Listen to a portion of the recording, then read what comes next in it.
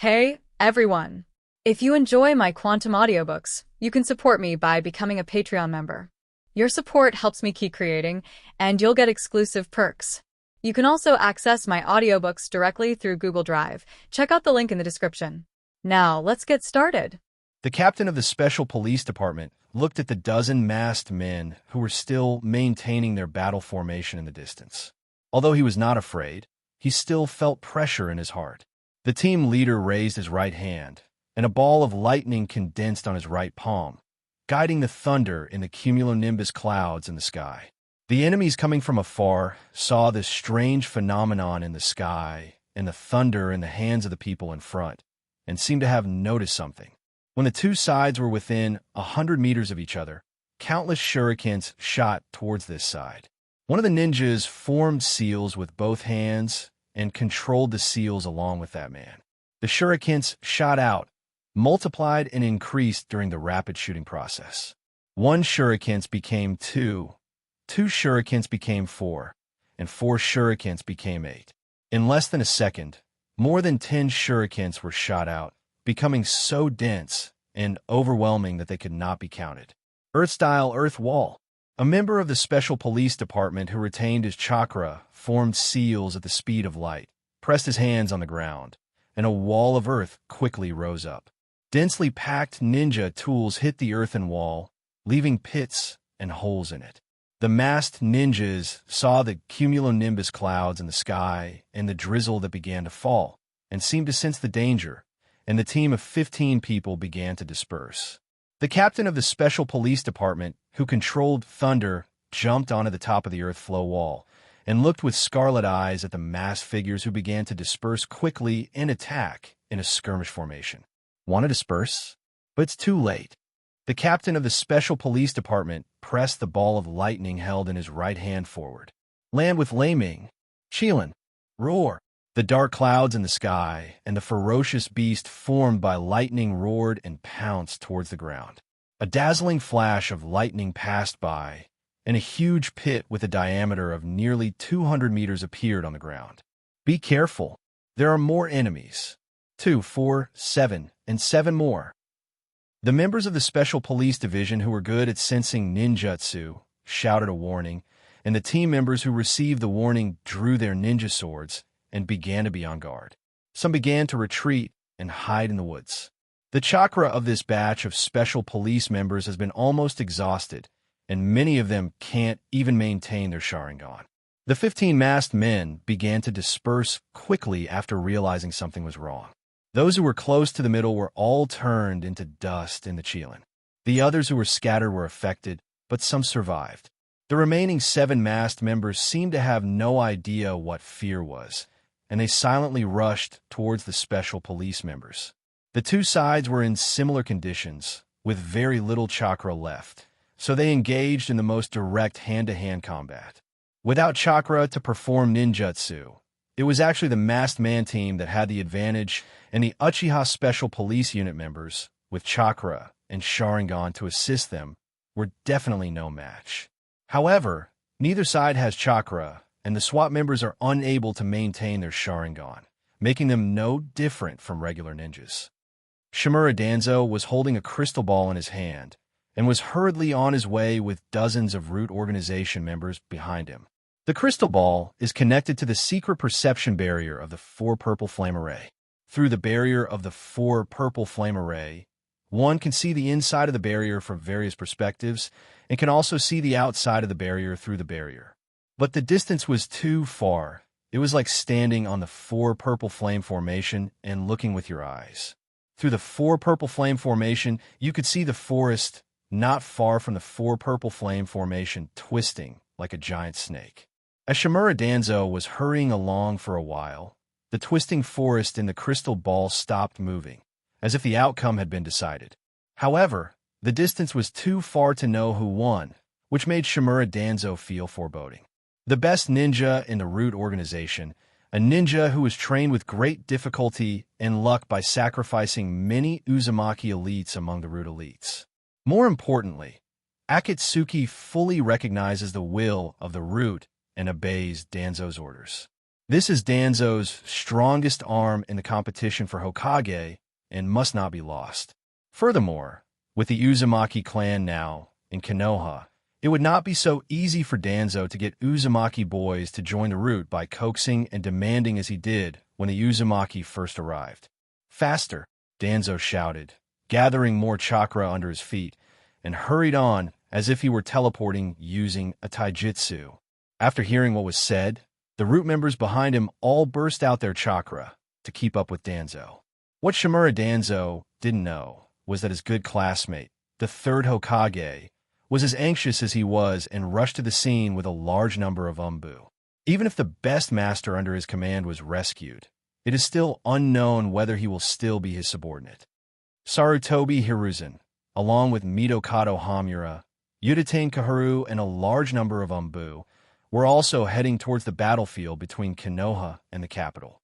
Sarutobi Hiruzen, who had not left Konoha or fought in the battlefield for nearly 30 years, brought his direct subordinates and 2 old comrades with him for the first time, ready to go to war. Third generation, there's no need to waste chakra on the telescope technique. Uchiha Naraku and that would style ninja are too far away from the 4 purple flame formation to be seen clearly. As for the battle between those root members and the Uchiha, it's nothing to watch. Uchiha Koharu's trip with the 3rd generation and the transfers of many Umbu made Uchiha Koharu have some different thoughts. Uchiha Koharu was not the only one who had other thoughts. Mitokado Hamura, who was next to the 3rd generation, also spoke up. 3rd generation, take this opportunity to prevent future troubles. It seems we think the same thing. Uchiha Koharu nodded in response. You have seen Uchiha Naraku's jutsu.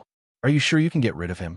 Sarutobi Hiruzen said Kaido softly, but he was wavering in his heart.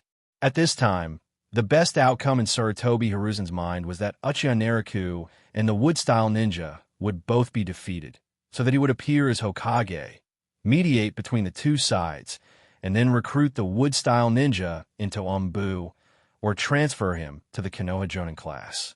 3rd generation, are you afraid at this time? You mobilized so many elite troops to rush there. Don't you really know what you are thinking in your heart? Uchiha Koharu glanced at Sarutobi Hiruzen and warned softly.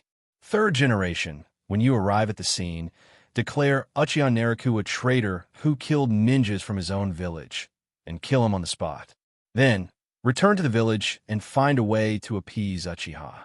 Uchiha is not difficult to deal with. The difficult thing is Uchiha Naraku. Without Uchiha Naraku, 3rd generation, can you still not subdue those simple Uchiha? Mitokado Hamura, who had been equally wavering in the past, now seemed to have come to his senses, and the advice he offered touched Sarutobi Hiruzen's heart. The Wood-style ninja is too important. Uchiha Naraku has always been full of the will of fire. I think after seeing many Konoha ninjutsu, he will understand the identity of the Wood-style ninja. Now, I'm thinking about how to bring Wood-style ninjas back to Umbu. Wood-style ninjas are too important to Konoha. Sarutobi Hiruzen never mentioned the killing of Uchiha Naraku, and seemed to be only concerned about the public interest and just wanted to mediate. Mitokado Hamura and Uchiha Koharu, who were 1 body length behind Sarutobi Hiruzen, looked at each other, and after a brief eye contact, they understood each other's thoughts. The 2 men knew in their hearts that Sarutobi Hiruzen was not saying one thing and thinking another. If he wanted to mediate, he would not have brought out so many elite ninjas. Uchiha Fugaku led 2 teams of SWAT members, as well as the elite Jonin from the Summoning Clan, a team totaling nearly 200 people. They are the elite forces of Uchiha and the Special Police Department.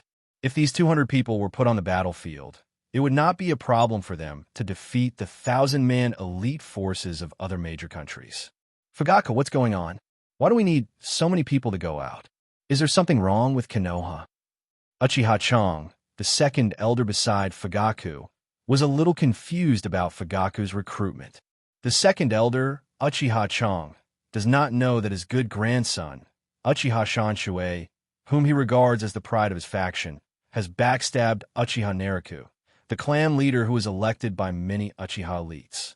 Uchiha Chong arranged for his favorite grandson to serve as Uchiha Naruku's guard, which was a sign of submission and support for Naruku.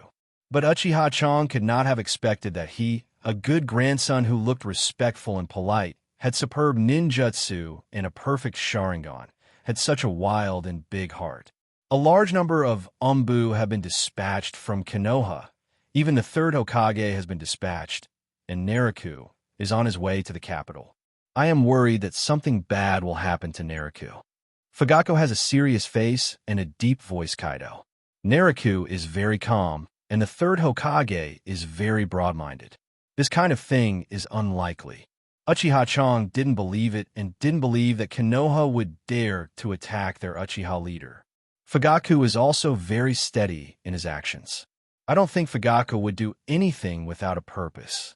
Fugaku, if Konoha were to pursue responsibility for mobilizing ninjas like this, there might be some trouble. How are you going to explain it then? Uchiha Yashiro, Uchiha Yaoi, Uchiha Ruofing, and others behind him looked at Fugaku and asked, "It's okay, we're just patrolling outside the village." Uchiha Fugaku also knows all this, but even if he is held accountable, he cannot stay in the village because Fugaku's eye technique deduction makes Fugaku feel uneasy. Fugaku hid the information about Mangekyo, but it was exposed after being questioned by Naruku, but he still concealed the dojutsu. Fugaku is a peace-loving person without any ambition. He hides his eye technique because he hopes that Uchiha Naruku will not be too obsessed with power. If Naruku knew about his eye technique, he might assign him a task that goes against his will. This was not what Fugaku had in mind, so he kept his mouth shut about things like eye techniques and didn't tell anyone about them. Fugaku's left eye houses an eye technique called Destiny, through which he could deduce a lot of future information. Fugaku has used Destiny on Naruku and observed Naruku's future, but the fragments of Naruku's future under Fugaku's Destiny eye technique were often pitch black. The few fragments seemed to be consistent with reality to Fugaku. The fate of the pupil technique is that the longer the eye observes the future, the longer the eye will be silent. If it observes for 1 year, the eye will be silent for 1 year. Therefore, Fugaku usually observes for 10 days or half a month, and then performs it after the cooldown period is over. He also has a better understanding of the eye technique of Destiny. The future in the Eye of Fate is not unchangeable. Fugaku has changed some details. For example, in the Eye of Fate, he wanted to eat sushi at noon, but Fugaku refused and ate ramen at noon. Such changes will not have any impact on the future. But this time, Fugaku saw something bad in the fateful deduction. This time, the deduction lasted for 15 days, and the target of the deduction was himself. He stayed in Konoha to work during the 15 days, while Uchiha Naruku, who went out to the capital, did not return to Konoha. Afterwards, when the fourth Hokage Namikaze Minato came to power, the news about Naruku came out. Uchiha Naruku slaughtered ninjas from the same village and was declared a traitor by the third generation and was killed. Fugaku knows Naruku very well and knows that Naruku is not a bloodthirsty person. The key point of all this is probably the reason why the third generation led Umbu out of the village. So Fugaku urgently summoned his troops and rushed to the capital to support their leader, Uchiha Naruku. With so many people, are we, the Uchiha, going out of the village for patrol? Uchiha Shan asked, looking at Fugaku in surprise. What else? Fugaku replied, quietly, with a blank expression. But Fugaku, our guard team, does not have the right to patrol outside the village. This responsibility belongs to Umbu. As a senior figure in the security team, Uchiha Yami is very clear about the security team's responsibilities and can't help but ask in confusion. Yami feels very strange about Fugaku's abnormal behavior. It's all right. This is an order issued by the head of the security team, Naruku. Let Naruku and the Hokage explain it when the time comes. I think Naruku has his own reasons. Okay, don't worry about it. Speed up. Fugaku had a paralyzed face and his words were lifeless. Having been the second in command for so many years, he knew a lot about Naruku's style of doing things. Fugaku understood that at this point, he could just make up a random excuse, but it would be stupid to take it too seriously. Call. Nariku took a deep breath and frowned a little. The swallowing and fusion were not as smooth as he had imagined. Is this the bloodline of the Uzumaki? Is this the power of the first generation's wood style? Nariku carefully felt the changes in himself, and the power in his eyes changed and became much more condensed. As Nariku expected, wood style and first-generation cells can greatly amplify Sharingan. Wow! Nariku screamed in pain, his whole body expanding like a balloon. Nariku reacted quickly, forming a seal with both hands to manipulate the chakra in his body. Nariku's body, which was like a balloon, was suppressed by chakra and returned to its original state. However, his chest, waist, abdomen, and thighs still expanded, as if someone wanted to come out of his body.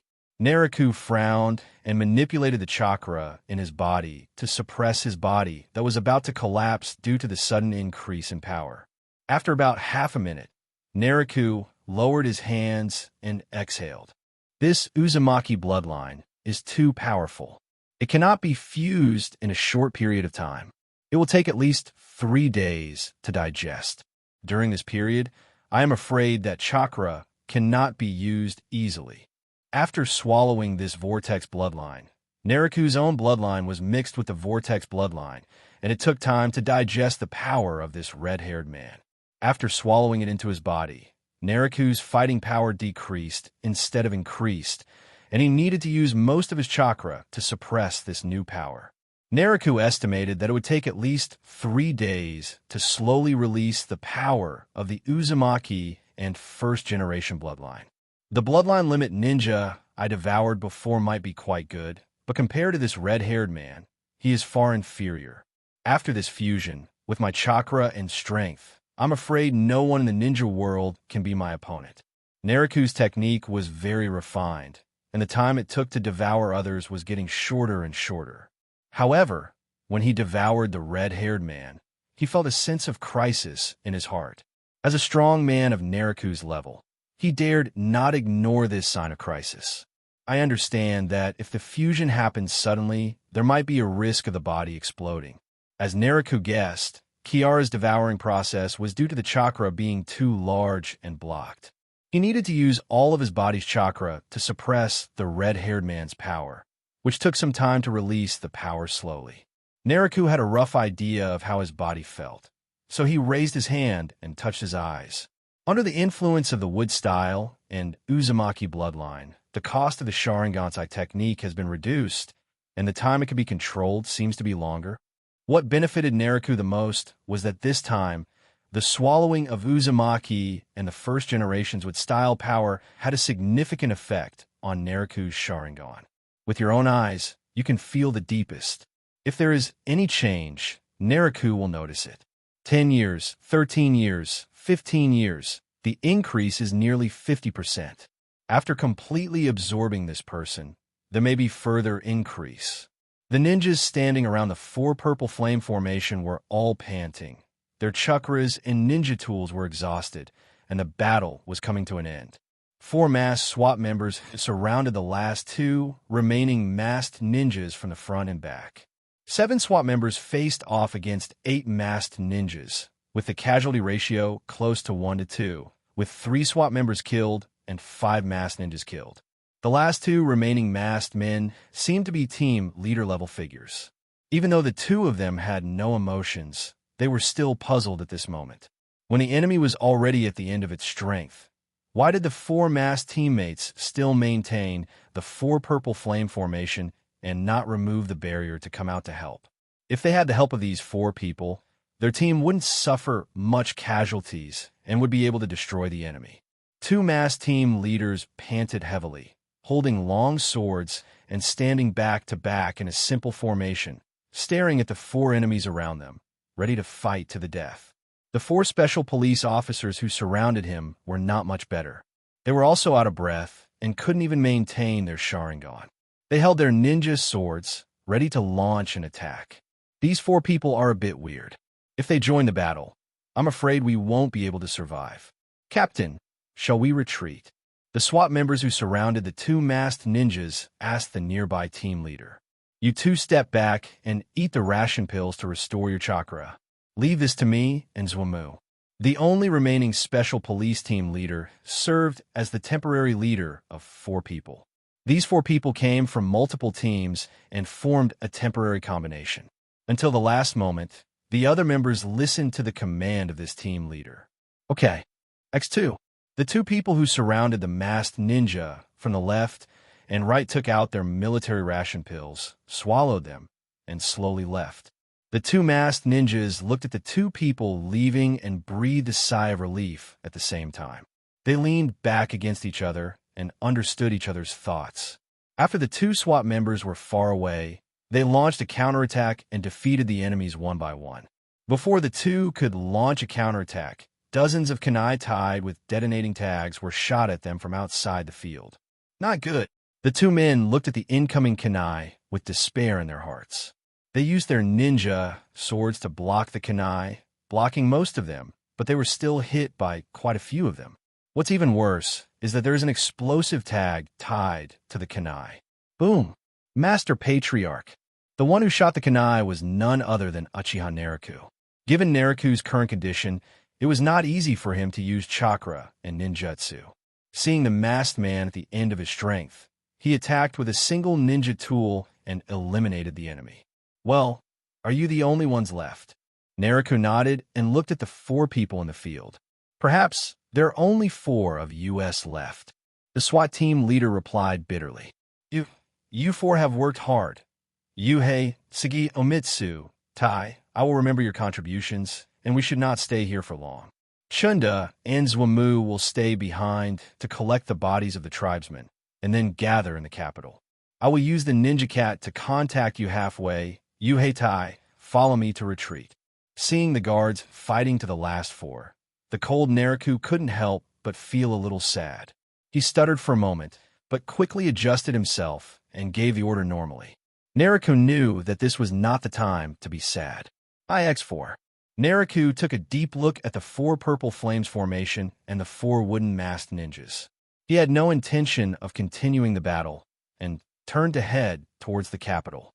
Lord Naruto, this attack is too strange. These ninjas are very powerful and are definitely not wandering ninjas. The ninjutsu they performed are mostly from the Konoha style. I suspect Uchiha Yuhei was the only remaining team leader, following behind Naruto and speaking to him. There is no doubt that it is Konoha, the the root organization, the Umbu team hidden deeper, the ninja force led by the 3rd Hokage, assisting Shimura Danzo. Naruto is in poor condition and cannot use chakra easily. He is a little worried about the situation and is not as calm as when he left Konoha. This ninja world is full of talented people. After being fanned by Naruto's butterfly wings, some unknowns arose for Naruto, who had the advantage of foresight. Shimura Danzo, huh? Shimura Danzo, who assists the Hokage, rarely shows up in Konoha. It turns out he's in charge of all this. How abominable. Lord Naruto, Konoha attacked us. What should we do now? The 3rd generation is jealous of your reputation. Naruto-sama, they want to protect their own rights. Damn it, I used to respect the 3rd generation so much. The 2 people following behind Naruto heard what Naruto said. One was angry and the other was worried. I have my own way to deal with it. Don't worry, let's go to the capital first. Naruto looked calm and confident. Naruto looked calm on the surface, but his slightly furrowed brows showed that he was not as relaxed as he said. Should I go to the capital, or go to another base to rest for a few days until my strength recovers? Naruto was running, calculating in his mind. Idiot, why are you still maintaining the 4 purple flame formation? Shimura Danzo looked at his 4 subordinates who were like wooden men and shouted at them loudly with frustration. The command center was connected to the equipment here, but after Shimura Danzo left for support, it lost the ability to directly contact the scene. Instead of sending someone back to the headquarters to convey the order, it would be better to send someone here. Hi, X4. The 4 masked ninjas who looked like wooden men dismantled the 4 purple flame formation after hearing Shimura Danzo's order. Bing, you lead the team to clean up the battlefield, collect the bodies and destroy the traces, especially to find the whereabouts of Chiyu. Everyone else, follow me. Danzo quickly explained the mission, gave the order, and chased in the direction Naruto left. The fight between Uchiha Naruto and Akatsuki ended with Akatsuki's disappearance, an outcome that Shimura Danzo could not accept. Akatsuki, who has a 100% success rate in the Root Organization's missions, is like the god of ninja in Danzo's heart. He will be his right-hand man when he becomes Hokage in the future, and his strongest weapon that must not be lost. Shimura Danzo watched Naruto escape with the remnants of the guard team in the crystal ball. No matter what happened to Akatsuki, this was the best time to eliminate Uchiha Naruto. Sarutobi Hiruzen arrived at the scene with a large number of Umbu, and looking at several busy ninjas in Umbu costumes, he realized that they were Danzo's subordinates. The busy Root members saw the large number of masked ninjas and the third generation coming. Everyone put their hands on the hilts of the swords on their backs, not seeing the leader, but seeing the enemy. The third generation stared at the Root member in front of them and said seriously, "Danzo." The Root member being questioned by the third generation was wearing a mask, and his expression couldn't be seen, but the third generation could sense that he was thinking. "Hokage-sama, Danzo-sama has gone to the capital." After much hesitation, the Root's C answered the third generation's question. The Root is also a division of the Umbu, and the third generation is the highest leader of Konoha. Even the Root organization, which only follows Danzo's lead, dare not easily disobey the Hokage of Konoha, especially when Danzo is not present. The third generation looked at these Root members who had a wary look on their faces, with a gleam of brilliance in their eyes. Third generation, business is more important. Our troops cannot go to the capital, otherwise it will cause panic among the daimyo. Opportunities are rare and will never come back. Third generation, we must handle this matter before they arrive in the capital.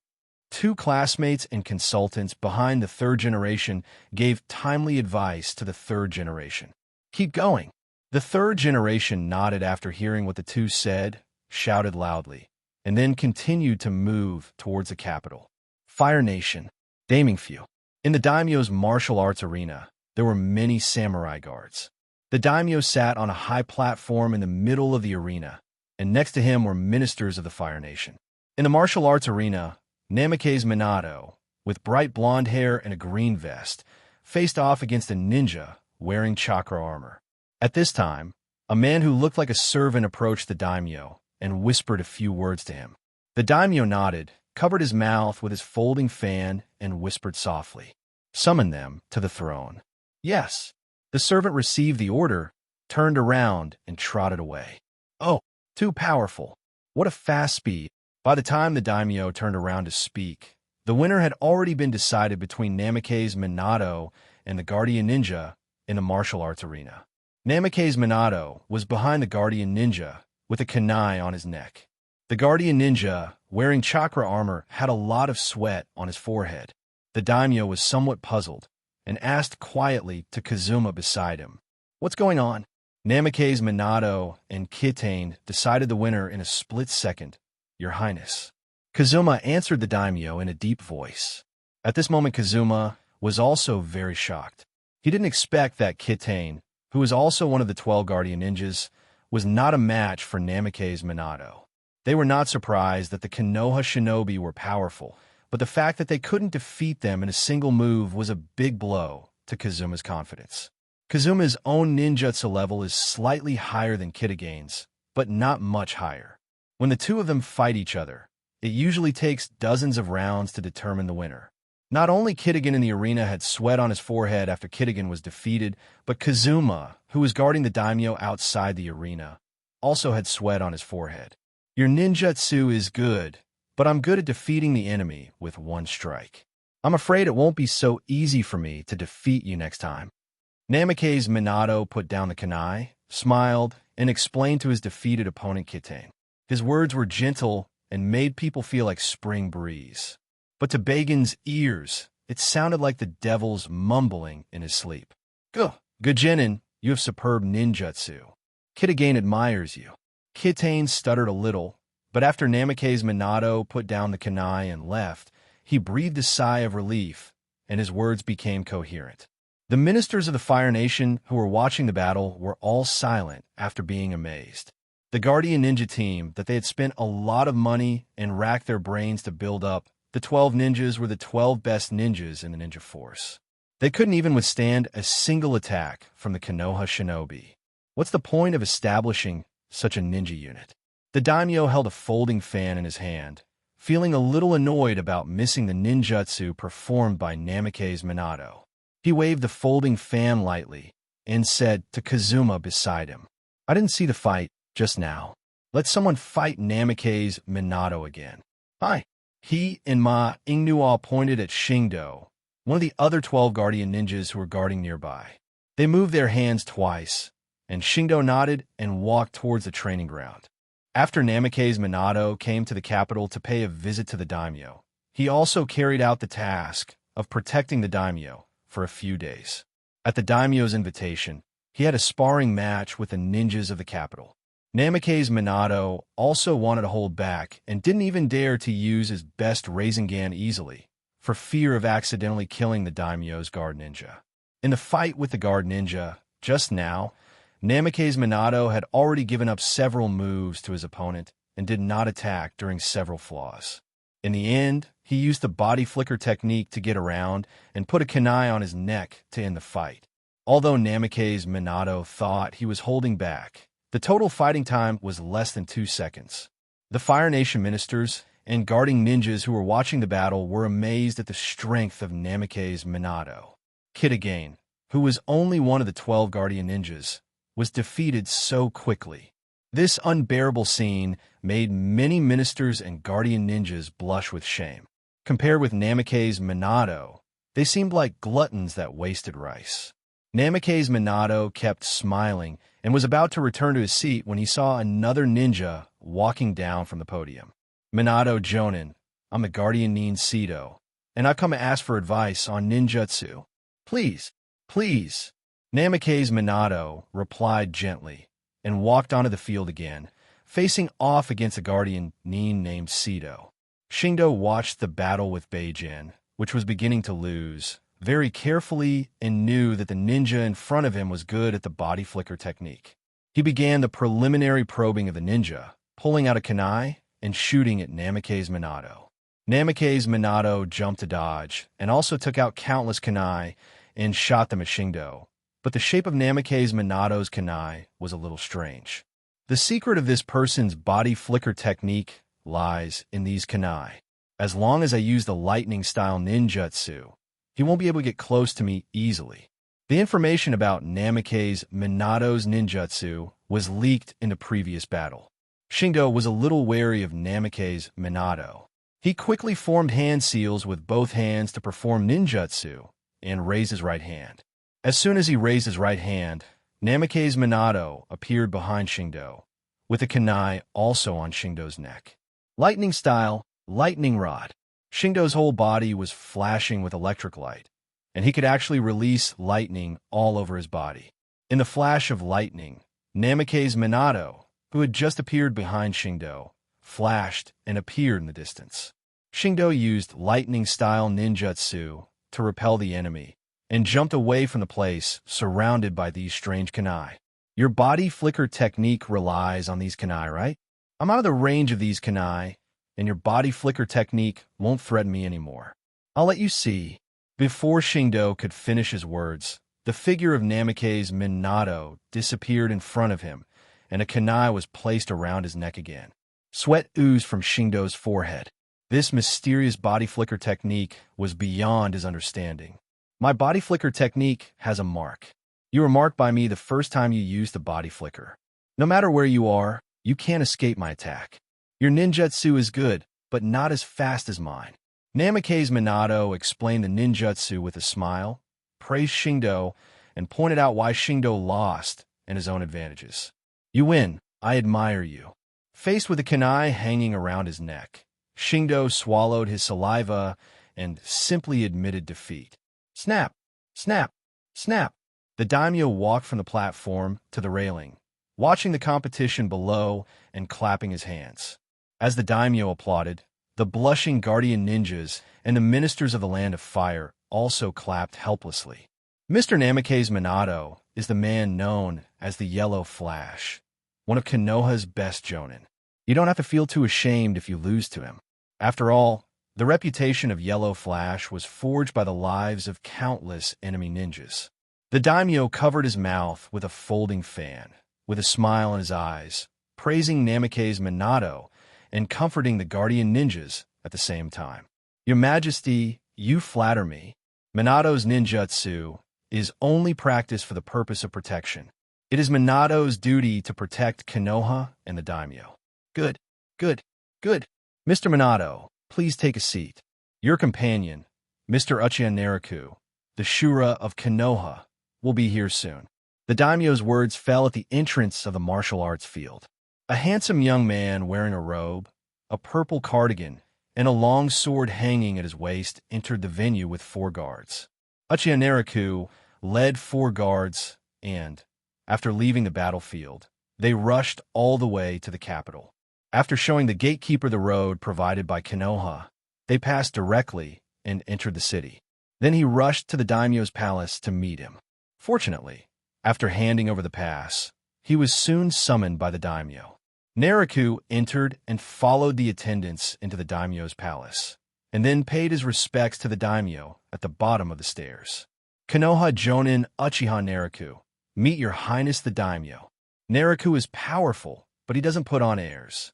He leads his 4 guards, kneeling on one knee, looking submissive as if meeting a leader. Oh, the Konoha Jonin Uchiha Naruto is indeed extraordinary and heroic. Hearing about him is not as good as meeting him in person. Meeting him in person is even better than hearing about him.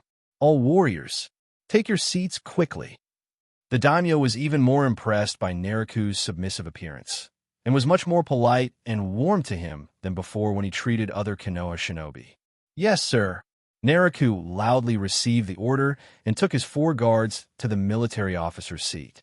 He immediately noticed Namake's Minato with golden hair and 3 ninjas wearing Konoha vests behind him. Uchiha Naruto, not bad, not bad. The daimyo looked at Uchiha Naruto's figure, his face hidden by his folding fan, but his eyes revealed joy and enjoyment, and his inner affection for him increased greatly after meeting him for the first time. Minato-kun, it's been a while since we last met. How have you been? Naruto took a seat next to Namake's Minato and greeted him with a smile. He glanced at the 3 guards behind Namake's Minato, especially the silver-haired Kakashi. Haha, Naruto, I've been busy on missions, traveling back and forth to the northeastern stronghold, guarding against Cloud Shinobi. Naruto, your etiquette is too. Namake's Minato also smiled when he saw Naruto, but nodded slightly to Naruto's courtesy. The monarchs of this world are usually just mascots, without great power. They are only responsible for the people's livelihood and civil affairs, and supporting the ninja village. When Konoha shinobi meet a daimyo, they usually bow and greet him with simple etiquette. However, Naruto's behavior was a bit flattering. Hey, I've never seen your name before. For a moment, I was very nervous. Please don't blame me. Please don't blame me. Guardier, I am Jonin Uchiha Fugaku of the Konoha Guard. I am here for inspection under the order of the Hokage. What inspection? I think you Konoha are planning a rebellion. The garrison officer shouted, noticing something odd. The 2 teams were not in sync, and they didn't communicate with each other. The 3rd generation had already broken into the palace, while they were still talking about being ordered to patrol. The 2 teams didn't even communicate with each other, and it seemed like they were not in the same group. The garrison officer had been in office for many years and understood some factions within the court. He guessed something after a quick glance. You, the 3rd Hokage, led a ninja army to break into the capital without any reason. I want to ask you what your intentions are. What? How could this happen? Why is the 3rd Hokage rebelling? Isn't this a threat to the daimyoji? We, the Konoha shinobi and the Uchiha clan, have always been loyal to the daimyo. I, Uchiha Fugaku, have come here to protect the daimyo, to restore order. After Uchiha, Fugaku finished speaking loudly, he jumped out of the city and called out twice. About 200 Uchiha and elite ninjas of the security force jumped onto the city wall and rushed towards the daimyo's palace without stopping. After some communication, the garrison officer understood the situation. The third Hokage Wu Zhao led the ninja troops to enter the capital without permission, saying that he was protecting the daimyo. This Uchiha Jonin heard that the third generation was rebelling, so he decided not to help, but also to protect the daimyo. It seemed that something went wrong inside Konoha.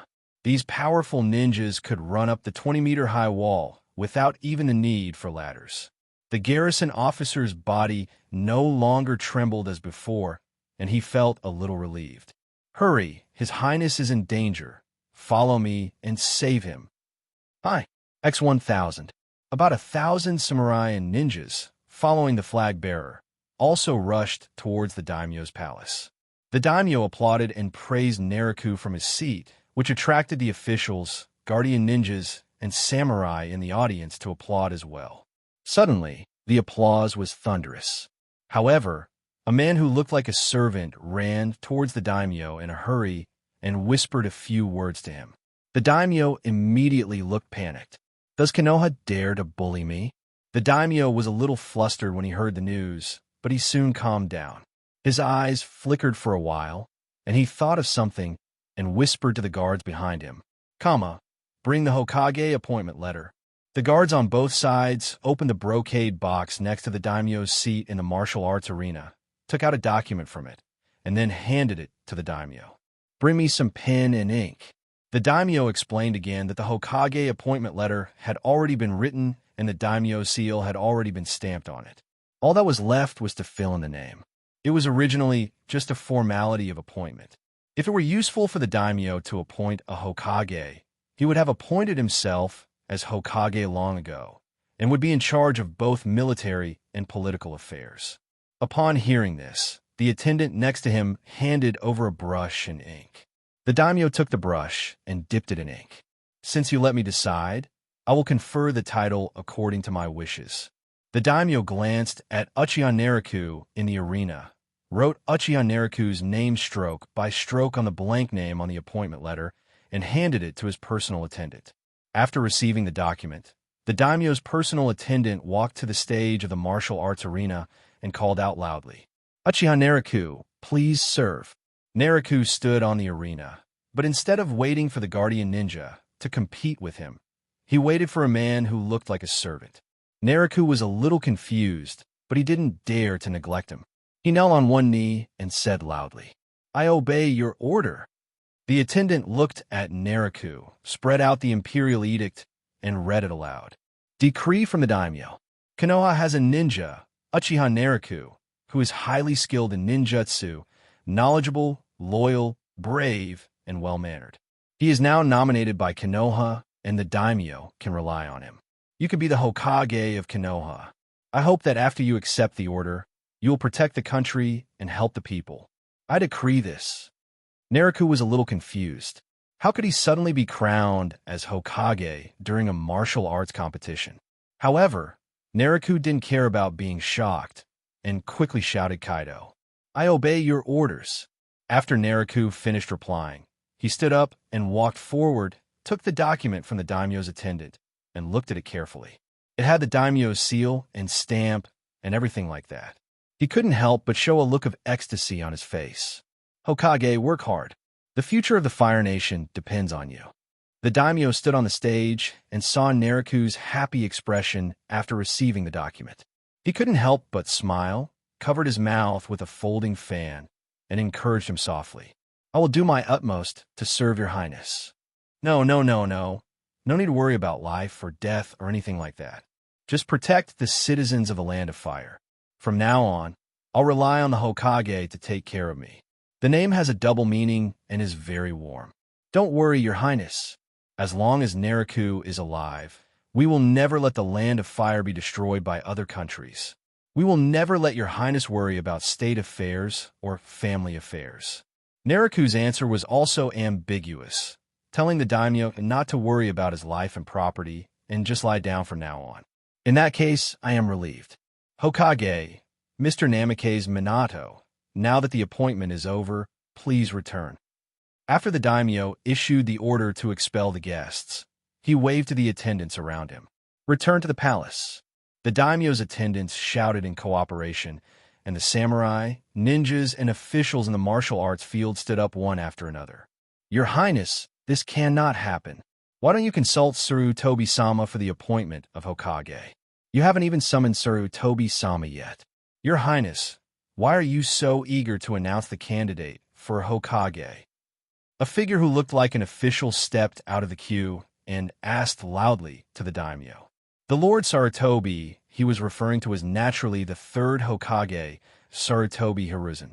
Yes, Your Highness, the appointment of Hokage is a matter of great importance and should not be made lightly.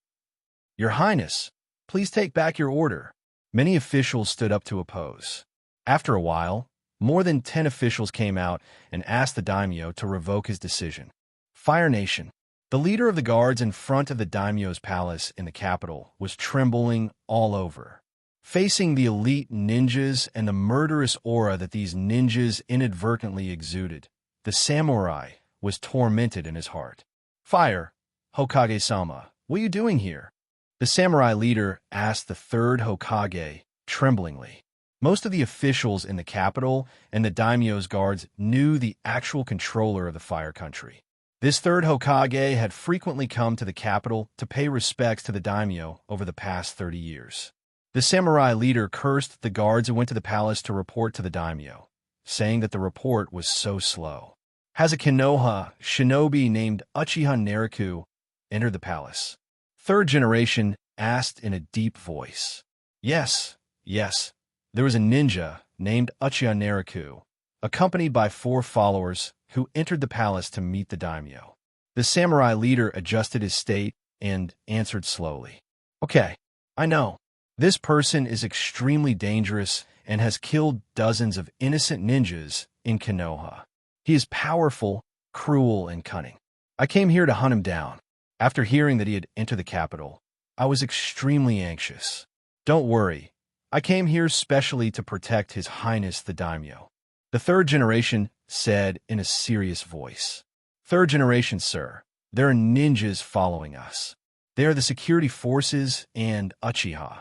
The third generation brought 3 senior advisors with them, and behind them stood more than 150 Konoha, Umbu, and root elites who exuded a powerful aura. All 4 of them heard what Umbu said when he came to report. Why did Uchiha follow us? How dare you? I've long said that the Uchiha have evil intentions and should be eliminated. It's useless to say this now. Third generation, your prestige may be of some use. Udatain Kaharu, Midokado Hamura, and Shimura Danzo felt uneasy about the Uchiha coming to their rescue. Sarutobi Hiruzen frowned even more tightly when he heard the news about Umbu. Although Sarutobi Hiruzen really had to make a decision, he was absolutely tough and ruthless in his actions. But most of the time, Sarutobi Hiruzen is actually gentle, with a sense of the overall situation and some compassion. The Umbu team of more than 150 people arrived outside the daimyo's palace. As long as they passed through the palace, they would be able to find the daimyo and Uchiha Naruto directly. However, at the gate of the daimyo's palace, the third generation stopped and waited patiently for the daimyo's guards to deliver a message to the daimyo and waited for the daimyo to summon them. And Shimura Danzo followed Uchiha Naruto all the way, and there were root teams and perception ninjas at the 4 gates of the capital, confirming that Uchiha Naruto was in the capital and had not left. Sarutobi Hiruzen glanced at Shimura Danzo and was quite supportive of Danzo's intelligence and news. Bug Squad, Dog Squad, and Light Squad go to the other 3 gates of the palace. The rest of you, take a break and see what the guards behind you are up to. Mx3. Hi. X150. After some arrangements, 3 teams of elite ninjas left the team and headed towards other city gates. The ninja unit, unlike regular teams, consists of 4 or 17 people who, with the help of various clone techniques and ninjutsu, can form a very strong fighting force. The four clones can transform into a team of dozens of people out of thin air, and they have all kinds of powerful destructive ninjutsu, which is completely different from the combat of samurai and should not be taken lightly. After a while, more than 200 elite ninjas arrived at the gate of the daimyo's palace and kept some distance from the Umbu ninjas in front of them, forming a subtle confrontation. Most of these ninjas were wearing blue tights, black vests, carrying ninja swords on their backs, and wearing masks that only showed their eyes. They were members of the special police department of the security force. Many of these SWAT members have ninja dogs standing next to them. The ninja dogs are very quiet and humane. Most of the others were dressed in traditional Uchiha attire, dark blue robes with a round fan emblem embroidered on the back. Uchiha Fugaku, how dare you lead the Uchiha and the guards out of the village without reason? Are you planning a rebellion? Shimura Danzo looked at Uchiha Fugaku, who was in the front, and shouted loudly with righteousness. What rebellion? Stop talking nonsense. I'm here to inspect the capital on the orders of Uchiha Naruto, the chief of the security forces. Uchiha Fugaku did not dare to back down at this time, and retorted loudly with his neck stiff. This is ridiculous. When did Uchiha Naruto have the power to order the guards to leave the village? When did Uchiha Naruto have the power to order the Konoha shinobi to leave the village? You still say you are not a rebel. Now go back to Konoha, and I will forgive you for what happened. Otherwise, you will be considered a traitor and will be exterminated. Shimura Danzo is more Hokage than Hokage, and he shouts and threatens as if he has the final say in Konoha.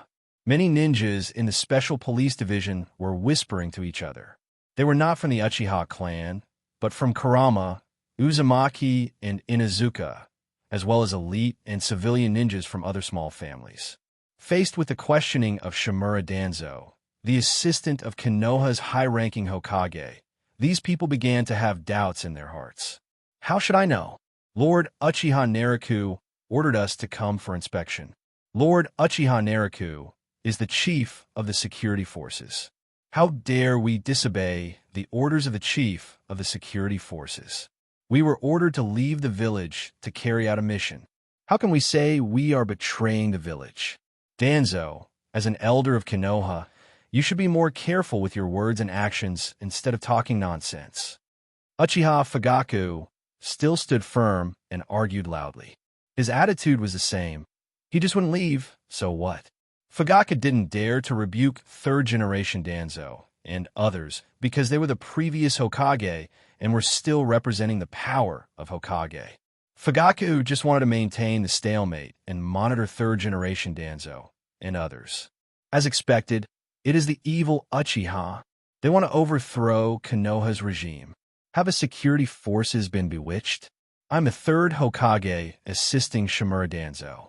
Now I order the security forces to return to Konoha immediately. Anyone who disobeys my order will be regarded as a traitor to the village. Shimura Danzo had a serious face and spoke righteously. After he spoke, many members of the security department whispered to each other. Hatake Sakumo was also in the security force. At this moment, Hatake Sakumo understood the meaning of Fugaku's conscription. White Fang, who had worked in the security department for many years, had a sufficient understanding of the security department and Uchiha, and had a very good impression of them. Seeing the current situation, Sakumo sighed, and without waiting for Fugaku to speak, he walked out of the team and said in a deep voice, Danzo-sama, we are here on the orders of Lord Uchiha Naruto to hunt down the perpetrator. We have received intelligence that the perpetrator is hiding in the capital. Moreover, these tasks are authorized by the chief of the security forces, Lord Uchiha Naruto. Lord Naruto is in the capital now. After asking Lord Naruto, won't all mysteries be solved? There are some differences between Hatake Sakumo's words and Uchiha Fugaku. Uchiha Fugaku is in charge of the public security department and emphasizes patrols, while Hatake Sakumo is in charge of the criminal investigation department and emphasizes catching criminals. The two of them had the same intention and came together for a reason. No one knew who the serious criminal that Sakumo was talking about was, and it took 200 elite ninjas to capture him. Danzo's heart sank when he heard the perfunctory words. The intimidation that had always worked before didn't work. The security department and the Uchiha elite ninjas were here, and it was probably impossible to surround and kill Uchiha Naruto. Not to mention declaring Uchiha Naruto a traitor ninja. Otherwise, Konoha's civil war is imminent.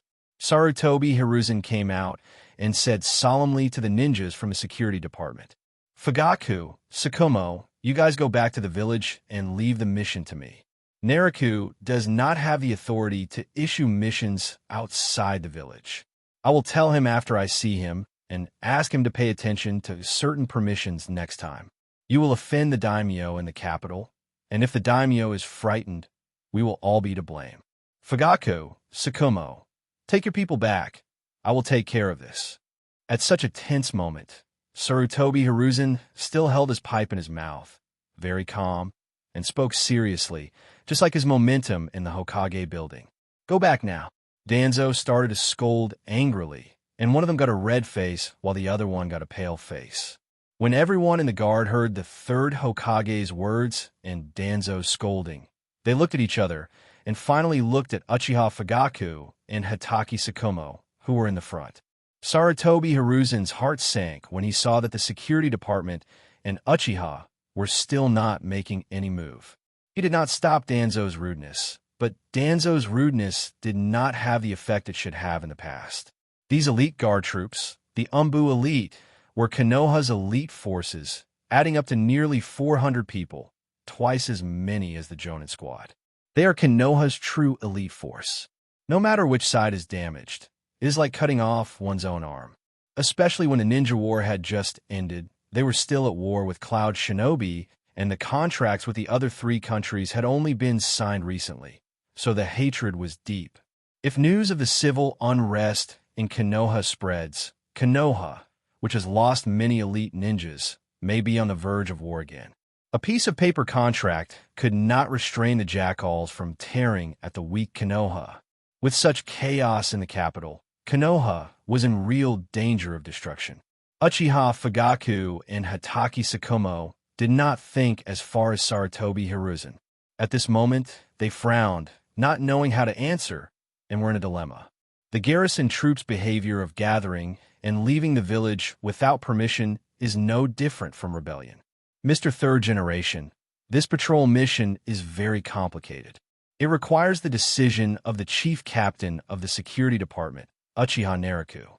We are just following orders. Uchiha Fugaku gritted his teeth and did it perfunctorily. No matter how complicated the task is, it is now in Umbu's hands. I'm here, so I'll handle it myself. Do you want me to repeat it again when we return to Konoha? Seeing that Uchiha Fugaku was perfunctory in his words and the guards were silent, the ninja hero Sarutobi Hiruzen's face darkened, and he took on his dignity, sternly speaking with a heavy nasal tone, causing most of the guards to look panicked. Sarutobi Hiruzen's might as the leader of Konoha for many years was fully displayed at this moment.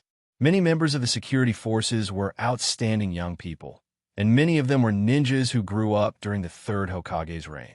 From birth to now, from graduation from Genin to becoming Chunin and Jonin, Konoha's Hokage has always been third-generation Sarutobi Hiruzen, and his position of power has been deeply rooted in the hearts of the people. Following the majestic words of the third generation, many members of the security forces swayed, and some even quietly retreated. Although some of the grassroots members were wavering and panicking, the ones at the top looked at the third-generation team with serious faces. Third generation, since you have abdicated, you are the previous Hokage and are only in charge of the Hokage affairs temporarily. Although we respect you and obey your orders. However, we have been given a mission personally by Lord Uchiha Naruto. The mission is too important, and we dare not disobey it. Please understand, Lord Naruto is also in the capital as a candidate for Hokage. How about we ask Lord Naruto to explain it to you? Uchiha Fugaku still answered with courage.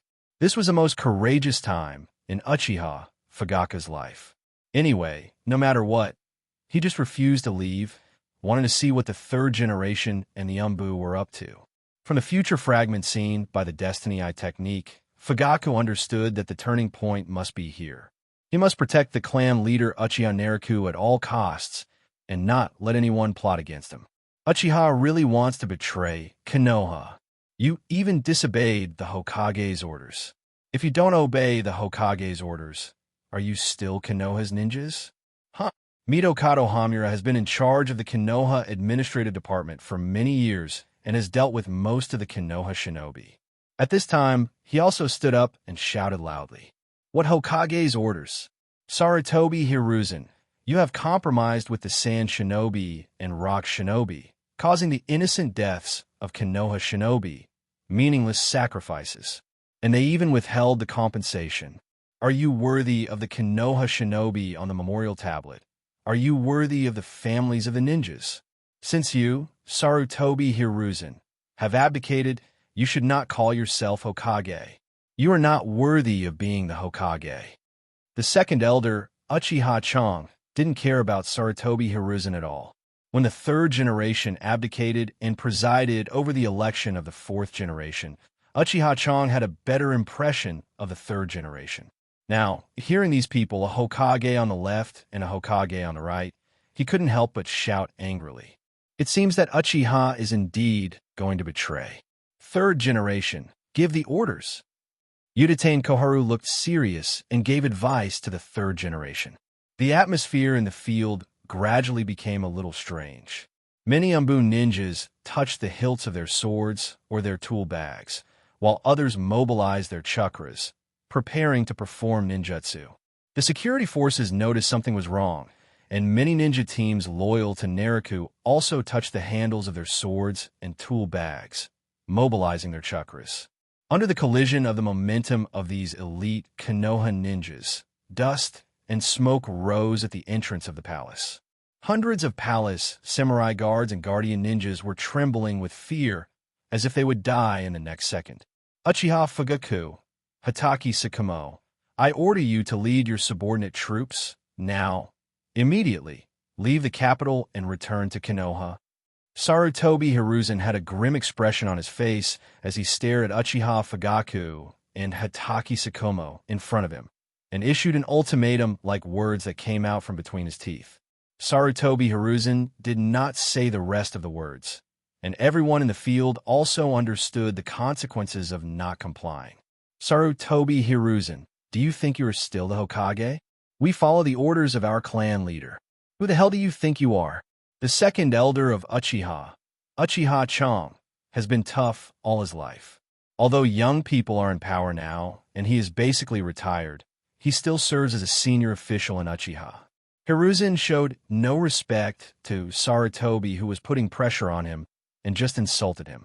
As Uchiha Chong's words fell, more members of his tribe and the security forces, as well as the Uchiha people who always admired the third generation, all stepped back slightly. Under the leadership of Naruto, the status and reputation of the Uchiha people in Konoha rose rapidly, and no one wanted to rebel or disobey the third generation. Many tribesmen and security force members were very surprised at Uchiha Chong's disrespect to the third generation and looked at Uchiha Chong with puzzled eyes. Ha ha ha ha ha. Good, good, good. Sarutobi Hiruzen laughed in anger, said good 3 times in a row. His pupils widened, releasing the majestic momentum and murderous intent of a heroic ninja. The field was like a powder keg about to explode, and Sarutobi Hiruzen stared at Uchiha Fugaku and Hatake Sakumo in front of him. Although no ninjutsu was performed, the might of a Hokage-level warrior made the Chunin present swallow their saliva. As Sarutobi Hiruzen unleashed a powerful aura, Uchiha Fugaku did not give in and also burst out chakra, exuding the aura of a strong man, and competed with the third generation.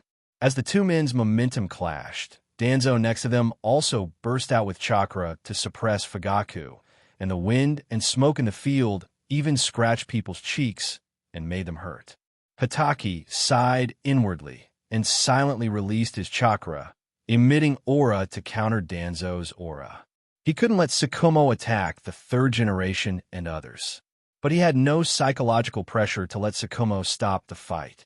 Third generation, we respect your orders, but as the previous Hokage, it is inappropriate for you to come to the capital to temporarily take over the position of Hokage. You came to the capital at this time. I have every reason to suspect that you are here to put pressure on the daimyo, to coerce the daimyo. If not, I think you should avoid suspicion at this time, so as to avoid the villagers of Konoha misunderstanding that the fourth Hokage was decided by you under threat from the daimyo.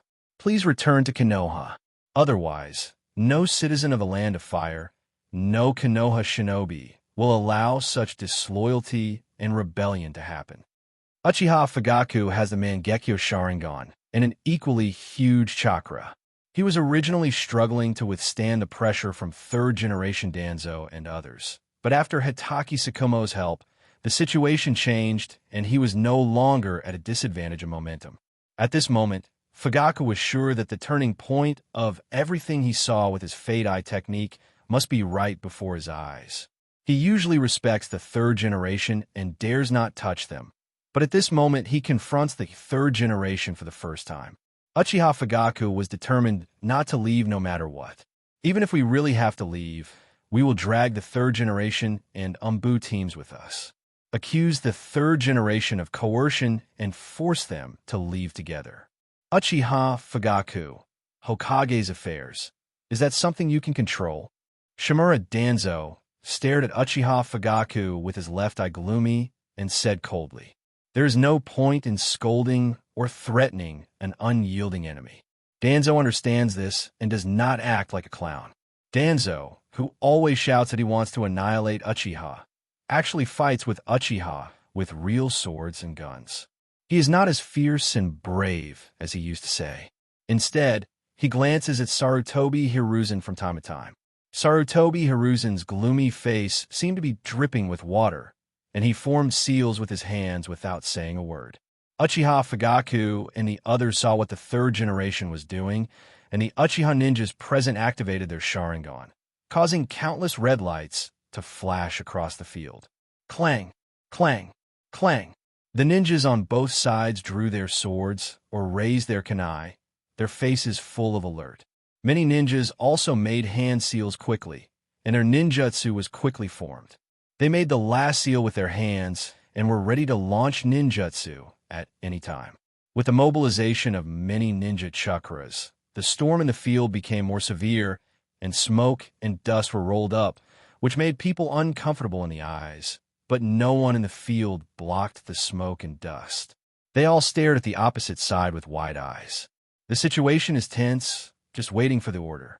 Uchiha Fugaku's 3 Tomo Sharingan spun at high speed, changing into a strange pattern, staring closely at the person opposite him, ready to activate Susanoo at any time to defend against the third generation's ninjutsu and launch a counterattack. The Uchiha member, Ruofeng, stood at the back, with his arms folded across his chest, watching the scene quietly. However, his scarlet Sharingan and the bloodshot in his pupils showed his inner unrest. Summoning technique. A majestic monkey, nearly 2.5 meters tall, appeared in the middle of the scene.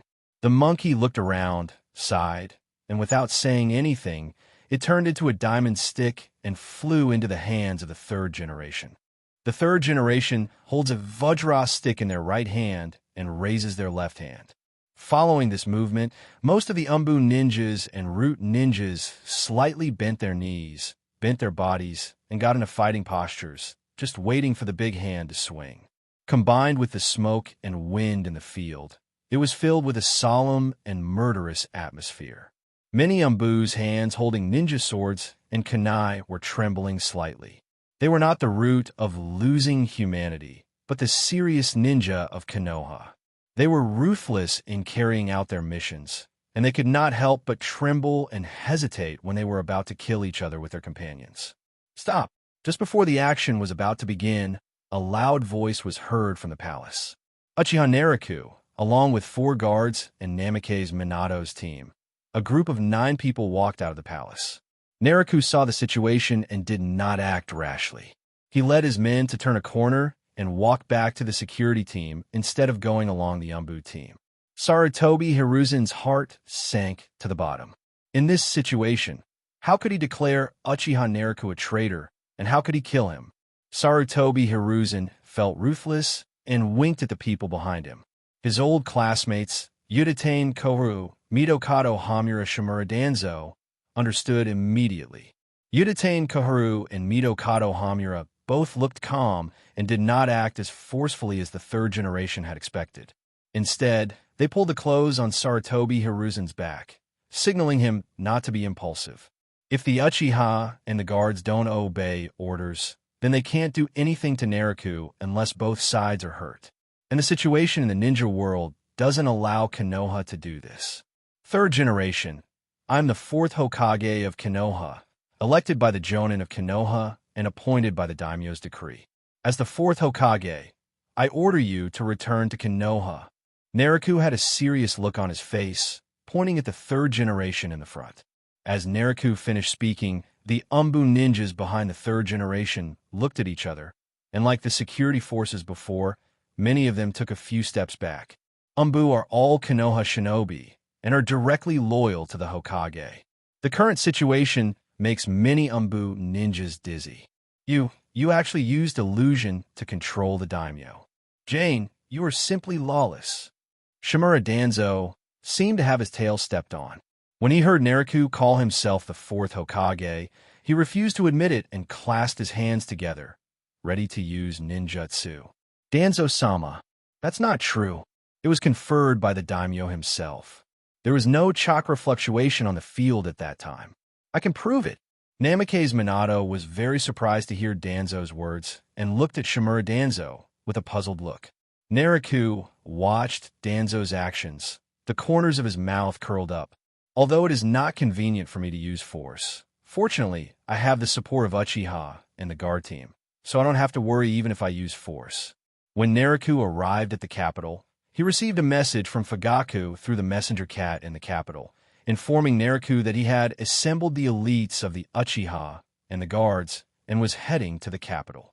Only in this way would Naruto dare to come to the palace to meet the daimyo. Otherwise, Naruto would definitely find a place to hide and consolidate himself before coming out. And Naruto knows Namake's Minato very well and understands that Namake's Minato is a ninja with a will of fire. Although he is a member of the third generation power group, he is not a dark ninja. On the contrary, Namake's Minato is a legendary hero who is determined to protect Konoha and a Konoha shinobi who stands in the light. He will never watch such a dark thing as the Konoha shinobi killing each other happen before his eyes. Sarutobi Hiruzen, Shimura Danzo, Uchiha Koharu, and Midokado Hamura all had gloomy faces at this moment. It was useless for the daimyo to appoint the fourth Hokage. The third Hokage had been the Hokage who had ruled Konoha for more than 30 years. Many ninjas were even older than he had been ruling Konoha. Many of Konoha's famous ninjas grew up during the third generation period. Sarutobi Hiruzen disagreed that it would not count if he didn't hand over power, and he had the confidence to do so, but the Hokage candidates in their camp, Namake's Minato and Uchiha Naruto, got involved, making the four of them lose the confidence to cause trouble. Killing Uchiha Naruto, who was supported by the Jonin and appointed by the daimyo, and then letting Namake's Minato, who was inferior to Naruto, take the position, it is still a question whether Namake's Minato will accept this kind of behavior. Uchiha Naruto looked at the four people in front of him with gloomy faces. He knew that if he didn't solve these problems today, he would have to fight again after returning to Konoha. He straightened his face and said in a deep voice, "Third generation, as the previous Hokage, don't you obey the orders of the fourth Hokage? Or do you think that the Hokage nominated by the Jonin of Konoha and appointed by the daimyo is not qualified and needs to be appointed by you, Sarutobi Hiruzen yourself? Do you think Konoha belongs to your Sarutobi family? I say it again. Do you listen to my orders or not?" Naruto's words made many ninjas in the field think deeply. Namake's Minato also looked at Uchiha Naruto with some complexity at this time. Everyone understood the current situation. Konoha is an internal strife. They didn't know how to deal with it if a conflict broke out. Should they assist the third-generation leader who had ruled Konoha for more than 30 years and temporarily took over the position of Hokage, or assist the fourth-generation leader who was elected by the Konoha Jonin, conferred the title of daimyo, and had been in office for less than a day? Sarutobi Hiruzen remained unmoved by Nariku's pressure with a gleam in his eyes. Sarutobi Hiruzen knew very well that if he acknowledged the fourth Hokage today, he would completely give up the position of Hokage after returning to Konoha. Midokado Hamura, Uchiha Koharu, and Danzo also understood this and looked at the third generation, waiting for their decision. At critical moments, it is still the third generation, which seems to be wavering at ordinary times, who has to decide everything. The village that the teacher entrusted to me is going to be handed over to Uchiha. The third generation looked at the security forces behind Nariku, especially noticing Uchiha Fugaku's unique Sharingan, and then looked at Uchiha Nariku, Hataki Sakomo, and others, and felt a sigh of relief. The third generation cannot just give up their rights. Because third generation didn't respond, the situation remained deadlocked and fell into an eerie silence. I, the Noga Jonin, voted to be the fourth Hokage, Uchiha Nariku, who was enthroned by the Fire Country Daimyo. Uchiha Koharu, Midokado Hamura, I declare that there will be no changes to your positions. You will still be in charge of the administrative department and the finance department and serve as advisors to the Hokage, assisting me in counseling Konoha affairs. Namikaze Minato is the fourth Hokage assistant I appointed. In front of many Konoha shinobi here, this is the first decree issued by me as the fourth Hokage. After Nariku finished speaking, Uchiha Koharu and Midokado Hamura looked at Uchiha Nariku in surprise. The two looked at each other and nodded, then pulled the third generation sleeves, signaling the third generation not to be too reckless. Third generation and Danzo looked at each other, but they were not as harmonious as the other two classmates. Danzo said with disdain, "Huh, you use illusions to control the daimyo, and you want to sow discord and divide us? That's wishful thinking, Uchiha Nariku Yuha." Before Danzo could finish his words, Midokado Hamura and Uchiha Koharu pulled him hard from behind, causing him to stagger. "Danzo, don't talk nonsense. Namikaze Minato is a ninja with the name of Yellow Flash. How can his perception be wrong, since he said that there was no trace of chakra and manipulation on the field at that time? Then there was none. Don't make random guesses." Before Uchiha Nariku and others could refute, Midokado Hamura directly refuted Danzo, defining Danzo's first words as nonsense and the last words as random guesses. "Danzo, how could you frame the fourth Hokage like this? Are you still a ninja of Konoha? Apologize now." Uchiha Koharu also rebuked righteously. Danzo's left eye widened, and his heart felt cold. Uchiha Nariku smiled when he heard that, nodded slightly, and looked at Sarutobi Hiruzen, who remained silent. "Third generation, you are the previous Hokage, and you have made great contributions to the development of Konoha. I am a ninja who grew up in your era, and I have endless respect for you. Even if Nariku becomes Hokage, Konoha still cannot do without your guidance as the previous Hokage. I hope you can also join the advisory group and serve as my advisor to assist me as the fourth Hokage. Please."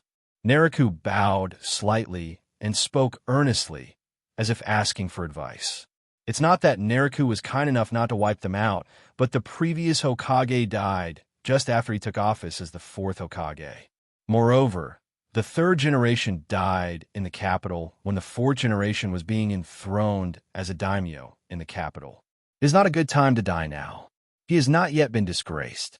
If he dies like this, people will mistakenly think that Nariku killed him in order to seize power, which will cause unrest in Konoha, which is not what Nariku wants to see. Everything that Sarutobi Hiruzen could think of, Nariku also considered. Nariku, who has lived 2 lives, is not much younger than the third generation in terms of age, and is also an old fox. At this time, you should slow down and show an attitude of seeking advice, both to Nariku and the third generation. When Shimura Danzo heard this, he knew it was all over. He knew exactly what his classmates were like. They planned so much just for power. Uchiha Naruto had already discussed this, so there wouldn't be any problems. But if it hadn't come to this, who in the third generation group would consult with Naruto, and who would listen to Naruto's words? Shimura Danzo looked at Naruto with a gloomy face. The three old classmates all retained their power and positions, but what about me? What about me? After Naruto finished speaking, he bowed and looked at Sarutobi Hiruzen with burning eyes. As for Danzo, Naruto simply ignored him. If it weren't for the previous Hokage assisting Danzo and knowing that it wouldn't be appropriate for him to die at this time, Danzo would probably have died today. Using 3 to fight 1, not going to extremes, and sparing his life shows that Naruto is kind and gentle, so that he can ease the situation with the third generation group. If Naruto is swift and decisive and wants to fight and kill, the 4 of them have worked together for many years, and if one of them dies today, the other 3 will stick together and fight Naruto to the end. As long as we can simply divide the people today, Naruto's position as Hokage will be secured, and then the good days for these people will come to an end. Sarutobi Hiruzen's expression changed for a long time. Then he sighed and said in a deep voice, "Well, Naruto, you have worked hard for Konoha and have always been my favorite successor to the Will of Fire. Minato is also good. He suppressed the Cloud Shinobi village and made extraordinary contributions to Konoha. The ninja war is not over yet, and Cloud Shinobi is still provoking us. Konoha has been at war for years, and the ninjas and villagers are exhausted. Naruto, I hope you can treat Konoha well. As the previous Hokage and one of the 4th Hokage's advisors, if you act recklessly and abuse your power, I will not turn a blind eye and will make you understand what a Hokage is. The third generation still has a strong voice, but has already compromised and given up the title of Hokage." Naruto was delighted to hear the third generation's words of surrender. He bowed slightly again to show his humility and said respectfully, "Yes, Konoha needs people like you to help govern it, so that it will become more prosperous. Now that the trip to the capital is over, everyone, follow me back to Konoha." As Naruto finished speaking, the special police force and Umbu on the scene all breathed a sigh of relief. They all knew that this was an internal fight within Konoha, and even though they were aggressive and cold-blooded, not all of them could bring themselves to do it against ninjas from the same village. Naruto waved his hand, and the guards and Uchiha followed Naruto back. Konoha finally has a 4th Hokage. I can finally take a break. The third generation seemed to be relieved, waved their hands, and took the lead to follow behind. Uchiha Koharu and Midokado Hamura followed immediately, and the Umbu behind them followed closely. Only Shimura Danzo was left, with many root organization elites in a mess in the field. "Danzo, what are you standing there for? Why don't you go back to Konoha?" Midokado Hamura took a few steps and saw Danzo standing still, so he couldn't help but urge him. Those of them who have surrendered to the new master still retain their rights, and it doesn't matter who is the Hokage. They are very pleased with Naruto's submissive appearance, and they think he will listen to their advice in the future. Moreover, if the root organization's elites were to do something in the national capital, it would have a huge impact on Konoha. Sarutobi Hiruzen heard this, looked at Danzo behind him, sighed, and said in a deep voice, "Danzo, I still need your assistance. The handover of Umbu will take time. What are you worried about? Let's go." In front of so many Umbu elites, third generation couldn't say that Umbu was still under his control. He just made a brief point, knowing that Danzo would understand the meaning. Let's go." Danzo snorted and gave an order, following Umbu back to Konoha, and the root members followed after receiving the order. "As long as I hold the power over Umbu, I will never surrender." Shimura Danzo's single eye was exposed, with a gloomy look in it. Konoha. In the Uchiha clan's land, at Naruto's mansion, sunlight shines through the gaps in the curtains and falls into the bedroom. On the bed, Naruto opened his eyes and woke up, seeing the blonde woman staring at him. "Why are you staring at me so early in the morning? You don't want more, do you?" Naruto looked listless, pulled up the quilt to cover his chin, and asked with a guilty look. 3 days ago, when he was returning to Konoha from the capital, he met Tsunade, who had just arrived in the capital. When Naruto realized that Tsunade had come to the capital specifically to find him, his heart was warmed. However, Naruto's technique had not yet digested the Uzumaki Red Moon. It was not until last night that it swallowed and fused the Uzumaki Red Moon. Then he began to fight Tsunade in hand-to-hand combat. Be serious. Tsunade's delicate face turned red, and she gently hit Naruto's shoulder. Naruto and Tsunade hadn't seen each other for nearly a month, and the separation was so intense that the fight at night was too intense. The so-called food S*X in nature are originally beneficial to each other, but there are no fields that can be plowed, only oxen that can be exhausted. Naruto's overworked and listless appearance made countless Konoha men jealous. Today is the day when the third-generation old man will hand over the position of Hokage to you. Get up early and dress neatly. You will be the Hokage of Konoha from now on. You must set a good example for Konoha. Tsunade put on a robe and stood up, preparing clothes for Naruto, looking like a good wife. It is hard to imagine that this is one of the legendary Sannin who loves drinking and gambling, the heroine Tsunade Heim. Naruto admired Tsunade's movements, and a smile appeared on his depressed face as he watched Tsunade arrange the clothes and spread them out on the bed. Tsunade, what do you think we should name our child? After the Naruto crisis, all kinds of happy things happened one after another. After a month of separation from Tsunade, Naruto was bewildered by the news of Tsunade's pregnancy, but then he became ecstatic after realizing it. Now the position of fourth Hokage is in his hands, with power and beauties at his disposal. It is true that misfortunes often bring blessings, but blessings also bring misfortunes.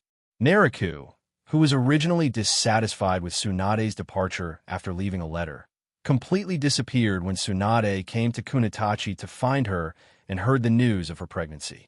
You are the child's father, you decide. Tsunade transforms into a good wife mode, doing everything according to her husband's will and deeply implementing the traditions of the Fire Nation. Naruto hesitated for a moment, then his eyes lit up. I heard that the third Hokage's father, Sasuke, is a very good ninja. If we have a child, if it's a boy, we'll name him Sasuke, and if it's a girl, we'll name her Ryosuke. What do you think? Tsunade, who was just in good wife mode, had 3 black lines on her forehead when she heard this. Naruto, naming your child after Sarutobi's father is not a good idea, is it? Sarutobi is the previous Hokage, and naming him like this will cause misunderstanding. And when I say my child's name in the future, I will think of Sarutobi's father, which is not a good feeling. What's wrong with this? This shows that I respect the third generation. Naruto was very excited and prepared to be the grandfather of the third generation. No, absolutely not. Tsunade shook her head, indicating that she absolutely disagreed with naming Sasuke. In view of the child's mother's strong refusal, Naruto did not force it and said after a moment's hesitation, if it's a girl, name her Ryosuke. If it's a boy, then name him Tianju, which means help from heaven. Well, Ryosuke, Tensuk, that sounds good. Naruto, do you want the baby to be a boy or a girl? Naruto stood up and put on his clothes. Tsunade assisted Naruto in putting on his clothes and smoothed out the wrinkles on Naruto's clothes. Both boys and girls are my children. We will have boys and girls in the future. Tsunade, we still need to work hard. After Naruto put on his costume, he kissed Tsunade on the forehead and winked. Naruto, you better work hard then. Don't just pretend to be asleep 7 or 8 times. Tsunade was kissed by Naruto and looked at Naruto with blinking eyes. She looked cute, but the words she spoke were as fierce as a wolf or a tiger. Ahem, don't talk nonsense. What do you mean by pretending to sleep? I was really asleep. Naruto coughed, explained quietly, and walked to the mirror to check his clothes. He wore a red robe similar to the first Hokage's attire, embroidered with many golden Konoha patterns, and a white sacred robe embroidered with flame patterns on the outside. On both sides of the chest of the sacred robe, there was an Uchiha fan emblem. Written on the back of the white divine robe were 5 words: Fourth Hokage. The round fan emblem on the chest was specially requested by Naruto. On ordinary days, when the Hokage travels such glorious occasions, the round fan emblem should be displayed more often. Handsome. Naruto looked in the mirror. Although the Hokage robe was made in 3 days, it fit him perfectly. He couldn't help but feel narcissistic. You are truly worthy of being my husband. Tsunade also had stars in her eyes. She turned Naruto's cheek and gave him a kiss, touching Naruto's lips. Ha ha, a real man should be like this. At this moment, Naruto, who has lived 2 lives, is overwhelmed with vanity. Let's go, Tsunade, to the Hokage building. Hokage building. There were dozens of ninjas standing on the top floor of the Hokage building, with the front row of ninjas being Namake's Minato, Uchiha Fugaku, Hatake Sakumo, Tsunade, Orochimaru, Jiraiya, Sarutobi Hiruzen, Uchiha Kahu, Midokado Hamura, and others. Behind these ninjas are the high-ranking officials or leaders of other departments of Konoha, as well as the patriarchs of various ninja clans, such as Hyuga Hayashi, Uzumaki Nao, Yamanaka Hai, Akamichi Choza, Narashikaku, Aburame Shirway, Inuzuka Manjimaru, and other jonin. When the power of Hokage is transferred, these well-known jonin, clan leaders, and department executives who are usually not seen show up to witness the moment of Hokage's handover. Even Jiraiya, who traveled around the ninja world, collected writing materials, and searched for the child of prophecy, a person whose hardship was comparable to that of a wandering ninja, rushed back to Konoha to participate in the ceremony after receiving the notice. Sarutobi Hiruzen stood at the front of the team, wearing a Hokage robe, and presented the Hokage hat, which symbolizes the Hokage, to Naruto in a grand manner with both hands. Sarutobi Hiruzen looked at Naruto with complicated eyes and said in a deep voice, Uchiha Naruto, from now on you will be the 4th Hokage of Konoha. Naruto also stretched out his hands, solemnly took the Hokage hat that symbolized Hokage handed over by 3rd generation Sarutobi Hiruzen, and put on his head. Thank you, 3rd generation. It's not time for you to retire yet. Konoha still needs you. Naruto accepted the power, still very humble. The 3rd generation leader, Sarutobi Hiruzen, was very pleased with the respectful words and nodded. The 3 steps of Jonin nomination, daimyo enthronement, and succession were completed. At this moment, Uchiha Naruto was the most authentic Hokage of Konoha. Under the Hokage building, there stood tens of thousands of villagers and idle ninjas who had no missions to perform.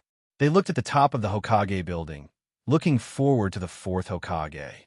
Naruto took over the 3rd generation's Hokage hat and put it on. He walked to the railing of the Hokage building and looked at the tens of thousands of Konoha villagers below. He was full of ambition and shouted loudly, From now on, I will govern Konoha, the 4th Hokage. Tens of thousands of villagers under the Hokage building cheered wildly, and countless villagers and ninjas threw flowers and colored paper, and red ribbons flew all over the sky. Konoha, Hokage office. The huge Hokage office had several more desks. Naruto sat in the Hokage's position, looking through Konoha's recent affairs files. The 2 additional desks next to it were for the Hokage's assistant, Namake's Minato, and the previous Hokage, Sarutobi Hiruzen. Naruto came to the office and greeted the 3rd generation, then started working at his desk, handling Konoha's affairs. The Hokage position has been handed over, but there are still many Konoha affairs that need to be handed over. These things cannot be finished and sorted out in a short period of time. If Naruto wants to master everything in Konoha, he needs to work at his desk with peace of mind. Namake's Minato pushed the door open early in the morning and clocked in. 3rd generation masters, 4th generation masters, you are really early. Namake's Minato arrived not too late, but the other 2 got up earlier. It's getting late. I've been governing Konoha for more than a decade. Sarutobi Hiruzen encouraged. Minato-kun, I made a dress for you. See if it fits. Naruto stood up and picked up the white divine robe on the hanger. The cuffs and hem of the white divine robe were embroidered with flame patterns. It was longer than the knees and had 6 big characters embroidered on the back. Fourth Hokage assistant. Naruto spoke softly and smiled as he walked over to put the cap on Namake's Minato. Namake's Minato is wearing a blue tight combat suit and a green Jonin vest. After putting on this Hokage assistant robe, he is much closer to the original image. Ah, 4th generation, I'm really flattered by you. Namake's Minato was a little embarrassed and put on a long and wide white divine robe with the help of Naruto. You can become Hokage only if you have the support of the Konoha villagers. Minato, you're also a Jonin supported by many villagers. Now that you and I work together, Konoha will have a bright future. Naruto looked at Namake's Minato wearing the divine robe with a smile and nodded slightly. It was very similar to the image of the anime girl in the costume. It fits very well. Very nice. Minato, it is an honor to be given by the 4th Hokage. Wear it. In the office, the 3rd generation, smoking a pipe, nodded in praise. The 3rd generation felt a little guilty about the teachable Uchiha Naruto. If they had known that Uchiha Naruto was like this, they would have supported him to become the 4th generation. Naruto sat back in front of the Hokage's office in a good mood and continued to look through the files. 3rd generation, Minato. Konoha now has a large population. It is no longer just a ninja village. There are also many villagers who are not ninjas. The names of the Medical Corps, Interrogation Corps, and Security Corps are somewhat inappropriate. I think they should be adjusted appropriately. Let's change the military nature of the unit names to some administrative nature and call these units departments for short. The titles of the leaders, captains, and general captains of each unit should be set as ministers. What do you think?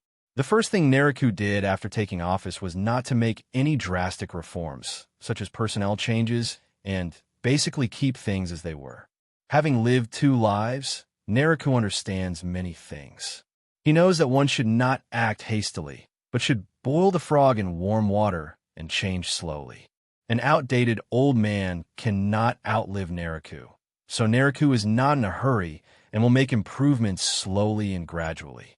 If there are disagreements, they will be coordinated and handled depending on the situation. These troops have been established for a long time.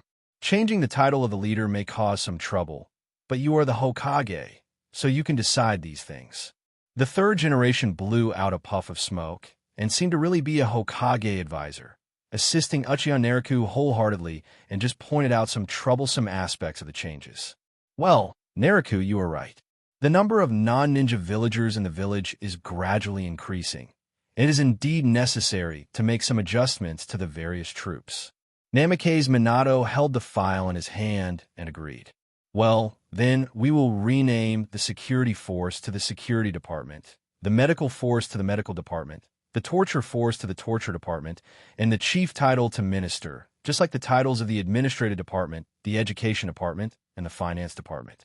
Although most ninja villages are organized into squads and teams, subordinates often address their superiors as captains, which can easily lead to confusion. If they're called ministers, they can be distinguished, and it will also help to strengthen the authority of the heads of each department. This kind of troop title is just a small matter, but it is the first thing Naruto adjusted. Regarding the transfer of Umbu and the like, Naruto is not ready to change it for the time being. Umbu needs to intervene slowly and take things step by step. It will take some time to bring all Umbu and the root under his command. When Naruto was the head of the Uchiha clan, he established the clan affairs office and its various branches and took back most of the commissions from the Uchiha. It took him 3 years to change the Uchiha's habits and strengthen the authority of the clan affairs office. Naruto is very patient in doing these things, knowing that they cannot be rushed. Naruto was disappointed that there were no changes in the top management, which disappointed some of his subordinates, such as Uchiha Fugaku, Hatake Tsukumo, and others. Naruto had a special talk with these 2 people alone. Fugaku's trip to the capital made Naruto very satisfied, and he took over Naruto's position as the chief of the security department. As for Hatake Tsukumo, his position has not changed for the time being, but Naruto, like he did to Namake's Minato, prepared a short shirt embroidered with flame patterns, symbolizing Hokage, to commend his achievements. After some operations, they were calmed down. As for his trusted ministers, Naraku will try every means to promote them, at least to the point where they become part of the Hokage's advisory group. But this also takes a little time. Although Uchiha Fugaku and Hatake Tsukumo do not have advisory positions, they can meet with Naraku at any time and are in fact advisors. Naraku will attach great importance to the opinions of these two. Support. The two people in the office said they had no problem with Naraku's proposal to change the chief's title. Minato, draft the document and I'll stamp it. It will take effect today. Naraku was relieved about Sarutobi Hiruzen's attitude. Naraku was most afraid of Sarutobi Hiruzen being bossy, opposing everything and being annoying. But I didn't expect that the third generation seemed to be very dedicated to the public and worked honestly. Sarutobi Hiruzen held his pipe in his mouth and glanced at Naraku, seeming to be hesitant to speak. After a few seconds of hesitation, Sarutobi Hiruzen said in a deep voice, "Fourth generation, I shouldn't have said anything about your relationship with Tsunade, but you are not young anymore. You should get married." As an elder, Sarutobi Hiruzen expressed his concern for the lives of both Naraku and Tsunade. On December 29th of the 50th year of Konoha, Tsunade was born in the 12th year of Konoha, and Naraku was born in the 22nd year of Konoha, a difference of 10 years. Naraku is now 28 years old, and Tsunade is 38 years old. Because of the 100 Healings mark technique, both of them have eternally youthful looks. Yes, third generation, Tsunade and I are ready to get married. Father and mother are choosing an auspicious date for us. It is not easy for Naraku to ignore Sarutobi Hiruzen, who cares about his personal life and is also Tsunade's teacher. Sarutobi Hiruzen was also a disciple of the first and second generation, and could be considered Tsunade's elder and one of his few relatives. I checked the calendar. After New Year's Day in the 51st year, January 15th is a good day for marriage. I think we should choose January 15th. Fourth generation, what do you think? At this moment, third generation Sarutobi Hiruzen was like an elder worrying about the life of his younger generation. He held a pipe in his mouth and spoke in a serious tone. Although he was asking a question, the pressure he gave people gave off as if the decision had already been made. Naraku didn't feel disgusted with the third generation for worrying about such things. Instead, he felt somewhat grateful. The previous Hokage designated the marriage contract for the fourth generation, which is a manifestation of the orderly inheritance of Konoha. Yes, my father and mother still need to make the decision. I will talk to my parents. Thank you, third generation, for your concern. Fourth generation, after all, you are still young. As an old man, I have experience. This kind of thing should not be delayed. It is better to implement it as soon as possible and give Tsunade a status. Fire Nation. Konoha Village is decorated with lights and colors to celebrate the wedding of 4th Hokage Uchiha Naraku and Princess Tsunade. The previously deserted Uchiha clan territory welcomed a large number of guests on January 15th, the 51st year of Konoha. Uchiha Naraku and Tsunade walked in the front wearing the traditional wedding dresses of the Fire Country, and surrounded by many children, they walked towards the house of Naraku's father, Uchiha Sanzei. Unmarried people nominally lived in the same mansion as their parents, and even though Naraku had already moved out to live alone, at the time of the wedding, tradition was still followed. From the Senju mansion to Tsunade, along the way, the Uzumaki clan of the Senju mansion, the children of the Uchiha clan, and countless Konoha villagers threw flowers for the 4th Hokage, Uchiha Naraku, and Tsunade. The wedding of 4th Hokage, Uchiha Naraku, and Princess Tsunade was the biggest happy event that Konoha Village had seen since New Year's Day 51 years ago. Nervous Tsunade. Naraku held Tsunade's hand and could sense Tsunade's inner tension. In such a festive environment, he couldn't help but tease her quietly. Tsunade was wearing her wedding dress and tightened her grip a little when she heard Naraku's words. The legendary heroine Sannin Tsunade Haim. In such an environment, became no different from an ordinary woman and stayed close to her husband. Nariku squeezed Tsunade's hand a little tighter, soothing her and telling her not to be nervous. After walking slowly along the way, they soon arrived at the residence of Nariku's father Sanzang. A red carpet was laid outside Sanzang's mansion, and many round tables were set up for guests to sit and dine, with many clansmen and guests in formal attire standing around. Bang! Bang! The Uchiha children at the gate of the mansion fired a salute for Nariku and Tsunade. After 2 bangs, countless petals fluttered in front of the gate of the mansion, creating a festive and peaceful scene. Nariku's father and mother, Uchiha Sanzo and Uchiha Mei, dressed in traditional Fire Nation dresses, sat in their seats in the hall of the mansion waiting. Next to her are the elders of the woman Tsunade, the previous Hokage Sarutobi Hiruzen and Sarutobi Bawako. Since Tsunade's blood relatives were no longer around, his mentor and his wife attended as Tsunade's parents. There were many relatives and friends around them: Uchiha Fugaku, Hatake Sakamo, Jiraiya, Orochimaru, and other relatives and friends stood on both sides to watch the ceremony. Sarutobi Hiruzen and Sarutobi Bawako, an old couple, were also wearing traditional dresses of the Fire Nation. They looked at the newlyweds who slowly walked in from outside the door, surrounded by children with smiles on their faces. The newlyweds walked slowly to their parents and elders and bowed slightly. Sarutobi Hiruzen is well-informed and attends as the woman's elder, also acting as a priest. Holding a letter, he stood up and read aloud in front of the 2 people. Uchiha Nariku, Tsunade, I wish you 2 a happy life together, a long-lasting marriage, a harmonious world, and a happy life. May the gods bless you, and may you live a happy life. Sarutobi Hiruzen, who was guest starring as a priest, expressed his congratulations and made a strange gesture to himself, as if expressing his blessing. Thank you, X2. The 2 newcomers off the court expressed their gratitude.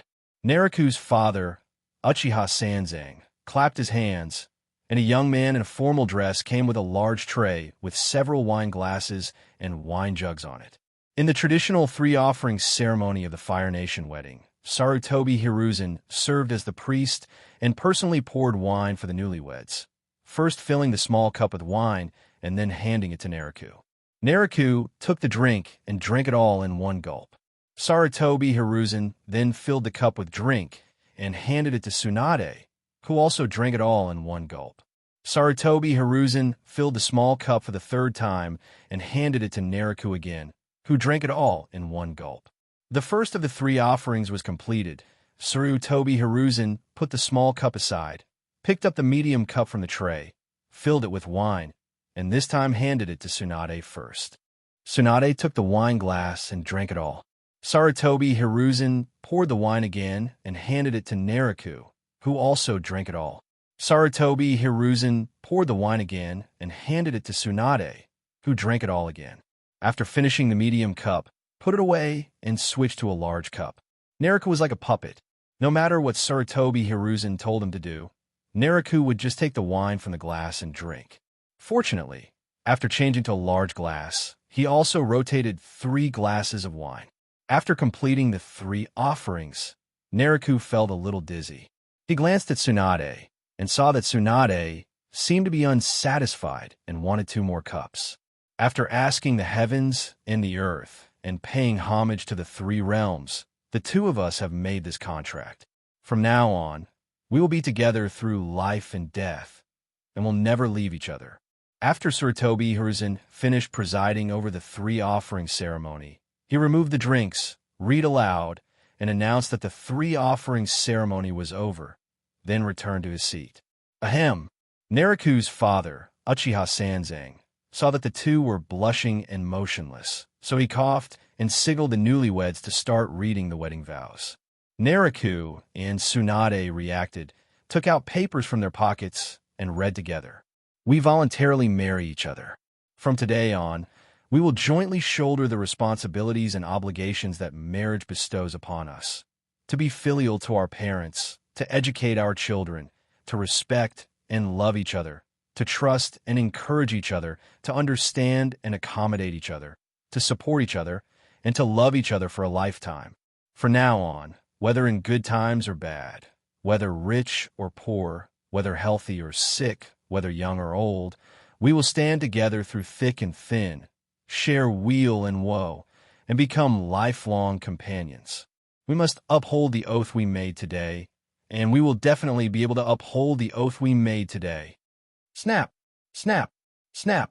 Nariku's parents Uchiha Sanzo and Uchiha Mei, Tsunade's elders Sarutobi Hiruzen and Sarutobi Bawako, as well as relatives, friends, and children who were watching around, all applauded as witnesses of the oath. Sarutobi Hiruzen took a plant vine wrapped in cloth placed next to his seat, offered it with both hands, and handed it to Uchiha Nariku and Tsunade, and began the jade string offering process. The jade string is a piece of cloth or paper wrapped around a paulownia branch. Sarutobi Hiruzen, who plays the role of a priest, hands it to the newcomer. Nariku and Tsunade took the skewer and placed it on the skewer table with the base of the branch facing inwards. Then Nariku and Tsunade, along with Uchiha Sanzang, Uchiha Mei, Sarutobi Hiruzen, and Sarutobi Bawako, all six of them bowed to the gods together. Nariku was overwhelmed by the complicated wedding, and Tsunade beside him was like a puppet. The two of them let the priest give orders and arrangements. After the worship to the gods, the banquet was announced to begin, and the Uchiha tribesmen began to serve the dishes and wine on the round table. Nariku couldn't help but wipe the sweat off his forehead and looked at Tsunade beside him. He also had some sweat on his forehead. Nariku reached out his hand and wiped the sweat off for Tsunade. Tsunade glanced at Nariku and blushed. Sarutobi Hiruzen was very diligent and brought another tray to the newcomer, on which were 2 glasses of drinks. Nariku and Tsunade both took the glasses handed to them by Sarutobi Hiruzen and held them in their hands. All relatives and friends, let's raise our glasses and celebrate this moment. Uchiha Sanzang was all smiles and in high spirits. He greeted the guests and started toasting to each other. Nariku and Tsunade toasted again with their friends and family. It's really too much trouble. I won't get married in my next life.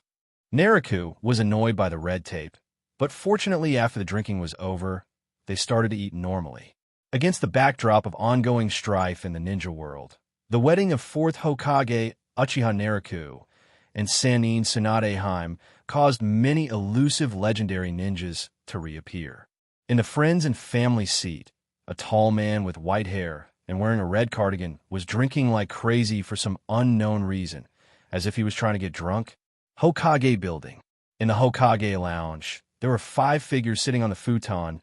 Nariku was in the middle, with 3rd-generation Sarutobi Hiruzen sitting on either side, and the Hokage assisting Namikaze Minato, Midokado Hamura, and Yuditane Koharu.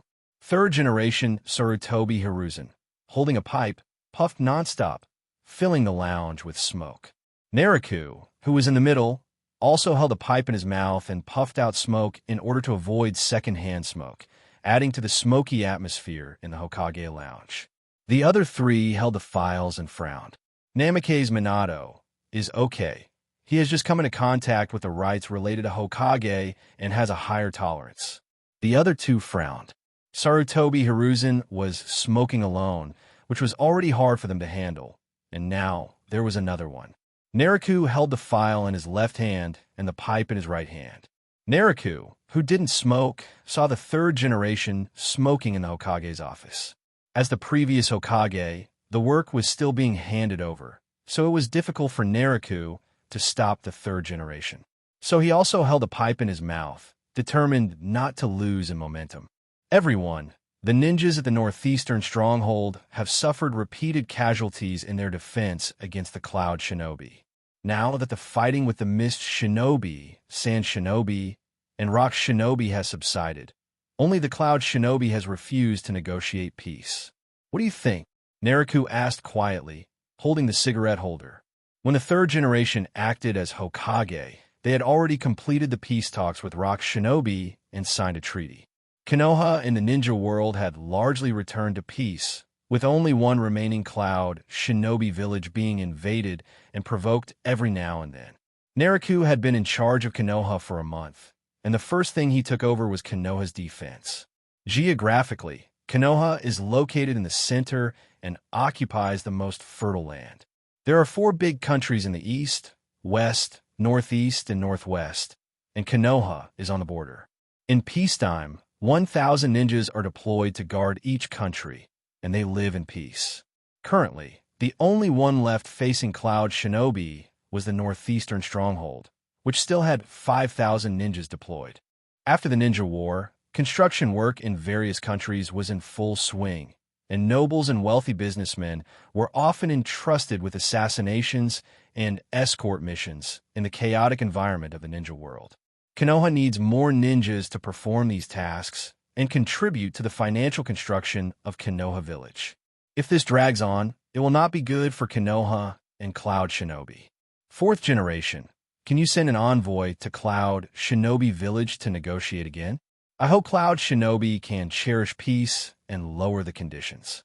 Uchiha Koharu's brows have been furrowed ever since he participated in the meeting in the Hokage building, especially when he was sitting in this Hokage lounge, and it was obvious that he was choked by the smoke. Cloud Shinobi is asking for 20 billion taels. This is absolutely impossible. At most, he will be given 2 billion taels like Rock Shinobi. Mitokado Hamura was also very anxious to restore stability in Konoha. Konoha had the most mission commissions among all the major ninja villages. Rich businessmen and nobles from various countries would choose Konoha as their first choice when issuing missions. Konoha Shinobi is synonymous with powerful ninjutsu, loyalty, and reliability. Unlike several other major ninja villages, each has some unique ninja village characteristics. Some are even extremely cruel and bloodthirsty, like Kirigakure. Sometimes when the water country nobles issue missions, they are even frightened by the murderous aura of the Kirigakure ninja. 3rd generation Minato, what do you think? Naruto remained non-committal, neither agreeing nor refusing, and sought the opinions of 2 other important people. Yin is right. 2 billion taels at most. For the sake of peace in the ninja world, and so that the Konoha Shinobi can let down their guard and rest in peace, we have to pay some taels, but we can't let the Cloud Shinobi Village ask for it. Sarutobi Hiruzen exhaled a puff of smoke. He didn't care at all if he just spent some money to get rid of the beggar. The 4th Raikage of Cloud Shinobi Village, a master of ninjutsu, the 8 taels Jinchuriki Killer Bee of Cloud Shinobi, is a powerful ninja who can fully control the tailed beasts. The combination of Abby and the Sharp One is unparalleled. However, I am still confident that I can subdue the 2 of them. So in order to quell the Cloud Shinobi War, it would be best if we can negotiate a peace. Otherwise, I will mobilize the ninja troops in the northeastern stronghold and hide among them to carry out the decapitation mission, which will give me a high chance of success. Namikaze Minato expressed different opinions and agreed to the peace talks, but regarding matters like compensation, Namikaze Minato seemed to have different opinions and wanted to lead the ninja troops to pacify the Cloud Shinobi. Minato, are you so sure? Naruto turned his head slightly and glanced at Namikaze Minato. Namikaze Minato's words hit the mark of Naruto's mind. Naruto had no intention of paying money to conclude an alliance. He had only been Hokage for a month, and signing a peace treaty with Cloud Shinobi to settle the dispute would certainly increase his reputation. But relying on bribes and compensation to settle the issue, even though Naruto usually liked bribery and had good financial resources, he was not very willing to do this as the first thing he did as Hokage. I'm very confident. I've fought against the Abbey team before. At that time, my ninjutsu Rasengan had not yet been successfully developed, and I couldn't break the Raikage's lightning-style chakra. Now, if we fight against Abbey again, it won't be a stalemate like before. Namikaze Minato nodded and winked at Naruto at this. Before the Ninja War, Naruto was open to Namikaze Minato's ninjutsu and gave him some suggestions on developing Rasengan training, which made a small contribution to the successful creation of Rasengan. Uchiha Naruto and Namikaze Minato's actions made the other 3 people look at each other and make eye contact. Uchiha Naruto and Namake's Minato, to the three of them, are the new generation of ninja. The new generation of ninjas are often more radical, especially those who have gained power. In that case, then my opinion is that Namake's Minato will lead the ninja forces of the northeastern base to defeat Cloud Shinobi and sign a humiliating treaty. Lord Yin, Lord Koharu, and Lord Third Generation, what do you think? Naruto received a look from Namake's Minato and nodded slightly. Mitokado Hamura, Uchiha Karu, and Sarutobi Hiruzen all felt extremely pleased every time they heard the fourth Hokage Naruto address them as Sir with great respect. Once the war starts, there'll be huge loss of lives. Konoha, which has finally recovered some of its prosperity, will have many villagers in mourning again. Oh, Sarutobi Hiruzen did not refuse, but felt helpless about the tit-for-tat confrontation. Fourth generation, we are just consultants. You can refer to our opinions. The most important thing is to follow your own ideas.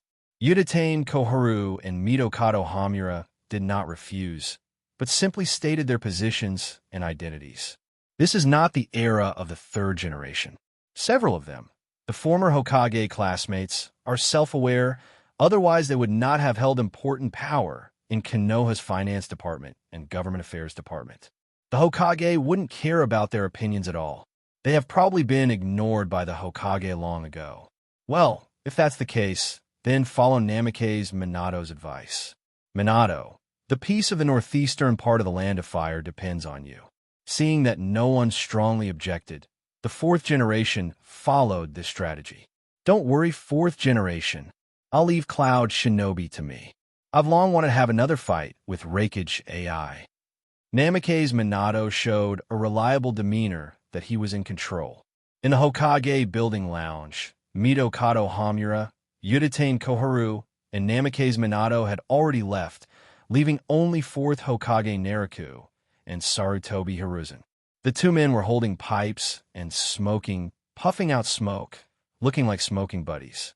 Fourth generation, peace is what we should cherish the most. If possible, we hope that we will not start a war lightly. Sarutobi Hiruzen looked at the people leaving, smoking his pipe, and exhorted Naruto, who was standing beside him. I understand, third generation lord, but Cloud Shinobi is aggressive and stubborn, repeatedly provoking the border and even asking for 20 billion to negotiate peace, which is simply ridiculous. Naruto shook his head and replied. Regarding Cloud Shinobi's ridiculous request, Naruto was not like the third generation. They discussed with Cloud Shinobi in a friendly manner, but were directly rejected by Naruto. Third generation gave Naruto a complicated look, took a puff of his pipe, and didn't answer. Naruto was also very satisfied with the honesty of the third generation group after he took over, and did not blame them too much. Danzo, who only does the dirty work, has a low reputation due to the secrecy and confidentiality of his work, so he is dismissed by Naruto for inaction and is left at home idle. We will keep him for now and settle the old scores after Naruto has been the Hokage for a few years and everything is completely stable. Otherwise, if something unexpected happens after being the Hokage for a few months, then the position as Hokage will be in vain and everything will return to the previous situation or even be worse.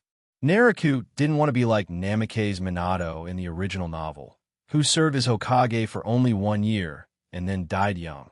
And then the third generation acted as Hokage from the 51st year of Konoha to more than 60 years of Konoha, and is still acting after more than 10 years.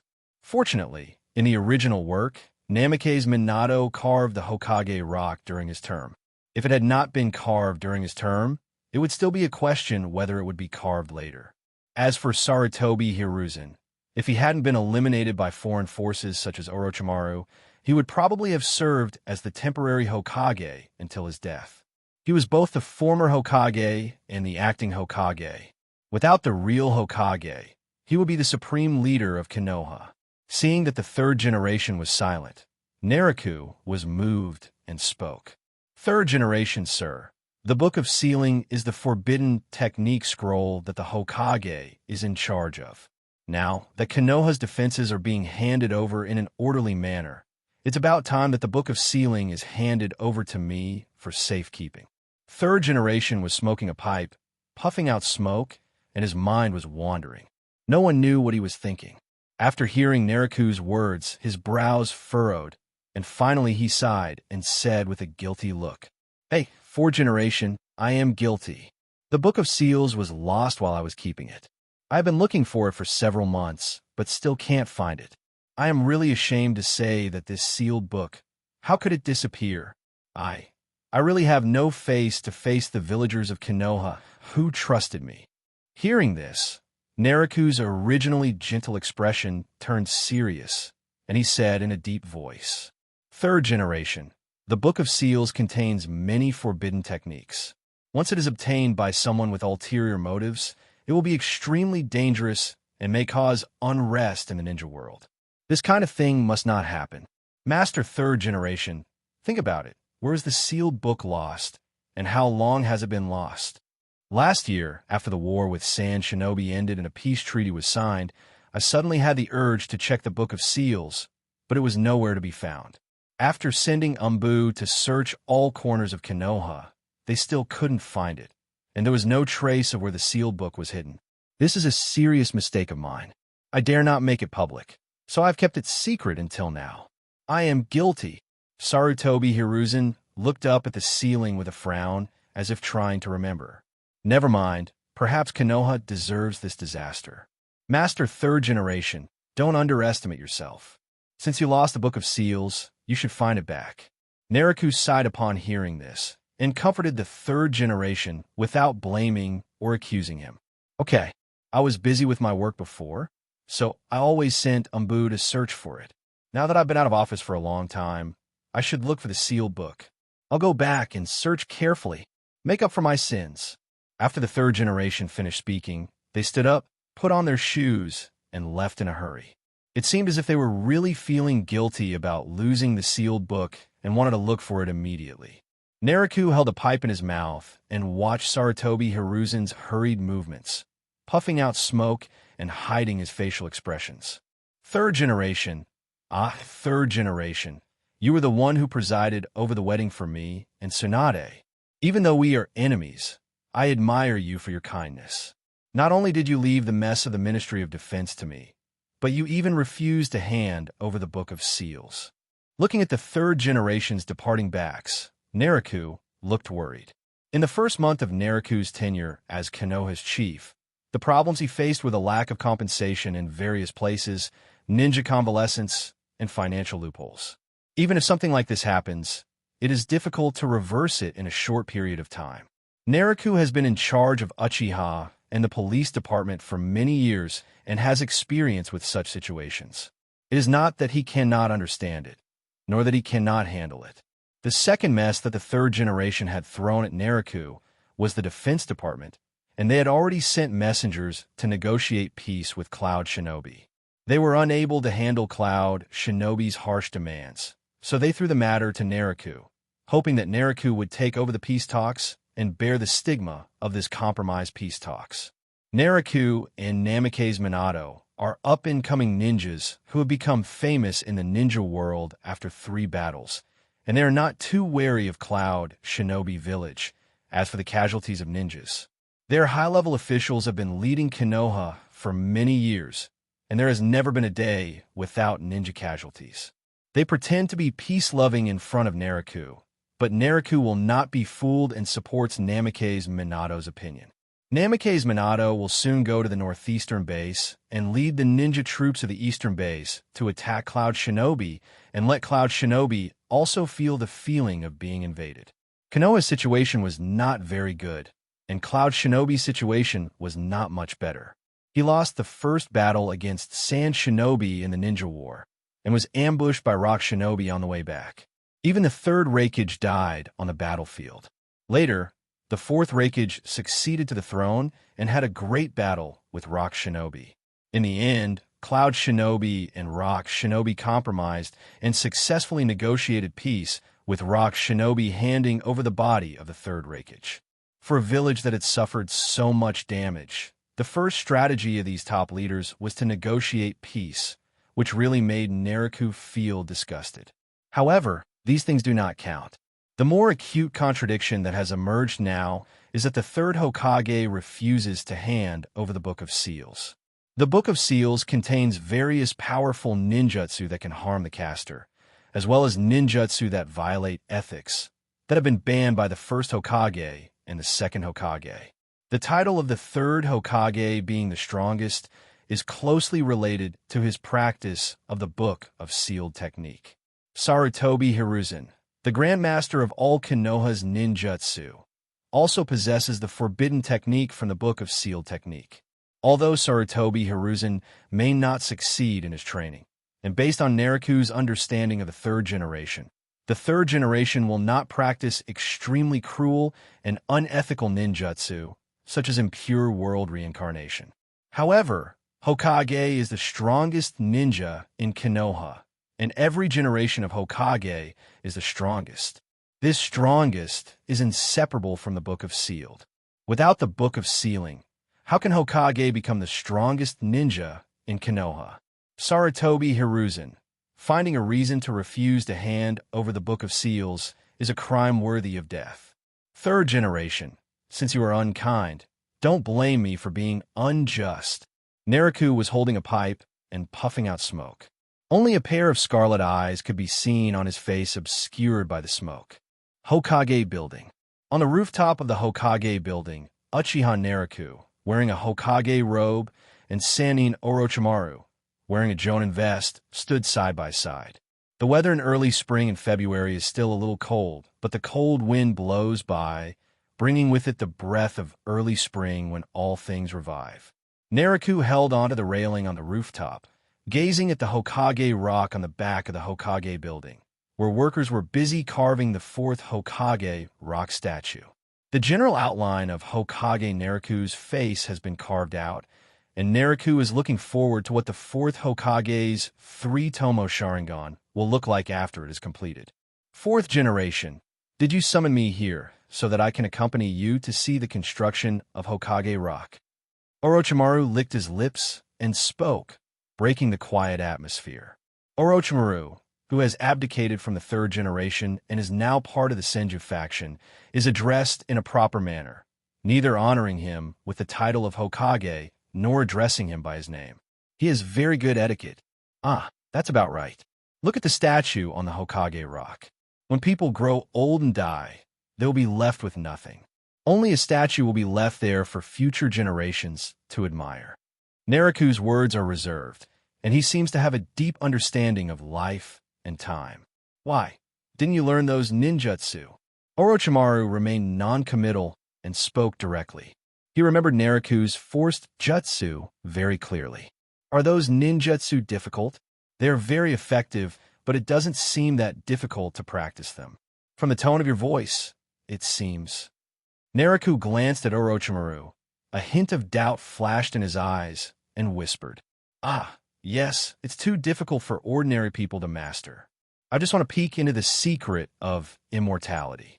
Haha, people, after they have enough food and clothes, they will think about houses and carriages.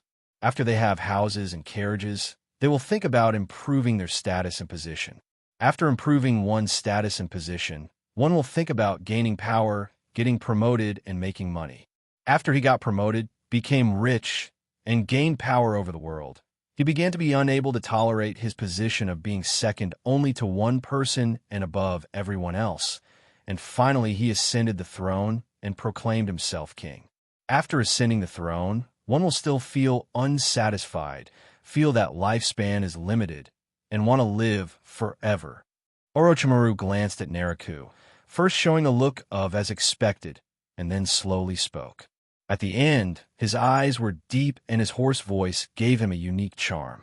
In Orochimaru's eyes, Uchiha Naruto was a man of great power and status who had begun to eye the possibility of immortality. And after becoming Hokage, his interest in immortality had apparently become even stronger. Orochimaru thought he understood the deep meaning behind the summoning of the Hokage rock and the implicit questioning. Naruto was somewhat surprised that Orochimaru could say such words. In the ninja world, the Hokage is like the shogun of a certain country, holding great power, while the daimyo is like a mascot, representing the bloodline and beliefs that have been passed down for thousands of years. The shadows of each village have always been second only to one person and above everyone else, and no one has ever ascended the throne to become king. Naruto was very interested in Orochimaru's idea.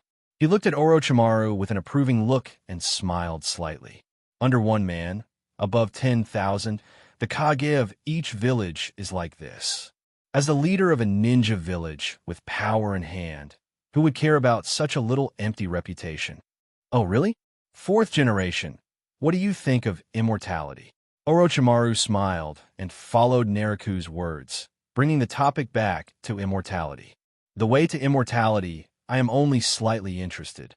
Orochimaru, how is your experiment on the immortality ninjutsu going? Also, have you completed the research on the natural energy of the second seal? Naruto imitated Sarutobi Hiruzen in the past, taking his hands away from the railing and putting them behind his back, holding his head high and looking like a big boss. The theoretical experiments have been completed. Theoretically, there is no problem with the longevity ninjutsu I developed. Fourth generation, I will be the first experimenter and pioneer of the longevity ninjutsu. If successful, I will help you achieve longevity. Orochimaru was very sensible at this moment. Naruto didn't know whether his words were true or not, but at least Orochimaru appeared to be very sincere and loyal. Orochimaru did not dare to say these words to third-generation Sarutobi Hiruzen. Orochimaru was very clear about Sarutobi Hiruzen's thoughts, and this kind of cruel experiment was absolutely forbidden. Haha, if that's the case, that would be great. If the Changsheng ninjutsu succeeds, you will be my #1 contributor and Konoha's #1 contributor. Naruto laughed, seeming to enjoy Orochimaru's words. But all of this still requires your support, fourth generation. I need more experimental materials and medical equipment, as well as a more secret base. Orochimaru licked his lips. Although he was obsessed with the research and development of longevity ninjutsu, since he was meeting the fourth generation, he would also think about asking for some benefits. He also didn't want his base to be exposed and become a rat that everyone wanted to kill. Orochimaru, I am now the Hokage of Konoha. I can easily get you medical equipment, bases, and even funding, but I can no longer help you with experimental materials. The villagers of Konoha are all my supporters. As the Hokage, it is my duty to protect all the villagers of Konoha. The implication is that Naruto will no longer do the dark things he did in the past. Now Naruto wants to maintain a great and glorious image. For the fourth generation, the most important thing is the experimental materials. The rest is not very important. The second generation of the curse has also reached a critical point. I have already experimented with a successful case. It just takes more experiments to improve the success rate. I don't know why you are so interested in natural energy, but it is all within reach. And Curse Seal 2 is different from Curse Seal 1. As long as Curse Seal 1 is successfully received, it can be upgraded to Curse Seal 2 through other methods, and then control natural energy. And there is no risk of death like Curse Seal 1. Orochimaru licked his lips and spread his hands, describing the progress as if it was just the finishing touch, and patiently guided the students. Okay, Orochimaru, regarding the experimental materials, I will never agree to it. It is my duty as the Hokage to protect Konoha and the Land of Fire. I have no right to interfere with your plundering from other great nations, but I will never allow you to wantonly murder the people of the Fire Country. Uchiha Naruto spoke righteously and looked great and glorious. Well, that's a shame. Orochimaru shook his head, looking disappointed. I believe you have a way, Orochimaru. You are my most promising jonin of Konoha. Konoha is lucky to have a genius like you. Although Naruto rejects cruel experiments, he expresses his admiration for Orochimaru in his words and deeds. I'll try my best. If there's nothing else, I'll take my leave. Orochimaru heard the voice, turned around, waved his hand, and left. Naruto looked at Orochimaru's back as he left, his eyes playful and the corners of his mouth slightly raised. With a wave of his hand, A ninja dressed in special police uniform appeared from the darkness, jumped in front of Naruto, and knelt on one knee. Naruto motioned for the SWAT members to stand up and come closer, then whispered something. When the members of the Special Police Department heard the mission issued by Naruto in a soft voice, their bodies trembled and they looked very shocked. Then they took the order and left. The key to breaking the deadlock is still you. Orochimaru. Hokage Building. In the Hokage's office, Naruto sat in the Hokage's seat, holding a letter in his hand, reading the mission report from the Northeast base word by word. Third generation, Namake's Minato led the ninja troops to a standoff with Cloud Shinobi Village, and both sides suffered some casualties. Because the battle was fought within the territory of the Land of Thunder, it inevitably destroyed many towns in the Land of Thunder, causing domestic corruption in the Land of Thunder and displacing many people. I heard that the daimyo of the Land of Lightning rebuked the Fourth Raikage and asked him to expel Namake's Minato's troops and end the war as soon as possible. As long as Namake's Minato can maintain the stalemate, there is no need to worry about Cloud Shinobi not seeking peace. Naruto smiled as he strongly supported the counterattack against Cloud Shinobi. Namake's Minato led the troops for 15 days and caused serious damage to the Land of Lightning. The previous peace talks by the third generation and others appeared to be extremely cowardly and incompetent. With the battle reports coming back from the war in the Land of Lightning, the reputations of Konoha's three heroes, Fourth Hokage Uchiha Naruto and Yellow Flash Namake's Minato, have risen again, especially compared with the many anticlimactic things that happened during the third generation's rule, such as the peace talks with the Sand Shinobi and the peace talks with the Rock Shinobi. It is even more exciting. When Naruto was not yet the Hokage, he led the Mist Shinobi to negotiate peace, which made the reputation of Konoha soar.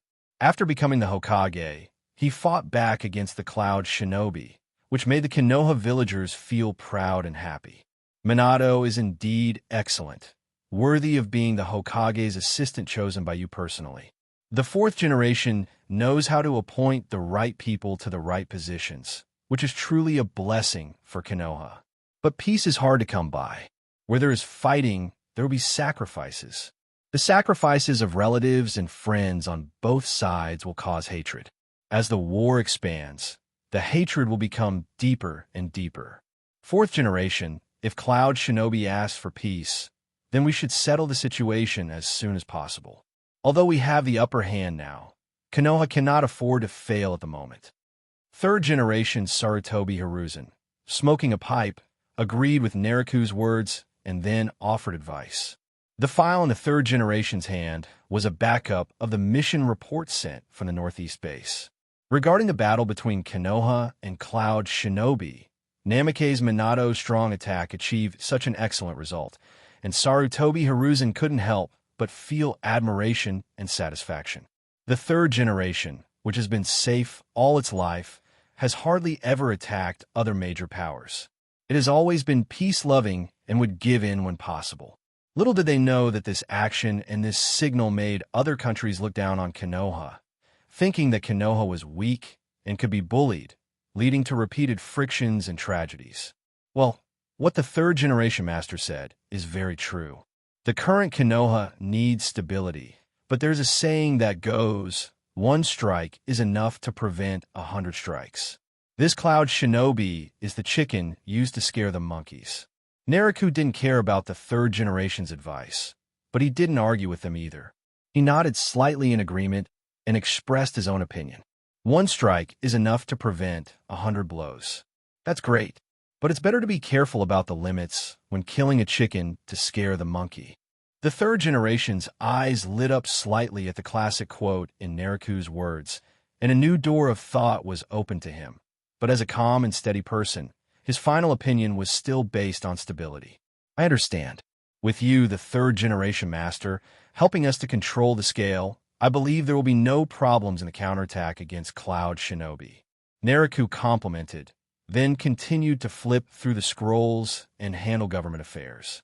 Mr. Third Generation, in the past half-month, there have been many cases of villagers going missing in the village, including many Chunin Genin and even a Jonin.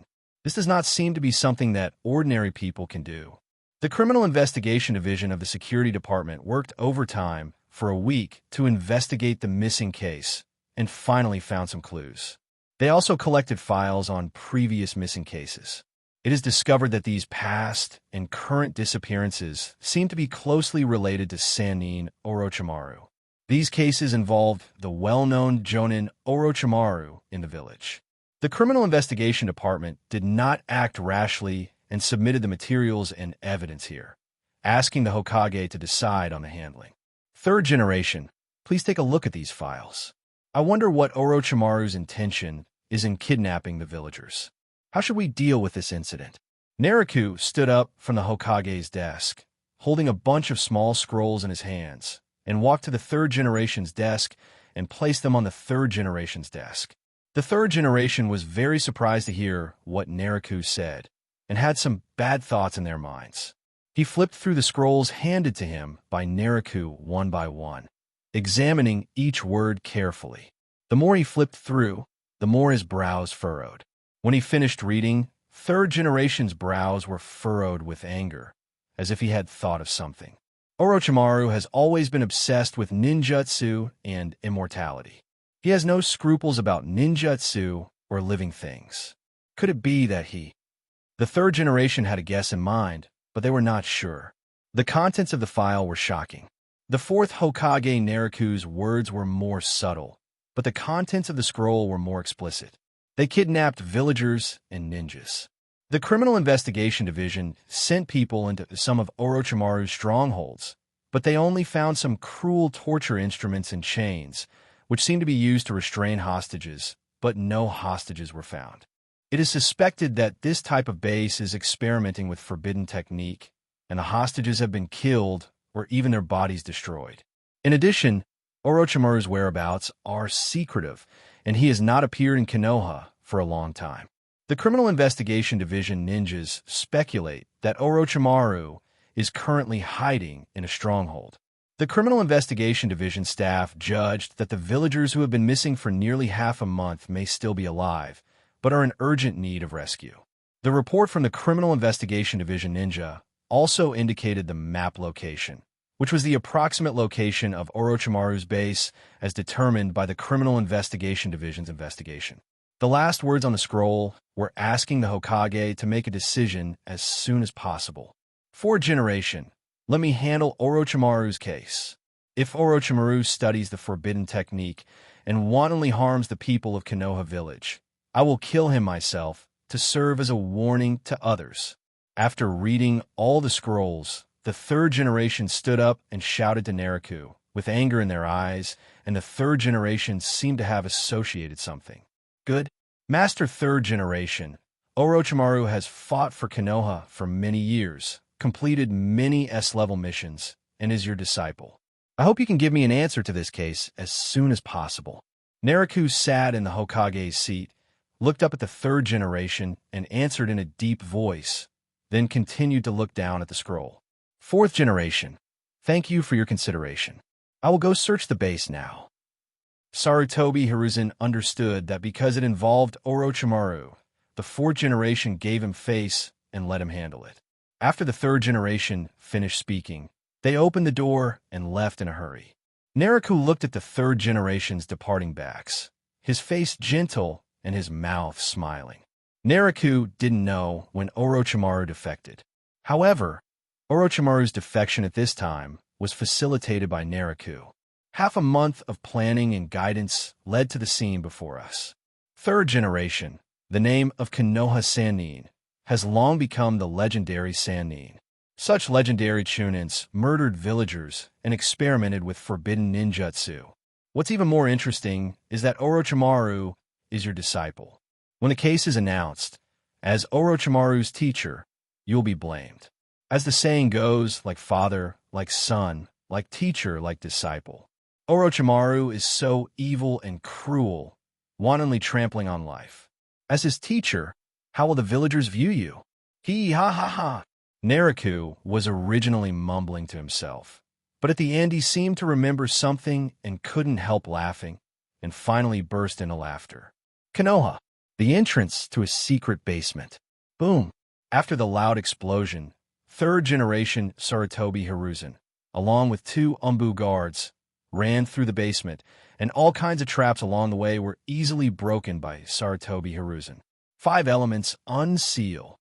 At the corner of the basement, there was a piece of yellow talisman strangely posted on the wall. Sarutobi Hiruzen condensed 5 small balls of chakra in his hands and pressed them directly on the talisman. The talisman paper burst into light, and like a silk thread, it pulled other talisman papers. After a flash of light, the seal trap was broken by the third generation. The third generation took the 2 Umbu and did not stop for a moment. This base was buried underground, and there was serious moisture. The water line in the corridor was above the soles of their feet. The 3 of them condensed chakra on their soles, stepped on the water, and ran on the water without making any sound. After running for a while, they finally arrived in front of an iron gate. The third generation raised his left hand, signaling the 2 Umbu guards to pause. The third generation's palm fell, and the 3 of them instantly came to the iron gate and stood on both sides. The third generation, squatting on the side of the door, even heard the cutting sound and the friction sound of the knife coming from inside the iron door. The third generation raised 2 fingers, signaled Umbu to guard with their eyes, and then pointed their 2 fingers forward slightly. The 2 Umbu chakras covered their bodies and suddenly exploded, breaking through the iron door and rushing into the room, maintaining a fighting posture and supporting each other on the left and right. After the door was broken, the third generation slowly walked into the room, and, as expected, they saw Orochimaru with waist-length black hair and wearing a Konoha Jonin vest. Orochimaru stood in front of a test bench with a human body placed on it. The chandelier on the ceiling was wrapped in iron sheets, and the light was concentrated downwards into a triangular beam of light, illuminating the test bench with incredible clarity. Third-generation Sarutobi Hiruzen glanced to both sides and saw dozens of naked men and women imprisoned by torture instruments on the wall. On the other side of the wall were some bottles and jars filled with liquids, and no one knew what was inside. The more the third generation looked at the cruel scene in the laboratory, the more sadness they felt. Orochimaru seemed to have finished the experiment. He stopped what he was doing and put down the scalpel and forceps. Finally, I was discovered. What a pity. Orochimaru's voice was husky, and he didn't seem surprised to be discovered. Orochimaru, what the hell is wrong with you? The third generation asked in a deep voice, holding on to a last glimmer of hope. I clearly set so many traps, but I'm surprised, so that's it, it's you. Orochimaru turned his head and glanced sideways, noticing his teacher, Sarutobi Hiruzen, behind him. He understood why he hadn't noticed that the ingenious trap he had set had been broken. It turned out that it was his teacher who had come. Recently, people have been missing in the village, from Jinin to Chunin, and even in Umbu's Jonin. In addition, recent news shows that your behavior is suspicious. The 2 Umbu guards from the third generation were also shocked at the brutal scene before them and questioned Orochimaru in a cold voice.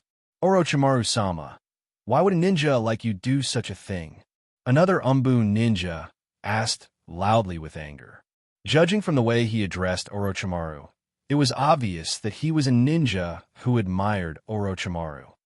I'll kill you too, Orochimaru said with a slight smile. His hoarse voice was very attractive, but his words frightened the 2 Umbu. Orochimaru, is it you who did this? Tell me, what are you doing here? Sarutobi Hiruzen had a strong face and asked questions in a tough manner.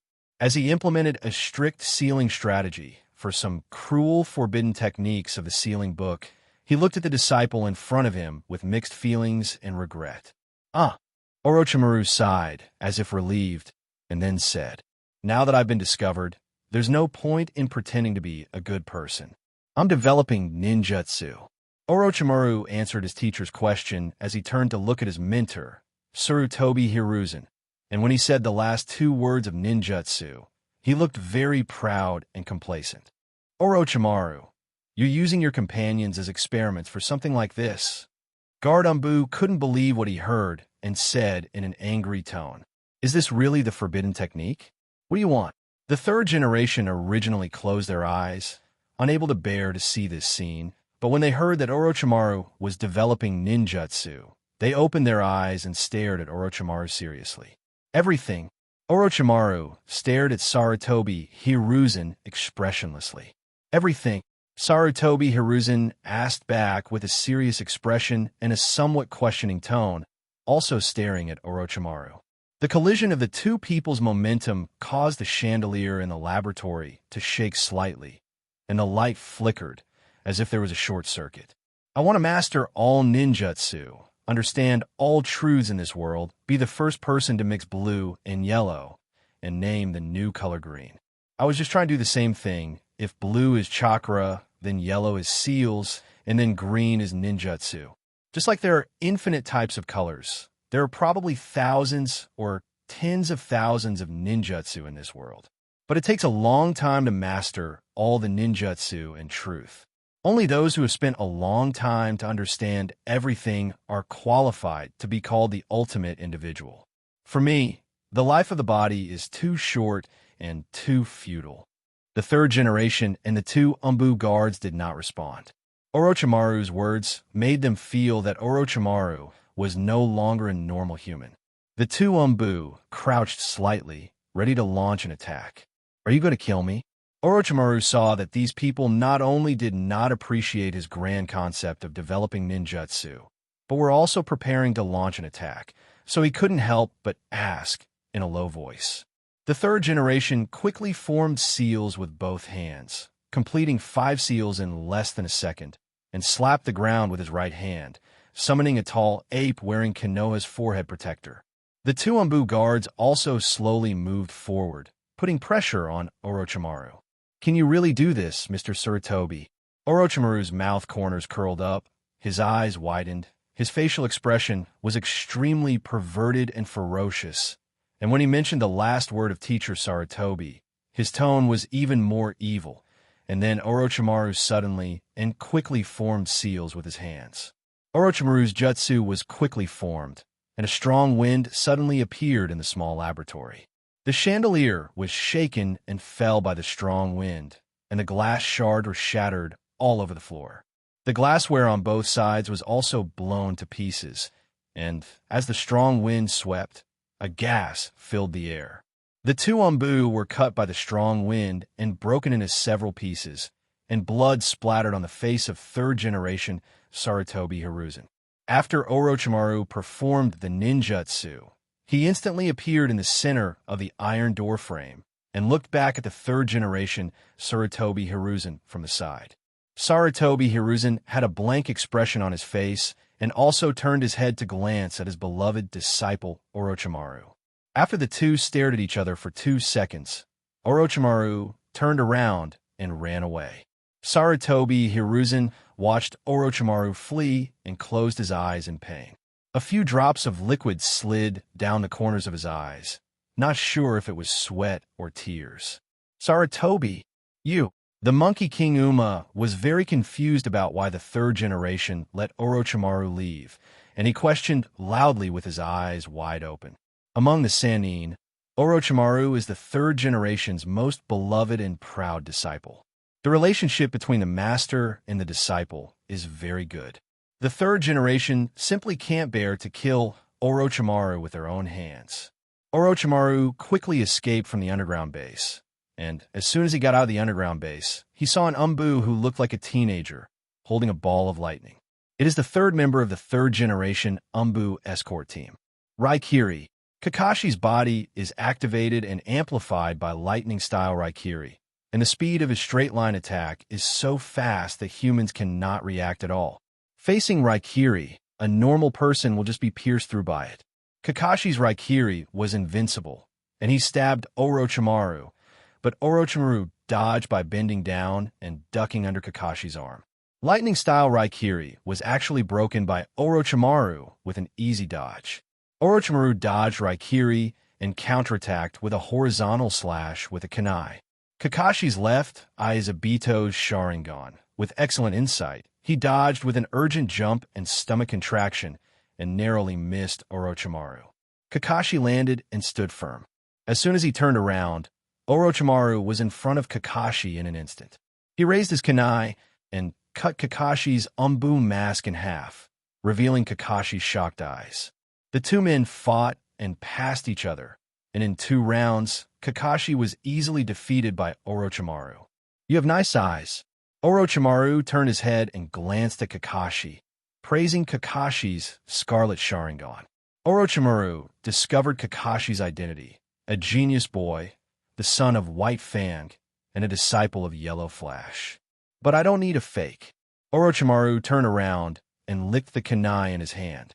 On the big tree next to him, a huge yellow python descended from the branch and wrapped itself around Orochimaru. "Hee, cute guy.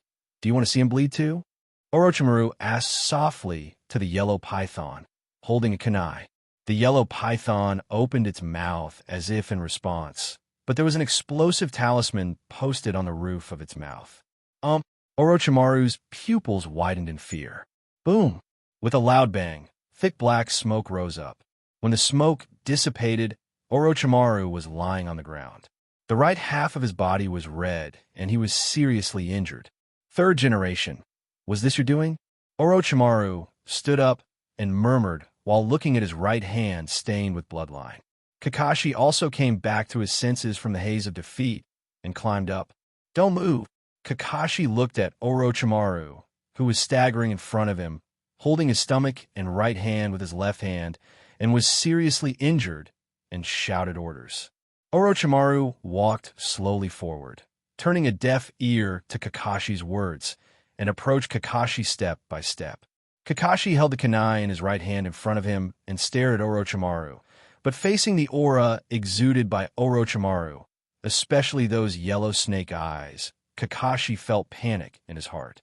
Orochimaru followed closely and walked past Kakashi. Kakashi stood there, watching Orochimaru walk past him without stopping him.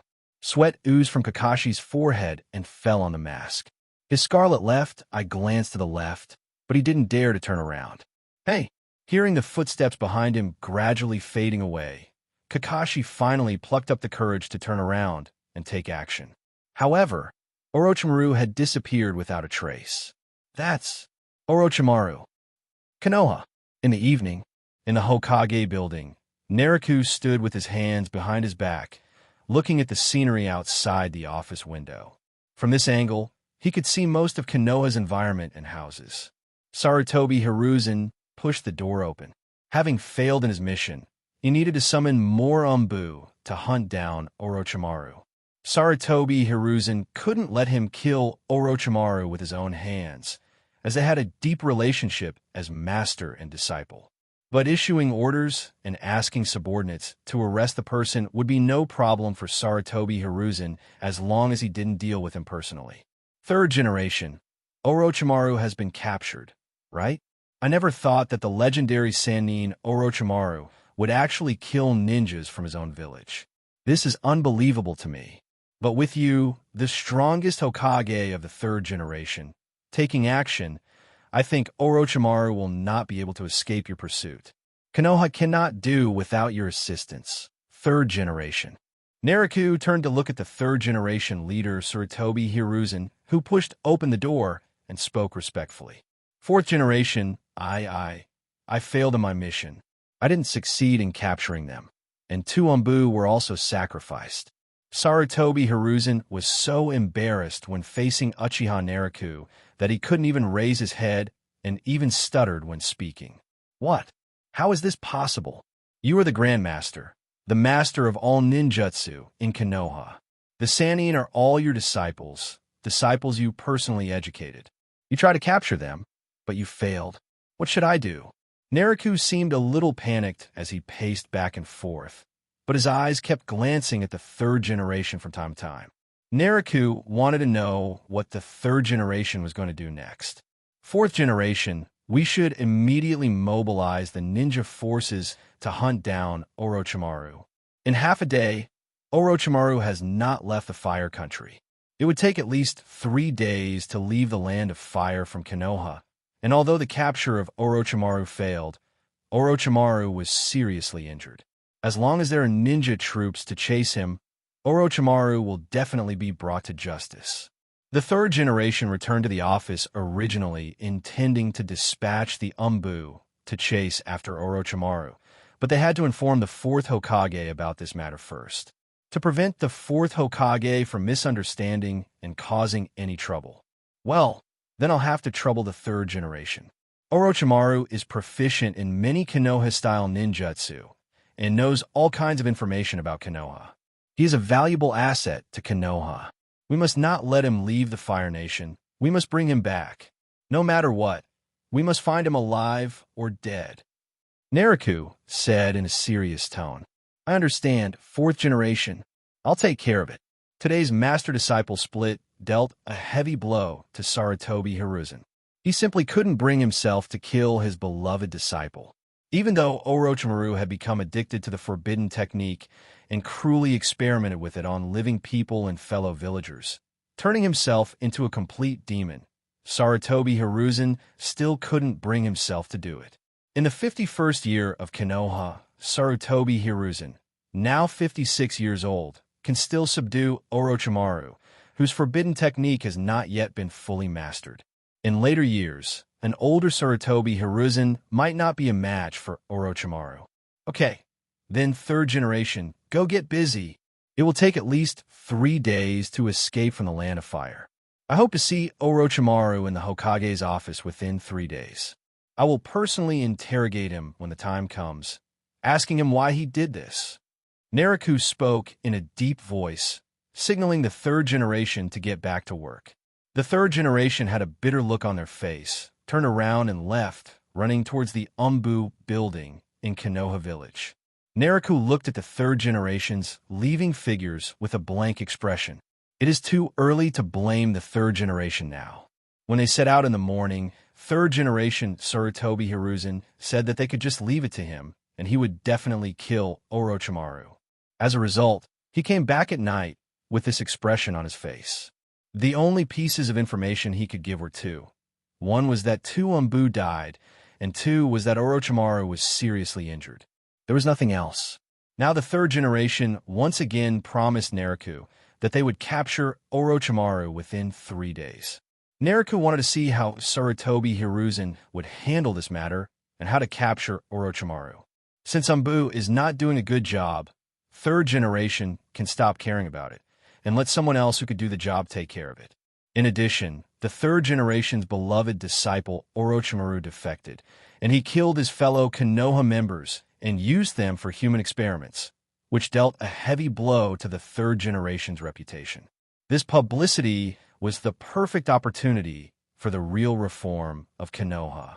Naruto himself also dispatched ninjas from the Special Police Division to track Orochimaru. If the third generation's operation fails, Naruto will have to take action personally to capture Orochimaru. Orochimaru, you can't escape from my grasp. Naruto put his hands behind his back and stared out the window with deep eyes.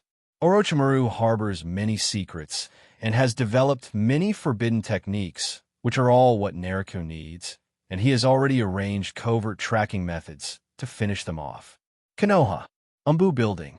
As the sky darkened and darkness fell, dozens of Umbu ninjas wearing iron vests, carrying ninja swords, wearing masks, and with the Konoha logo embroidered on their shoulders gathered in front of the building. On the plaque of the building, there was a huge word Umbu written on it. It was Umbu's open base in Konoha. The door of Umbu was closed, and the Umbu ninjas were waiting in silence. There was a piece of gauze on Kakashi's forehead. The wound caused by Orochimaru's kunai had no effect after being bandaged and treated. Kakashi touched his forehead and also stood in the Umbu team, waiting for orders. There was a creaking sound as the gate to the Umbu stronghold opened, and Sarutobi Hiruzen and Shimura Danzo walked out. Sarutobi Hiruzen, the previous Hokage, was still wearing the red Hokage robe with a white cardigan on the outside, but he was not wearing the bamboo hat that represented the Hokage. This emergency call is to quickly capture Orochimaru, who escaped during the previous mission. According to reports, Orochimaru was already seriously injured, and considering how injured he was, it would not be easy for him to escape from the Fire Nation. Listen carefully, The knowledge, information, and ninjutsu that Orochimaru possesses are precious assets to Konoha. If possible, we hope to capture him alive, but if he escapes from the Land of Fire, it will be fatal to Konoha. At that time, the key is not to let Orochimaru escape from the country. Everyone must keep this in mind. Disperse. At this moment, Sarutobi Hiruzen still instructed to try to capture the victim alive. At the end, he even felt a little embarrassed to speak out. After giving the instructions, he ended with a single word. Brush. Brush. Brush. The Umbu heard the third generation's order and quickly dispersed, leaving in an instant to capture Orochimaru. Sarutobi Hiruzen looked at the scene in front of him, turned and walked towards the door of the Umbu building, and passed by Shimura Danzo. Danzo glanced at the third generation and said in a deep voice, I never thought that my own disciple would be so loved. I never expected that someone as skilled as you could fail. I will also help you in every way I can and devote all my energy to Konoha. Danzo lost his position as Hokage's assistant, lost his right to control the Konoha department, and even his residence was monitored day and night by the guard team. Fortunately, Danzo has many talented people under his command. The transformation technique cannot be hidden from a security department Sharingan, but the simple camouflage and disguise techniques, without any trace of chakra, can deceive the monitoring ninja. Danzo previously controlled the Umbu training class. Although his position has been stripped, his influence remains, and he also has many spies in Umbu. He ventured out tonight to meet the third generation, leaving only his substitute with a similar figure in the mansion just to make his presence felt and remind the third generation that his old classmates and old friends are not doing well at the moment. Sorry to trouble you. Sarutobi Hiruzen was in a bad mood because of Orochimaru's defection, so he said something perfunctory and walked towards the Umbu building. Danzo stood in front of the Umbu building, his left eye open, staring ahead expressionlessly, listening quietly to the footsteps of the third generation gradually fading away. Hokage building. Early morning. Hey, old man. A tall figure with long white hair and a frivolous tone jumped directly into the Hokage's office from the window of the Hokage building. Jiraiya, the third generation, is out on a mission. Naruto did not reprimand Jiraiya for his disrespectful actions, but instead explained softly. Ah, the fourth generation. Jiraiya reacted and greeted Naruto. Jiraiya forgot that this was no longer the period when third Hokage Sarutobi Hiruzen was in power, and the owner of the office was fourth generation Uchiha Naruto. Jiraiya, you came back for Orochimaru's matter, right? It's just in time for you to come back. The mission to bring Orochimaru back may require your help. The moment Naruto saw Jiraiya, he understood why Jiraiya returned to the village. Jiraiya straightened his face. The defection of his good friend Orochimaru made Jiraiya, who was also a Sannin, very upset. He returned to Konoha overnight to bring his friend Orochimaru back. Ah, as a fellow Sannin, and as a good friend of Orochimaru, I will not watch Orochimaru betray Konoha. No matter what, I will bring Orochimaru back. Jiraiya was uneasy, so he jumped into the Hokage's office as usual. In response to the temporary mission issued by the fourth generation Naruto, Jiraiya nodded and responded. He also returned to Konoha for this reason. Whatever. If you have such determination, that's the best. You are his friend, so you should be able to bring back Orochimaru who has gone astray. But Orochimaru fought for Konoha and risked his life. I have read his files, including the S-level mission records, which are shocking even to me. If it is not absolutely necessary, I hope to capture him and bring him back alive. Naruto nodded slightly in response to Jiraiya's words. He was determined to bring Orochimaru back no matter what. This meant that if he couldn't bring back a living person, he would bring back the dead. Naruto was not as strong as third generation and Jiraiya thought. Instead, he was very gentle and left it to them to handle the matter and let them handle it well. Jiraiya saw that the third generation was not in the office. He did not like the fourth Hokage who had snatched Tsunade away from him.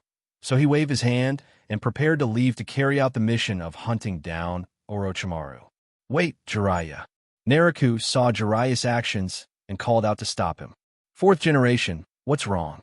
Do you have any more missions? Jiraiya looked very serious when he was serious, and his words were calm. You gave me and Tsunade a wedding gift, The Legend of the Strong and Perseverant Ninja. I have read it all, and I admire the protagonist Naruto's perseverance. Originally, I wanted to name the child of Tsunade and Naruto, but Namake's Minato took the lead and said he wanted to name the child of him and Kushina Naruto, and he got your consent. Aha, so that's it. The strength and perseverance of the legend of strong and perseverant ninja. This is the quality of me, Jiraiya-sama. It is rare that you and Minato from the fourth generation recognize my work so much. This really makes me feel ashamed. When Jiraiya heard Naruto's words, he touched the back of his head and laughed. He felt closer to the fans of his work who had read the content. More importantly, fourth generation Uchiha Naruto recognized the work very much and wanted to name their child after the protagonist, which made Jiraiya extremely happy. His book, The Legend of the Strong-Willed Ninja, had very poor sales and could not be sold at all, and no one read it. However, this book was a masterpiece that Jiraiya put his heart and soul into, and it was very important to him. Jiraiya's originally serious expression was completely broken as he touched the back of his head, and a silly smile appeared on his face. Jiraiya walked up to Naruto's seat and whispered in a nasty tone, Fourth generation, I'm going to tell you a secret. Don't tell anyone else. I am creating a new work called Intimate Paradise, and it is an absolute masterpiece. It is just a draft at the moment, but it has been highly praised by some readers. When I publish the book successfully, I will give you a collector's copy signed by me.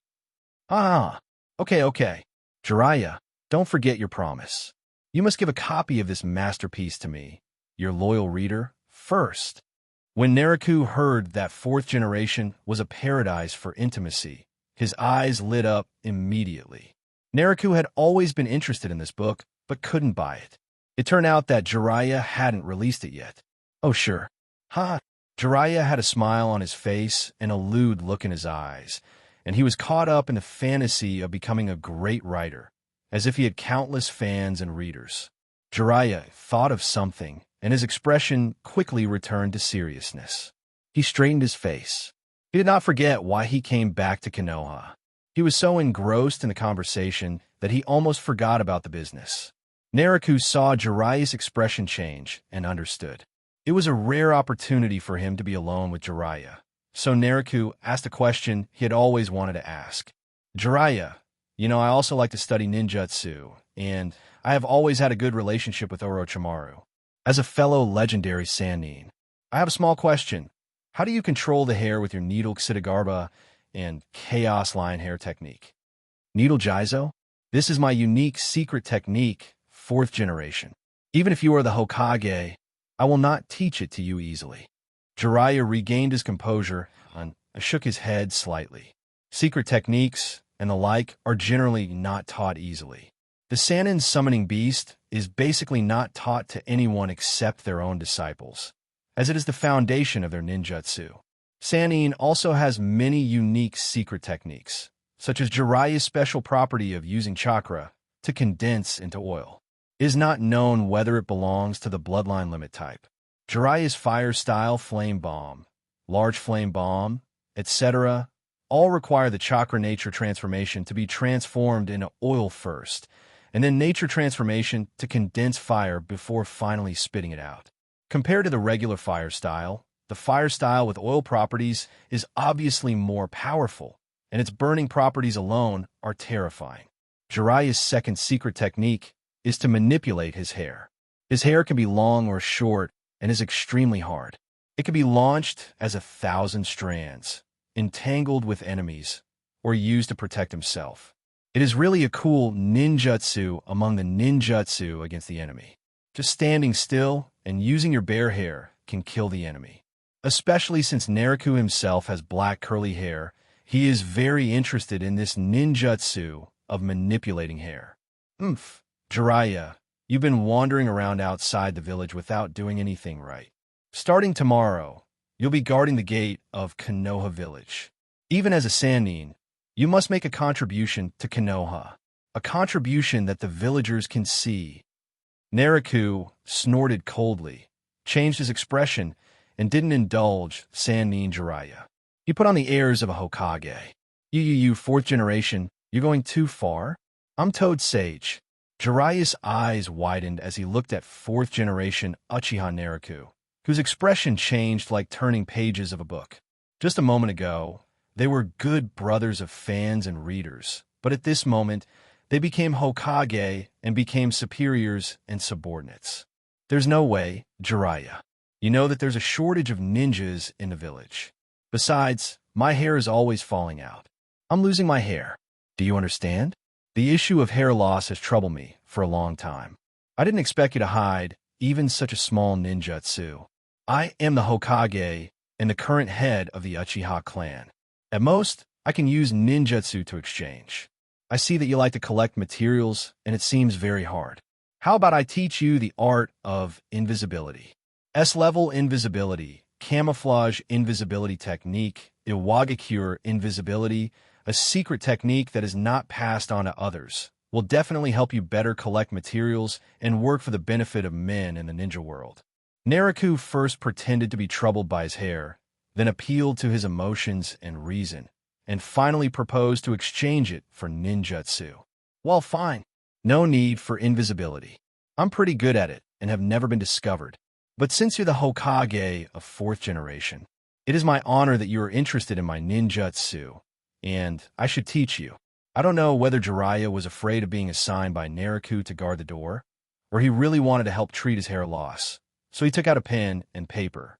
Write and draw on a piece of paper. Write down the order of seals, how to mobilize chakra and nature transformation, and then hand it over to Naraku. The needle jizo and the chaos lion hair technique are my best hair manipulation methods, and I have given them to you. Sorry for the delay. I have to go look for Orochimaru now. See you later, fourth generation. Naraku took the scroll from Jiraiya and smiled, nodding at the words. Thank you, Jiraiya. If possible, it would be better to capture Orochimaru alive. After all, he escaped from Konoha and once fought alongside me. Jiraiya was relieved to hear what Naraku said. He was afraid that the fourth Hokage would do whatever it took to kill Orochimaru. Even though Orochimaru was extremely evil, as a friend, he could not bear to see Orochimaru end up like this. Thank you, fourth generation. Jiraiya waved his hand, jumped out of the window, and disappeared after a few flashes. Naraku looked at Jiraiya's departing figure, then looked away and studied the needle jizo and random lion hair technique written by Jiraiya. If I develop and improve this ninjutsu and make some hair growth water, will it be profitable? Naraku's thoughts jumped a lot as he studied the scroll carefully. It looks like a simple ninjutsu, but I didn't expect it to be so complicated. Naraku currently has mastered many of Orochimaru's soul-related secret techniques and forbidden technique, and has mastered many of Tsunade's medical ninjutsu and related taijutsu and forbidden technique. Now I've come across some of Jiraiya's jutsu, and except for the summoning beast that doesn't have anything to do with the Sannin, the rest is simply a fusion of the Sannin. On a dock outside the Fire Nation's eastern outpost, Orochimaru stood quietly, waiting to be picked up by a subordinate ship from a force outside his village. The original 3-day journey took Orochimaru 5 days of hiding. With the help of the Danzo Root organization, he tricked Umbu into submission and escaped. After leaving behind the idiot Jiraiya, who was also a Sannin, they were finally about to leave the border of the Land of Fire. Orochimaru's first step was to go to the chaotic Water Kingdom to hide, rest, and recuperate, and then wait for the right opportunity to act. The disguise was successful at this moment. After leaving Konoha's last line of defense, the eastern stronghold, Orochimaru's mouth curled up, and he was in a very good mood. From now on, the sky is high and the birds can fly freely, the sea is wide and the fish can jump freely, and we will no longer be bound by Konoha. I will soon perfect the secret art of longevity, and my lifespan will be endless. Konoha will eventually become history and perish under my witness. Orochimaru is ambitious. As one of the Sannin, the former Jonin squad leader, and the current generation of Konoha Jonin trained by the Hokage, he has a deep understanding of Konoha's many ninjutsu and secrets. He also had a good understanding of Konoha's layout and the abilities of the ninjas, and was especially familiar with the defense lines of many Konoha strongholds in the Land of Fire. After all, during the Ninja War, Orochimaru traveled back and forth between these strongholds and played an important role for Konoha. Although he has some feelings for Konoha, the city that gave birth to him, no bond can stop Orochimaru from studying ninjutsu and achieving immortality. Orochimaru was in a good mood as he watched the large ship approaching the dock in the distance. As long as he took the ship and went to the Land of Water, he could avoid the limelight and become the strongest ninja in the future with his immortal lifespan. The ship slowly approached the shore, and Orochimaru boarded with a smile on his face. Fourth generation. However, the situation on the boat made she stop smiling, and a look of fear appeared on his face. The person in front of Orochimaru was none other than Konoha's fourth Hokage, Uchiha Naruto, and two teams of elite guards around him. Orochimaru-kun, why are you leaving in such a hurry? You promised to become my hero of immortality. Isn't it a bit rude to leave without saying goodbye like this? Uchiha Naruto was sitting on an armchair in the middle of the deck of the ship, holding a cup of tea in his hand and smiling at Orochimaru, whose face fell in front of him. Fourth generation. Orochimaru looked at Uchiha Naruto in front of him and the two teams of elite guards around Uchiha Naruto with a complicated and fearful look. Orochimaru knew that Uchiha Naruto was not Sarutobi Hiruzen, and he would show no mercy when he attacked. I didn't expect it to end up in your hands. Orochimaru slowly backed away, leaning against the railing of the ship, as if wanting to jump into the sea and escape. Orochimaru-kun, don't be impatient. If I wanted to arrest you, could you still escape here? Naruto's words made Orochimaru stop moving. Orochimaru licked his lips and looked at Uchiha Naruto, waiting for Uchiha Naruto's next words. Orochimaru-kun, you're a ninja born in the 12th year of Konoha. You have lived in Konoha for nearly 40 years. You left your hometown and left Konoha like this. Don't you have any regrets at all? Naruto was neither hurried nor slow, and was in a good mood, discussing life with Orochimaru. Although I am reluctant to leave Konoha, Konoha has no room for me anymore. Orochimaru stated expressionlessly. That's right, Orochimaru-kun. Your generosity is by no means limited to Konoha, but Konoha gave birth to you and raised you. All your ninjutsu were taught by Konoha. Now that you are leaving, do you want to leave your ninjutsu behind? No ninja village would tolerate such a high-ranking defection. The third generation is merciful, but I am not. However, since you and I are friends, and you have said that you are willing to be my eternal hero, I don't want to make things difficult for you. It's just that as the fourth Hokage of Konoha, I need to protect Konoha and the Land of Fire. I can't stop you from leaving today, but all your ninjutsu must be left behind. They're Konoha's property. Naruto handed the cup to the guard beside him and spoke slowly while staring at Orochimaru. Fourth generation, what's the difference between taking away my ninjutsu and taking my life? Orochimaru thought that Uchiha Naruto was going to take away his jutsu, which was no different from wasting it. You misunderstood, Orochimaru-kun. I didn't deprive you of your power, I kept it. I have studied all of the living corpse reincarnation you created, even though it is too profound and difficult to practice. But this does not prevent such ninjutsu from being recorded in the sealed book. What I want now is the same. Since you have decided to leave Konoha, I guess it is because the living corpse reincarnation and other jutsu have been developed and perfected, and you are absolutely sure of it. Please write down these ninjutsu and then leave. From now on, as long as you don't harm the citizens of the Land of Fire, other matters will be dealt with by you. Konoha can't and won't do anything about it, let alone send a hunting team. Just concentrate on your studies. When you succeed in the ninjutsu, don't forget my feelings today. Naruto stated calmly. Naruto was very interested in the ninjutsu that Orochimaru mastered. Among the Sannin, only Jiraiya left a legacy in Konoha. Tsunade's disciple selection was a bit harsh, and Shizune did not reach Tsunade's level. Orochimaru only left behind a girl, Anko. Although Anko inherited the Ryuchi Cave summoning contract, she was too mediocre in other aspects. Of course, the more important thing is that Sannin Jiraiya's disciple Namake's Minato is too dazzling, making these people look too mediocre. Well, it's not a bad idea for me to leave the ninjutsu I learned and studied from Konoha to Konoha. Orochimaru responded with a serious face. Having dealt with Naraku for a long time, he had some understanding of Naraku's temperament and knew that Naraku would basically abide by what he said. Naraku motioned to the guards nearby and handed a large scroll and paper and pen to Orochimaru. Orochimaru, you don't need to write down the ordinary 5 attribute ninjutsu.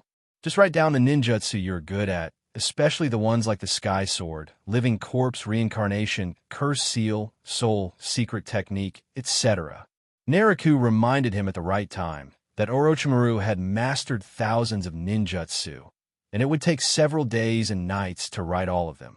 Naraku only needs Orochimaru to leave in the ninjutsu and secret techniques he is good at, and then he can let him go. If such a person who is addicted to ninjutsu is placed in other countries, as long as he does not affect the Land of Fire, other Narakus have nothing to do with him. It would be even better if he could help Naraku weaken the ninja villages in other countries, so that Naraku wouldn't have to take action for even the smallest matters. And the more evil Orochimaru does, the worse the reputation of third-generation Sarutobi Hiruzen will become. The worse the reputation of third generation becomes, the more excluded their power group will be. Hunting down Orochimaru was a task personally carried out by Sarutobi Hiruzen, who was Orochimaru's master. Naraku was the 4th Hokage, the helmsman of Konoha. Although everything would be related to Naraku, Orochimaru and Naraku would not be involved. Naraku had just taken office, and within 2 months, the third generation's favorite disciple rebelled. This could only be the third generation's fault. Orochimaru wrote carefully for about 2 hours, filling up the large scroll, and gently put the pen down. 4th generation, I discussed with you about the longevity ninjutsu, and then something like this broke out. Are you the one who fueled this? Orochimaru had been running away for days, avoiding the Umbu's pursuit, without giving too much thought to the deeper meaning. Seeing Naraku in person now, and thinking about the topic of immortality that he had discussed with Naraku before, the resourceful Orochimaru couldn't help but feel something in his mind and thought of something. No, Orochimaru, I guess Danzo doesn't want you to stay in Konoha. You should ask Danzo more. Danzo has lost his position and power. I have received information that Danzo also seems to want to defect and has begun to set up ninja bases outside of Konoha. Perhaps you are just one of the many strongholds he has set up. Naraku is talking nonsense. He will never admit such a thing. He is also trying to sow discord between Orochimaru and Danzo. The materials that Naraku provided to Orochimaru for experimenting with the Curse Seal were divided into 2 parts. One part was captured ninjas and spies from other countries, and the other part was felons who had committed crimes in Konoha and were sentenced to death. These felons bullied the people of Konoha village, committing the capital crimes of our ***** and robbery. Naraku, in the spirit of not wasting anything, handed these 2 types of people directly over to Orochimaru, which could be regarded as the sacrifice of these people whose deaths were not worth regretting, and made some contribution to the research of Konoha shinobi techniques. When Orochimaru heard Naraku's words, his pale face frowned slightly, and his yellow vertical pupils showed a thoughtful look, but in the end he didn't ask any more questions. The jutsu has been left behind. Can I leave now? Orochimaru licked his lips and looked at Uchiha Naraku, secretly on guard. Please wait a few minutes. Let me check it out. We are parting today, and I don't know when we will meet again. Why rush for a few minutes? Naraku motioned to the guard to bring the scroll, then took it and slowly read it. Orochimaru, leave some of the enzyme from Curse Seal 2 that can absorb natural energy for me to cultivate. Naraku motioned to the guard to bring the scroll, then took it and slowly read it. Orochimaru, leave some of the enzyme from Curse Seal 2 that can absorb natural energy for me to cultivate. After a brief look at the scroll, I found that compared to the living corpse reincarnation scroll given before, some ninjutsu that Orochimaru is good were added, such as the Sky Sword. Orochimaru heard this, opened his mouth, and a small scroll emerged from his throat. Then he took the small scroll out of his mouth with his hands. The scroll was spread out, with many runes written and drawn on it. Many of the rune circles had some strange words written in them. Orochimaru placed his large hand on a circle surrounded by runes with the word yeast written in the middle. There was a puff of smoke, and a glass container appeared, filled with a magical purple liquid. This is the enzyme I extracted from Shigeo's child. As long as there are nutrients, it can be cultivated continuously.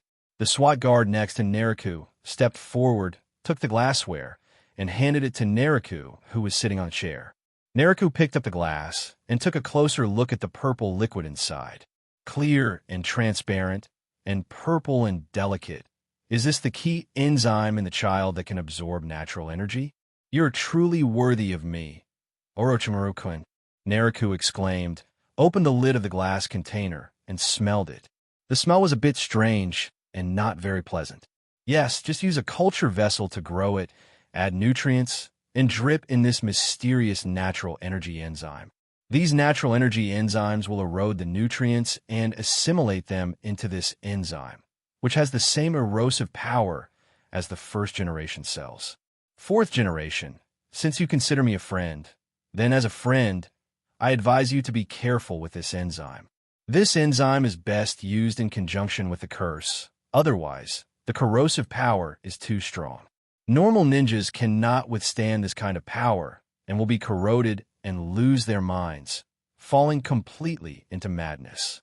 Or because of the curse, their bodies mutate and eventually explode and die. I have only just managed to thoroughly study its secrets and increase the survival rate a little bit. Orochimaru licked his lips and said softly. He was very proud of the results of his ninjutsu. Even though he was in a dilemma today, he didn't care about paying some money for the passage. Even if Orochimaru explained the ninjutsu very clearly and thoroughly, he believed that others would not be able to grasp the secrets. It's amazing. He was corroded to the point of insanity. Didn't you say before that as long as the first curse was successfully established, the second curse would follow naturally? How could he explode? Naruto plugged the stopper of the glass container, took out the scroll, and sealed the glass container inside. In this situation, Naruto believed that Orochimaru would not dare to play tricks. There was Konoha's emotional offensive, then a friendship offensive, and finally a gratitude offensive. Add to that the purple liquid, and Naruto felt that there was indeed a strange energy in it that he did not understand. There is nothing wrong with my research and development ideas. Curse Seal 1 and Curse Seal 2 are complementary. Through Curse Seal 1, the potential threshold of the recipient is opened, giving him stronger power and greater endurance. Then, with the magical enzyme of the second seal, you can control the natural energy, but it is slightly different from the initial judgment and experiment. The most practical and most successful method of implantation is to inject the seal and these enzymes that can absorb natural energy at the same time. In this way, when the first curse seal is applied, not only can the threshold of the human body be unlocked, but natural energy can also be absorbed, greatly improving the ninja's ability. If the curse and enzyme are injected separately as before, there will be basically no survivors. So I improved the curse seal and injected it at the same time, using secret methods to push the curse seal to the ultimate level that the human body can endure, which is now the second curse seal. However, the second curse will cause the body to undergo uncontrollable changes. Some will grow extra arms, some will grow extra eyes, some will grow horns on their heads, and some will explode and die. Take a closer look at the content. The Heaven and Earth Curse Seal I prepared can be used to artificially intervene in abnormal places. Growing a pair of wings may be a good choice. Orochimaru licked his lips. When talking about topics such as ninjutsu research and development ideas, Orochimaru couldn't help but express his emotions. I see. Are they injected at the same time? The mortality rate of Curse Seal 1 is already high. Now, with the erosion of natural energy, how can anyone survive after the curse seal is injected? Naruto had some doubts. It depends on the recipient's tolerance and potential, and it can be changed through ninjutsu. Although it is injected at the same time, the strengthening of Curse Seal 1 is limited. Moreover, the enzyme of natural energy is only injected as a primer, and the enzyme is inhibited through ninjutsu. In this way, the natural enzyme will not affect the recipient. After the recipient has adapted to the first seal, the seal can be pushed to the ultimate through drugs and ninjutsu. By implanting the enzyme primer of the first seal temporarily, there is no risk in entering the second seal. This is the normal way to open it. The curse is my research and invention, and it is also a double-edged sword. It can guide human power and receive natural energy without limit, although it greatly enhances it if it is not restrained. Orochimaru patiently explained the curse seal ninjutsu in great detail. He did not tell us the consequences, but those who understood would understand. Naruto carefully turned the ninjutsu scroll written by Orochimaru to the section on curse seals. And just as Orochimaru said, the content of the curse seals had changed significantly compared to the last time he studied them. Orochimaru is truly a genius, but he shouldn't be so honest, right? A trace of doubt flashed through Naruto's mind. Through the Curse Seal series of ninjutsu I developed, you, fourth generation, can better control Konoha and make Konoha dominate the ninja world. This is also my small contribution to Konoha, the place that gave birth to me. Orochimaru licked his lips, seeming to know what Naruto was thinking. Okay, Orochimaru-kun, I will remember your contribution. I have one last question. In your living corpse reincarnation, what about the alternate dimension you created? This ninjutsu is quite amazing. I see you often spit out swords and scrolls from your mouth. Are you connected to another dimension? Naruto successfully cultivated the different space, but that different space was like a soul space, and all the souls were taken into it. The mansion furniture from before was also inside, but later on, he was unable to connect to that space, and was unable to move furniture and other objects in and out. It was obvious that he only had some talent, but didn't know how to do it. My alternate dimension is condensed in my stomach. Fourth generation, you asked this question. Did you succeed in condensing the alternate dimension? Orochimaru had a look of shock on his face, as if he had not expected that someone could actually learn and master his secret technique. I have managed to condense it, but I don't know how to use it as freely as you can. Is it because after I successfully condense the alien space, there is something else I haven't done? Naruto was very humble at this moment, looking like he was asking for advice. Orochimaru didn't really want to be a teacher. His face was filled with shock. After a long moment, he stuck out his tongue and licked his lips.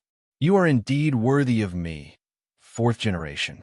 The alien space needs to be refined in the body's organs. I refine it in my stomach, but it's just a habit.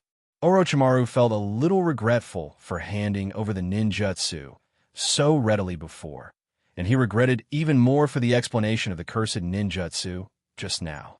Orochimaru now understood why Uchiha Naruto was so interested in his ninjutsu. He had even successfully condensed the alternate dimension, so he must have successfully practiced other ninjutsu as well. That's why he was so diligent in seeking ninjutsu and experience. Can it be refined in the body's organs and then spit out from the mouth like you? Naruto frowned slightly. Every time Orochimaru spit something out, it was covered with saliva. This made Naruto a little uncomfortable. You can also choose to use other methods. Orochimaru sensed something and sneered. Okay, I have a general understanding. Your crimes have been exposed, and the third generation has strongly demanded that you be listed as a traitor. As a member of the fourth generation, I cannot stop such crimes. However, as the Hokage, I cannot bear to disappoint the legendary ninja who has fought for Konoha for many years. Therefore, as the fourth Hokage, I will issue you an S-rank long-term mission. The mission is to bear the stigma, disrupt the ninja world as a rebel ninja outside Konoha, and eliminate people and forces that pose a threat to Konoha. Finally, report the mission and request assistance. Summon it to contact me. If there is nothing important, contact me once every 6 months. Naraku stood up and issued a task with a serious face. He took out the summoning scroll of Shinobi Nico Shichiro from his arms and threw it to Orochimaru. Haha, 4th generation. After hearing the words, Orochimaru took the scroll, licked his lips, and showed an evil smile. Orochimaru gladly accepted the fig leaf and escape route given by the 4th generation. Let's just say goodbye. Naraku waved his hand and jumped away from the ship. The guard next to him sealed the stool into the storage scroll and followed Naraku to jump off the boat. Orochimaru stuck out his large tongue and licked his lips, staring at the retreating figures of Naraku and his group. 4th generation, you are more obsessed with ninjutsu than me, more ruthless and more evil than me. Konoha, Uchiha, the squadron leader of the Security Forces Public Security Division, was patrolling the streets with the new recruits of the Security Forces Public Security Division. In the various shops on the street, people were talking about something. Hey, did you hear? Sannin Orochimaru-sama has defected and has been designated as an S-rank traitor. I already knew that. I told you. Orochimaru is the 3rd Hokage's apprentice. Orochimaru's human experiments or something. It's very likely a hush. The person who was speaking glanced at the man in the uniform of the security forces not far away and stopped with a hiss. There are many discussions like this on every street. The 3rd Hokage's apprentice studied ninjutsu and used Konoha's villagers and companions as experimental materials. Let me tell you, those companions who were experimented on were in a miserable state. There was no trace left, not even a trace of them could be found. I never thought that the legendary Orochimaru-sama would do such a thing. It's unimaginable. Orochimaru-sama is the 3rd Hokage-sama's favorite student. He might have been well taught to do something like this. I heard that Orochimaru escaped from the 3rd generation master. The 3rd generation master is known as the Doctor of Ninjutsu and the strongest Hokage. It is impossible for someone to escape from him. He was probably let go on purpose. What nonsense! The 3rd generation has contributed a lot to Konoha. They're usually busy with official duties and don't have time to care about so many things. Yes, you have misunderstood the 3rd generation. When I was a ninja, I received guidance and care from the 3rd generation. I don't believe that the 3rd generation would be this kind of people. Yes, the 3rd generation is dedicated to the public. For the peace and tranquility of Konoha, they are willing to bear the infamy. As the old saying goes, like father, like son, like teacher, like ahem. Uchiha Muhu was patrolling the streets. He actually heard all the discussions along the way. He frowned when he saw so many people criticizing 3rd generation. However, Orochimaru's defection resulted in him being classified as an S-rank traitor, and the Hokage building had already issued a notice to all ninjas and villagers in Konoha village. Tell Konoha's companions to be careful of people like Orochimaru. If you see Orochimaru during a mission, be sure to pass the information to Konoha and let Umbu hunt him down. Uchiha Muhua did not meddle in other people's business and helped the new security team members to familiarize themselves with their work. In the Hokage building, Uchiha Naraku was sitting in front of the Hokage's office, holding a brush and writing something on a piece of paper. The 3rd generation seemed to have aged a lot in just 1 week because of the failure in the mission to hunt down Orochimaru. They pushed open the door and walked to the desk, quietly picking up the scroll to do their work.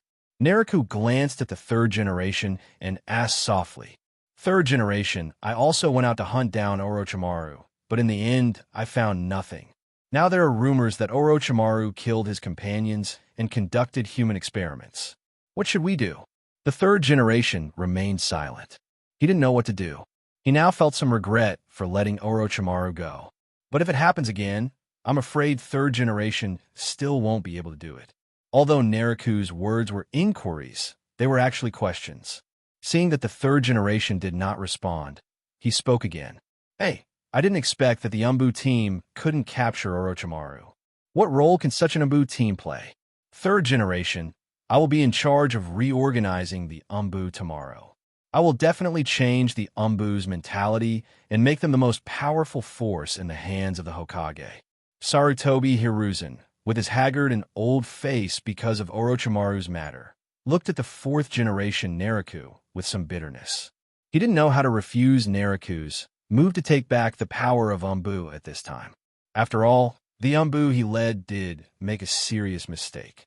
Fourth generation, Umbu, does need to be reorganized, but there are two teams that are still very good and do not need to be reorganized at all. You just need to organize the other four teams. What do you think of the fourth generation?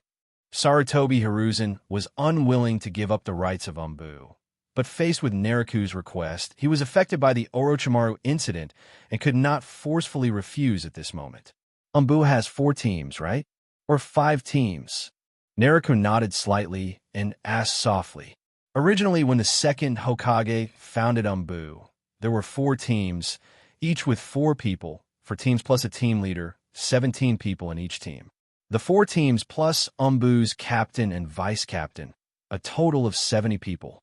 However, the captain and vice-captain of Umbu are usually elite Umbu, who carry out high-risk S-level missions and do not participate much in management. Later, as Konoha prospered and its population grew, a team of 70 people was not enough, so I added 2 more teams. At present, there are 6 teams in total. The Umbu team has a total of 102 people, including the captain and vice-captain of Umbu, a total of 104 people. In addition, there is an Umbu training department, which has 17 people. Most of these 17 people are responsible for training the Umbu team and are elite training instructors. Sarutobi Hiruzen gave in and reported all the affairs of Umbu. Naraku nodded slightly when he heard that, comparing the difference with the security forces. During the second Hokage period, Konoha had only been established a short time ago, and its cohesion was not strong, so there were some differences in many organizational structures and job titles. The security force led by Naraku has 17 people in a squadron and 70 people in a detachment. The Umbu has 17 people in a detachment, and the 6 detachments plus the Umbu training department make up the Umbu. Okay, I'll have to trouble you, third-generation master, to personally supervise the 2 squadrons that don't need to be reorganized. Also, some of Konoha's organizational titles are a bit confusing, so I plan to make a unified change. For people form a squad, 17 people form a squad, and 70 people form a squad. This is how we should organize our teams so that they are not too complicated. After Naraku finished speaking, he glanced at the third generation, and seeing that the third generation was distracted, he continued. As for Umbu, it is a department that requires a lot of hard work, and it is also the sword in the hands of the Hokage. I will let Minato also be in charge of part of the Umbu team. Secondly, the 6 divisions of Konoha founded by the second Hokage have become a bit rudimentary after more than 30 years and need to be adjusted. Please take a look. Third generation, sir. Naraku stood up, holding a relatively large scroll, walked over to the third generation, and spread it out on the third generation's desk.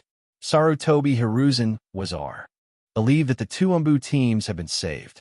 Umbu was the sword in the hands of the Hokage, and there was no complicated procedure to carry out the mission.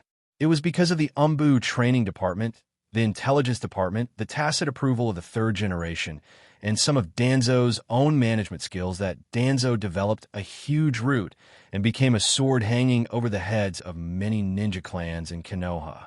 In the early days, the root organization was supported by Konoha in terms of funding, equipment, etc. Later on, the root organization became a completely independent organization and could even make extra money by working as bounty hunters. Not only do the grassroots root members not have to be paid, but they can bring benefits to the root organization and do not even rely on Konoha for funding. This is it. You want to change the Konoha department to 12. Third generation Sarutobi Hiruzen looked at the scroll that Naraku had spread out and was somewhat surprised at the plans and contents on it. While Konoha village is now quite large, and there are many ordinary villagers living in the village, which is completely like a town, so I think it would be better to change Konoha village to Konoha city. Secondly, the title of the leaders of each unit is uniformly called the minister. The 6 departments founded by the second Hokage have been around for more than 30 years, almost 40 years. Now, they are a bit too simple. Third generation. Please take a look at the above content and see if this adjustment is appropriate. Naruto watched the third Hokage pick up his pipe and couldn't help but open the drawer, take out the pipe, and pick it up as well. Well, call the other advisors to discuss this. Sarutobi Hiruzen did not refuse the pioneering work of the 4th generation, and it was not a random construction. Such content must be discussed.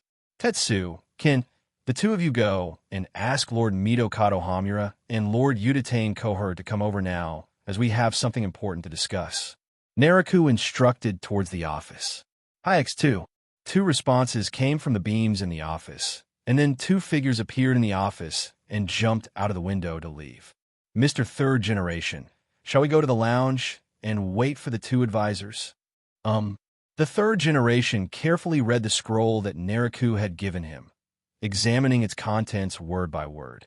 In the Hokage meeting room, the 4 of them sat side by side, with Naruto and 3rd Generation in the middle, and Midokado Hamura and Uchiha Koharu on either side. Advisors Uchiha Koharu and Midokado Hamura received a summons from the Hokage, put down their work, and quickly came to the Hokage building to participate in the discussion. Administrative Affairs Department, Finance Department, Police Department, Medical Department, Defense Department, Intelligence Department, Education Department, Supervision Department, Adjudication Department, Torture Department, Jonin Council.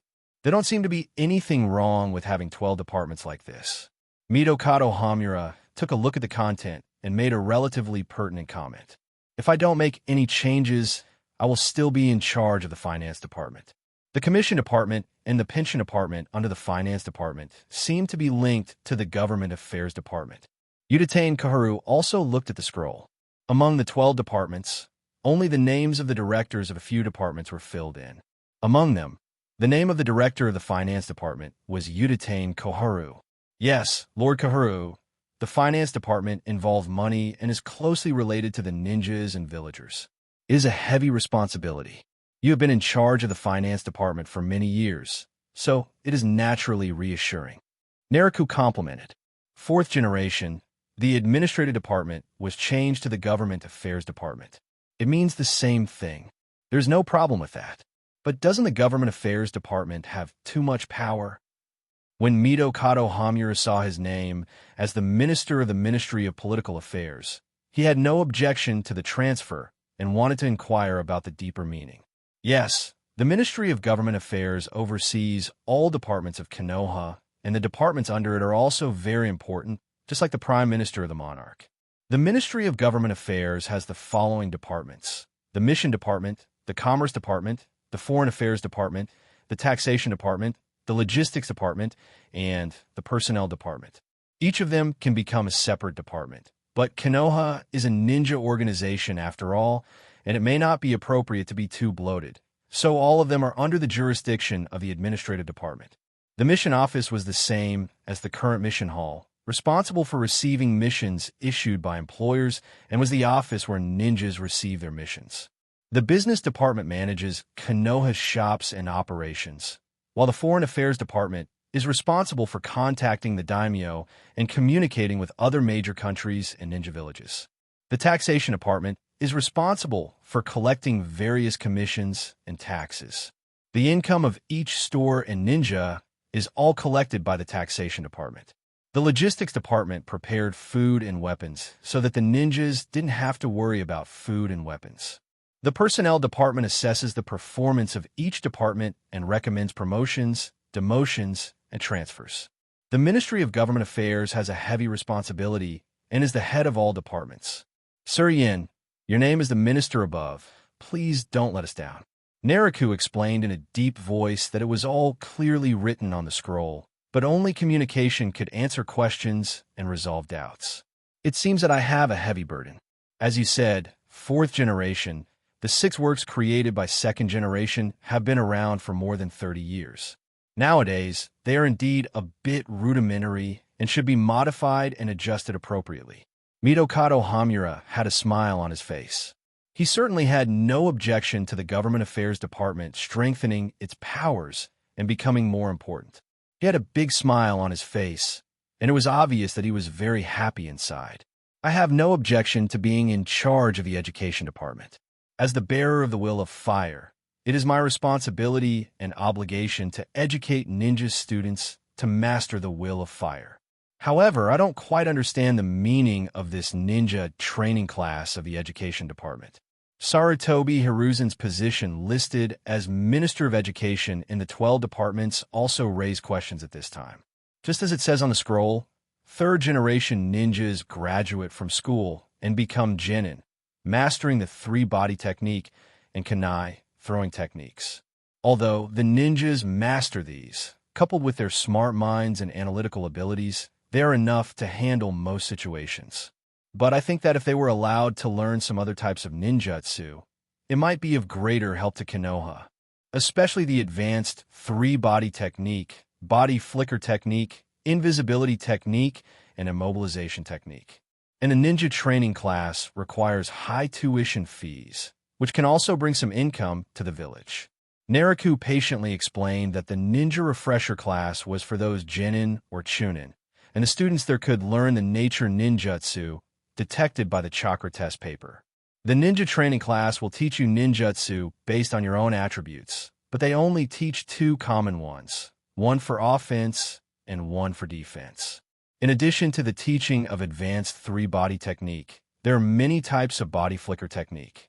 The straightforward body flicker technique is the simplest with D-level difficulty. It bursts chakra and just controls the amount. The more advanced body flicker technique is extremely difficult. The attribute body flicker technique, such as water body flicker, which can make one invincible if mastered, is not so easy to teach or learn. Invisibility and immobilization are more complicated. There are many types of invisibility and immobilization. Any technique that can freeze the enemy can be classified as an immobilization technique. Sealing techniques and illusion techniques are all related to immobilization techniques. The main target group of the Ninja Advanced Training class is the civilian ninjas of Konoha. It allows civilian ninjas who have difficulty in learning ninjutsu to change their fate by spending some money. Well, your suggestion is very good. Fourth generation. The significance of the Ministry of Education to the Konoha shinobi should be just like this, teaching them the ninjutsu that suits them, allowing them to strengthen their own strength and better complete their missions. After listening to Naruto's explanation, the third generation approved of the idea. Then who will you nominate as ministers for the other 8 departments? Medical, defense, intelligence, inspection, judgment, torture, umbu, Jonin Council, and fourth generation? Uchiha Koharu asked the key question. The security department, like the other 3 departments, has already been named and will be headed by Uchiha Fugaku. The names of the other 8 ministers are left blank, as this is the distribution of power in Konoha. I have a plan in mind, but I would like to hear the advice of the 3 advisors first. As advisors, your job is to assist the Hokage and fill in the gaps. Naruto did not answer Uchiha Koharu's question, but was humble and polite and listened to their opinions first. Fourth generation, don't be too modest. As the Hokage, you should show your courage when it's time to do so. Midokado Hamura firmly supports Naruto and the power of the Ministry of Political Affairs, making him like the Prime Minister. As the first minister of the Hokage, Midokado Hamura at this moment seems to really regard himself as the Prime Minister and be loyal to the monarch. Sarutobi Hiruzen and Uchiha Koharu also nodded, as if they agreed with Midokado Hamura's words and supported Naruto's decision. Okay, in that case, let me tell you who I think will be the Defense Department. Hitaki Tsukumo is a ninja who is feared by all countries and is called Konoha's White Fang. He was the person who terrified all countries before Yellow Flash. Tsukumo is in charge of defense, commanding the various bases of the Fire Country, as well as the Barrier Team and the Sealing Team in Konoha Village, so we can rest assured. Naruto mentioned the first candidate, the name of the Minister of Defense. White Fang had joined the police department for many years and had long been a member of the Uchiha faction. If the Government Affairs Ministry is the Prime Minister, then the Defense Ministry is similar to the Admiral Army, responsible for commanding the ninja forces in the 4 border outposts and recruiting ninjas from Konoha to form a force, which requires planning by the Minister of Defense. Since Konoha itself is a ninja village and the base camp of ninjas, the ninja troops in the 4 border outposts are not enough to deal with the ninjas of Konoha village. However, the rights of the Ministry of Defense are still very important. Although there are only 1,000 people in a stronghold in normal times, there will be many more people on the defense line of a stronghold in wartime. White Fang is responsible for defense. There is no problem with that.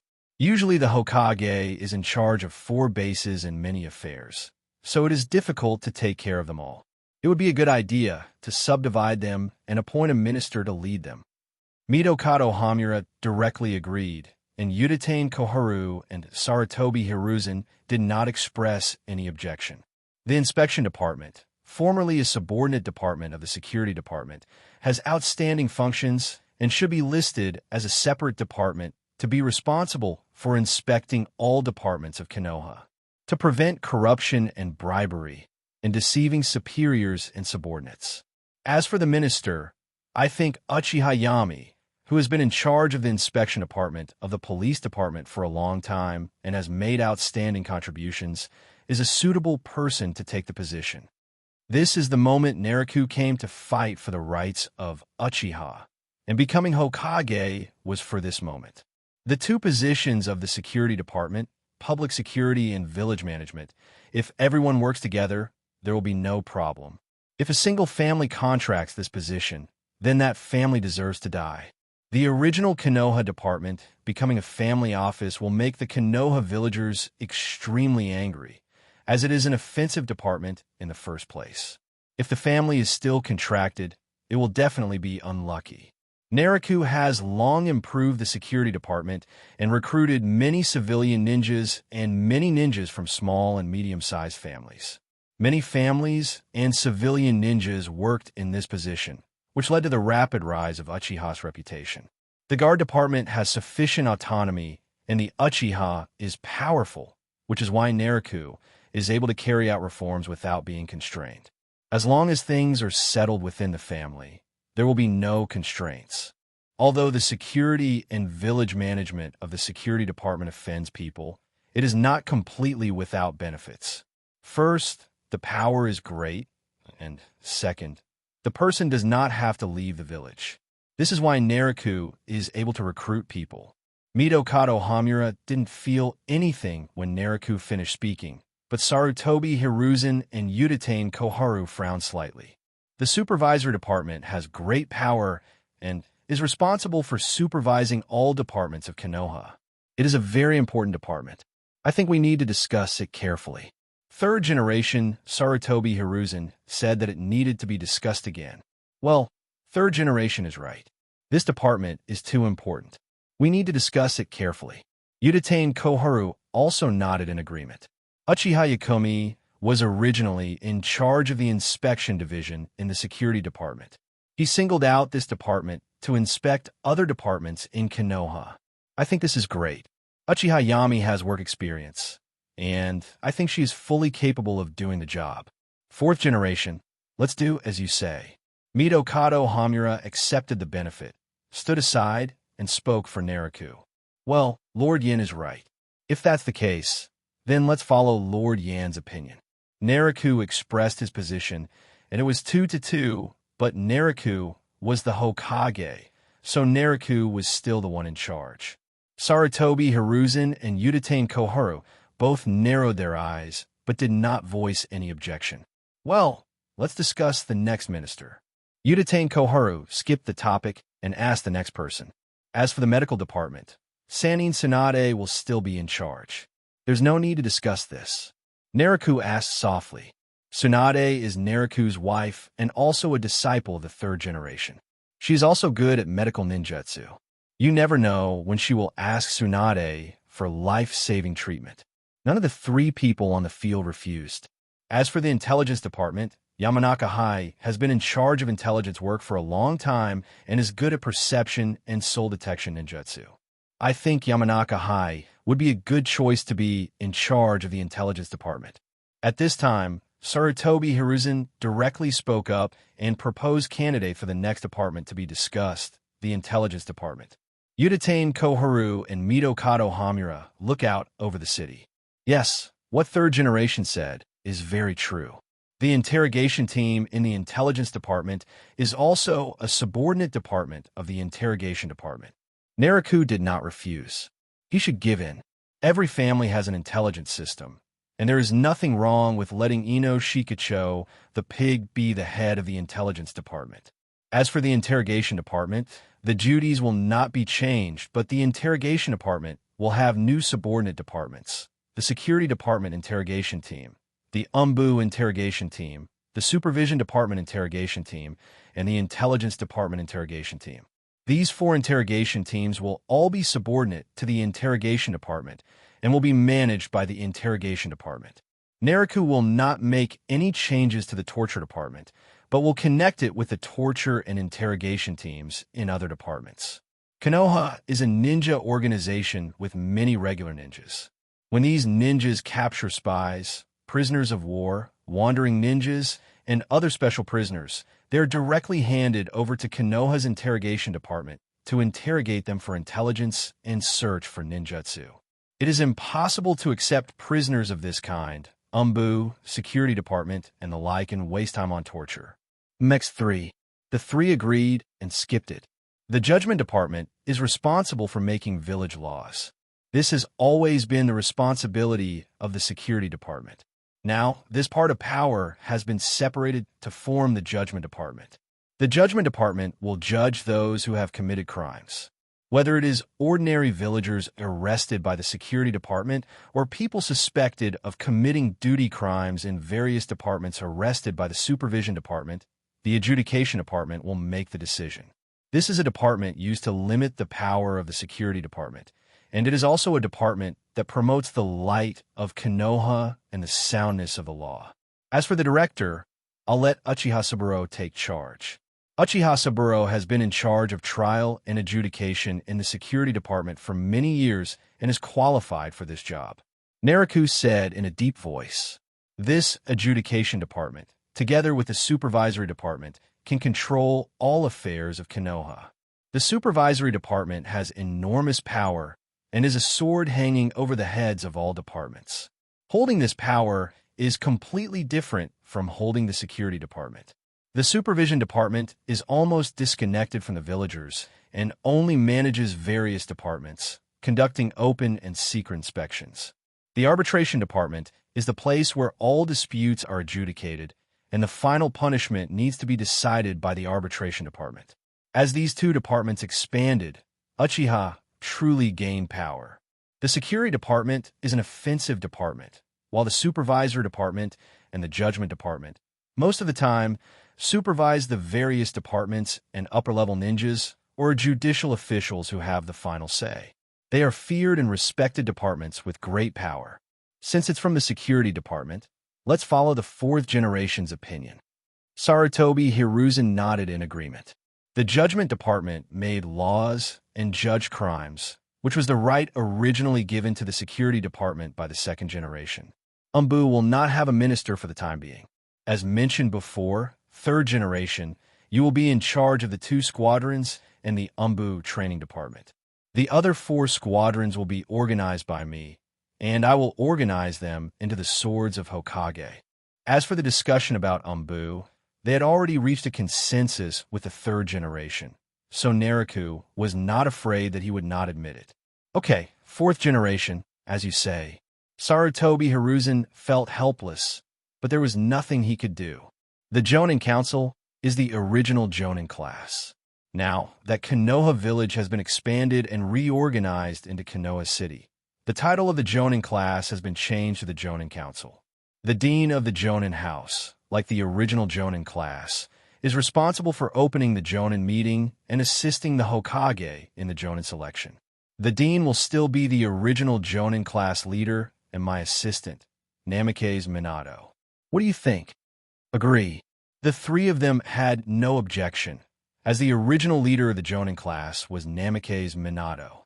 In that case, let's stop here and choose a site to build office buildings for other departments. Lord Yen, I'll have to take care of the site selection and construction. Fourth generation, don't be too polite. Dedication to Konoha is our way of ninja. Mitokado Hamura had an indifferent look on his face. He was very pleased with Nariku's respect, and he felt a little proud of the increased power of the Government Affairs Department. Udatane Koharu's power is not much different from before, except that the power of the Political Affairs Department has increased, which has caused it to lose some of its limelight. Sarutobi Hiruzen Umbu lost most of its power, but still retained 2 teams. In addition, it was able to control the Ministry of Education and the ninja training class, so its actual power was increased. After the department is refined, more people can be assigned to help Nariku solve problems and govern Konoha. Mr. Third Generation, you have taken in many rebellious people and orphans from the Fire Nation. Your kindness will be remembered by them.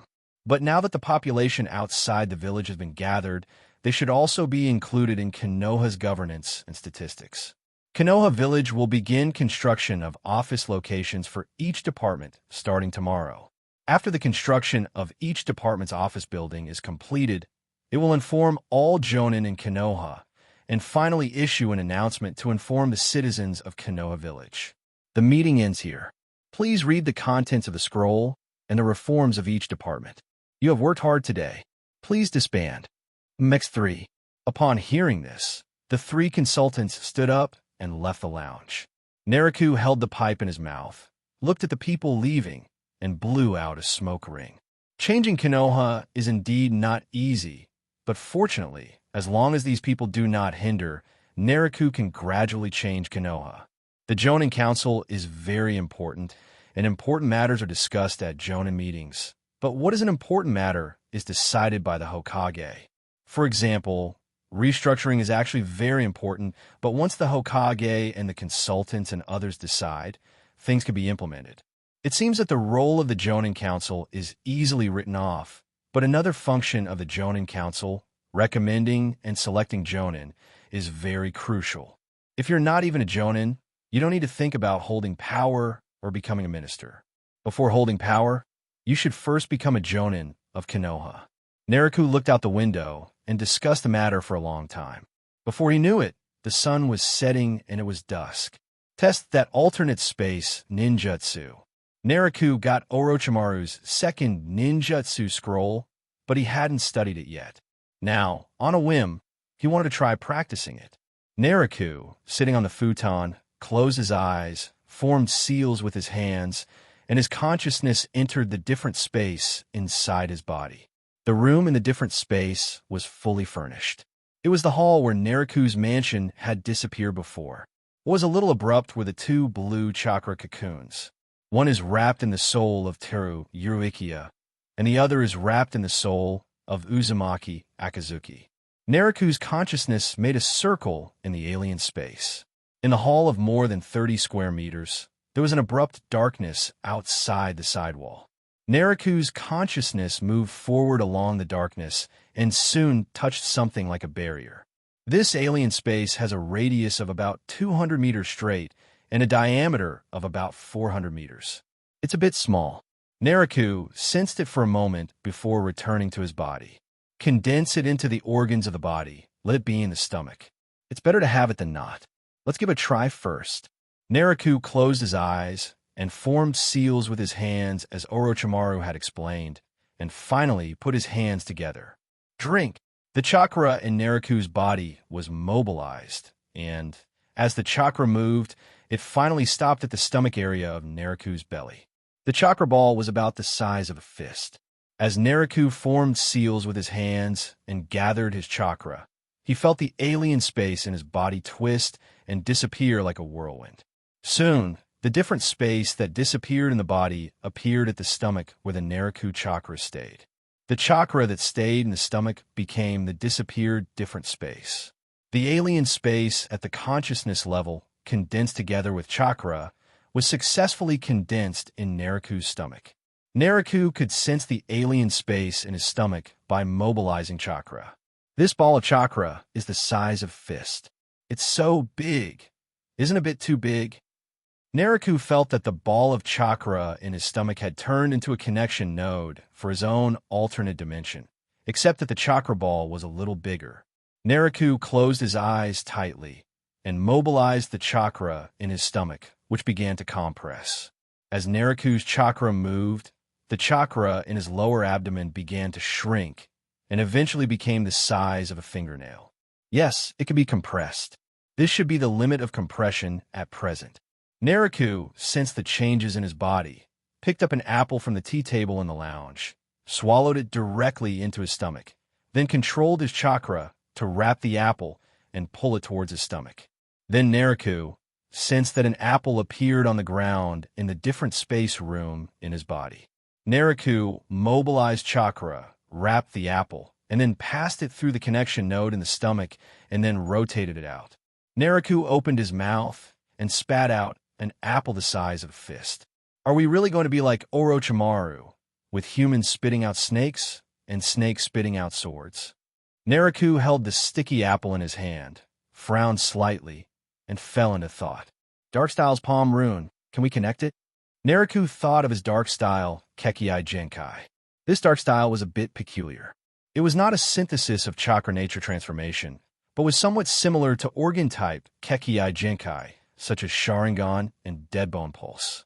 Nariku opened his right hand, gathering chakra, and two prismatic symbols appeared on his palm. As chakra was mobilized, the prismatic mark emitted a suction force, which was the dark-style ninja technique suction hole that could absorb ninjutsu and chakra. Nariku pressed the apple in his left hand onto the prismatic mark in his right hand. The suction force that erupted from the palm of his right hand, through chakra traction, absorbed the apple into the different space in his stomach. Chakra is indeed an incredibly magical energy. I never thought it would actually work.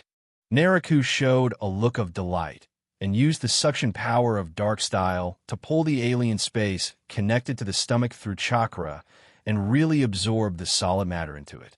As a diamond-shaped mark on Nariku's palm glowed, the apple appeared in Nariku's palm again. Haha, all right. I think I have figured out this alternate dimension. This is a ninjutsu that involves the mysteries of space. Nariku can absorb objects with his hands, which is somewhat similar to a Bido Kamui in Nariku's impression, but not as good as a Bido Kamui Sharingan, which can hide himself in Otherworld. Not as good defensively, but not far behind in terms of offensively. Konoha. At night, more than 90 Umbu gathered at the steps in front of the Umbu building. Many Umbu ninjas were not wearing masks. They seemed to be confused about why they gathered together and were discussing with each other.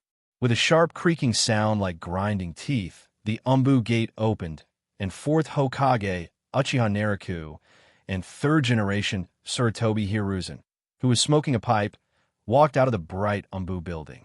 Nariku put his hands behind his back and looked at the Umbu team at the bottom of the stairs. All the Umbu elites. Do you know why we are gathering tonight? Nariku looked at the Umbu ninjas at the bottom of the stairs who were emitting an indifferent aura, concentrated his chakra in his throat, and spoke in a deep voice. The Umbu ninjas put on their masks and waited for their mission when the gate opened. These ninjas have been obeying the orders and assignments of the 3rd Hokage since they joined the army. As troops directly under the Hokage, they have great power and the authority over life and death. Many times, Umbu's missions involve killing everyone or capturing suspects without formalities, as well as other tasks assigned by the Hokage. In response to the 4th Hokage's question, the Umbu team was completely silent. No one answered, not even a whisper. Nariku gathered chakra in his throat again and said in a deep voice, "Because of your failure in capturing Orochimaru, Konoha has suffered serious losses. Orochimaru, one of the legendary Sannin, possesses a lot of Konoha shinobi secrets and a lot of Konoha-ryu ninjutsu. The leakage of these information and ninjutsu would cause great damage and impact to Konoha. It will make it easy for the enemy to break the ninjutsu of Konoha shinobi when they go out on missions. It will make it easy for those with bad intentions to break through Konoha's defenses and barriers. If these things happen, many ninjas and companions will be killed or injured. Many missions will fail. It will cause serious losses and threats to Konoha. The root of all this is that Orochimaru successfully escaped from the pursuit of Konoha Anbu. As Naruto spoke, the third-generation Sarutobi Hiruzen beside Naruto looked ashamed. Although Naruto did not hold him accountable, he had an unshirkable responsibility as Orochimaru's teacher, the first action team of the capture mission, and the commander of subsequent capture missions. The Anbu ninjas continued to stand upright as Naruto scolded them, without whispering to each other. Their faces were covered by masks, so it was unknown what expressions they had. Naruto looked at the Anbu ninjas below who were completely silent and scolded them for a few words, but it felt like he was scolding air, which was meaningless. With a serious face, he issued the task in a deep voice. I will personally lead the 6 Anbu teams from today on. There will be some minor adjustments. The first team will be led by the Ghost Fox team leader, and the second team will be led by the Will-O-Wisp team leader. From now on, the 2 teams will be tasked with protecting the third-generation masters. The third generation have made great contributions to Konoha and have endured the hatred of many enemy nations. I hope you can perform your escort mission properly, and don't let me down. Hi. X-34. Specific tasks were issued and assigned to specific teams and individuals. These people seemed alive and knew how to respond. Well, the captains of the 3rd, 4th, 5th, and 6th teams will stay. The rest of you disband. Hi. X-68. The masked Anbu ninjas seemed to be in a hurry to get off work. There were dozens of them. With a few swish sounds, they disappeared, leaving only 4 people standing in the front. 4th generation, Anbu, you should get yourself in good shape. I hope this will play an important role in your hands. 3rd generation, Sarutobi Hiruzen, held the pipe with an inexplicable expression, and after he exhaled a puff of smoke and finished his words, the same body flicker technique disappeared. Naruto waved to the 4 Anbu squad leaders below, then turned and walked towards the office in the Anbu building. The Anbu building is Anbu's public base in the village. As for how many secret bases Anbu has, this is a secret. Sometimes 2 Anbu teams can form an Anbu base to be responsible for one aspect of the affairs. The 4 Anbu squad leaders at the bottom of the stairs saw Naruto's action, jumped onto the stairs, and followed Naruto's steps into the Anbu building. Shinichi led the way to the meeting room. Naruto said to the 4 Anbu squad leaders behind him. After hearing what he said, one of them strode to the front to lead the way. Soon, the 5 people came to the meeting room and took their seats. Naruto was not very familiar with Anbu's office, so before lecturing Anbu, the 3rd generation took Naruto on a brief tour. Shiranui Shinichi, Wesajino, Yanijin Fukin, and Thorn Rado, the 4 of you have made outstanding contributions to Konoha. After reviewing your files, I have gained some understanding of Anbu's hard work. The lecture outside the Anbu gate was over, and Naruto's tone became much gentler and more polite when he received the 4 Anbu teams. 4th generation master, for the sake of Konoha, we should work harder. After the 4 entered the office, they took off their masks and answered Naruto's words respectfully. The other 3 also nodded seriously. Most Anbu teams have code names, but for the Hokage, there is no difference between code names and real names. Anbu is a unit directly under the Hokage, and the Hokage needs to observe and understand everyone. Many of the Anbu ninjas even have other positions or identities on the surface. They only wear masks and hide in the dark when they are carrying out confidential missions assigned by the Hokage. Even though they knew the Anbu identities of these people, due to the confidential nature of Anbu missions, the villagers dealing with Anbu would not know who the masked people across from them were. You have worked hard for Konoha, but Anbu is the pioneer in handling some urgent tasks. His role is too important. This time, the mission of Orochimaru sounded a wake-up call for Anbu. Naruto said this, and then he paused for a moment, observing the expressions of the 4 Anbu squad leaders. He saw that they had serious faces and seemed to be humbly accepting the Hokage's guidance. Naruto nodded slightly and continued. So Anbu needs to change and innovate. The Umbu squad will no longer be organized. From now on, the 17-person team will be organized into a squadron, and the 4-person team will be organized into a squad. Everyone, remember the change in your status. Even for Umbu, we need to unify job titles like other departments in Konoha to facilitate scheduling. Understood. X4. The 4 of them answered seriously, which was very different from the temperament of ordinary Konoha shinobi. They had a simple and cold style. Toraike Rado, your child has reached the age to attend the Jonin school. Many of Konoha's ninja families were founded by one person at the beginning. I hope that in the future, Konoha's ninja clan can have a Toraike clan. Yes, sir. Jishileido had no expression on his face and accepted the order in a low voice. Naruto nodded and glanced at the other 3 squad leaders. Shiranui, Yanagi, and Yusuji are all small ninja clans in Konoha, and each has their own specialty in ninjutsu. During the 3rd generation period, the captain of the Umbu squad and the famous Yui family were all junior ninjas and civilians. The Umbu team is directly under the Hokage. When Naruto received the Umbu information, he was somewhat suspicious about the structure of the Umbu personnel. Ino, Shika, Cho, and some of the more famous ninjas mostly served as team members or squad leaders or higher-level squadron leaders, etc. in Umbu, and they were basically minor ninjas and civilians. Hokage building. In front of the Hokage's desk, Naruto crossed his hands, supporting his chin, with 2 Umbu standing next to him. His face was very warm as he looked at the 3 ninjas wearing cloud shinobi forehead protectors in the middle of the office. The leader was a man with a ceiling eye patch on his left eye. Namikaze Minato led the ninja troops to invade the Land of Lightning for more than half a month, and both sides suffered casualties. However, because the battle was taking place within the territory of the Land of Lightning, the Konoha shinobi troops had to obtain all their supplies locally, causing severe damage to the Land of Lightning and leaving countless citizens of the Land of Lightning homeless. The daimyo of the Land of Lightning sent letters to the Cloud Shinobi Village Raikage many times, asking the Raikage to expel the Konoha shinobi or stop the war. Hokage-sama, I am Cloud Shinobi Dodai, sent to Konoha by order of the 4th Raikage to discuss restoring peace. This is a handwritten letter from the 4th Raikage. Please read it.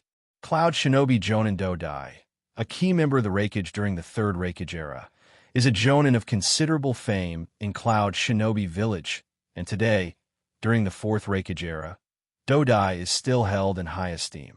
Naruto hummed, and Umbu next to him stepped forward to take the letter and handed it to Naruto. Naruto opened the envelope and read it slowly word by word. Does Cloud Shinobi Village have the sincerity to negotiate peace? If they want peace, then they should ask for it. But should they follow the example of Konoha and Iwagakure and give Cloud Shinobi Village 2 billion ryo? Naruto finished reading the letter and sneered, his originally warm face falling.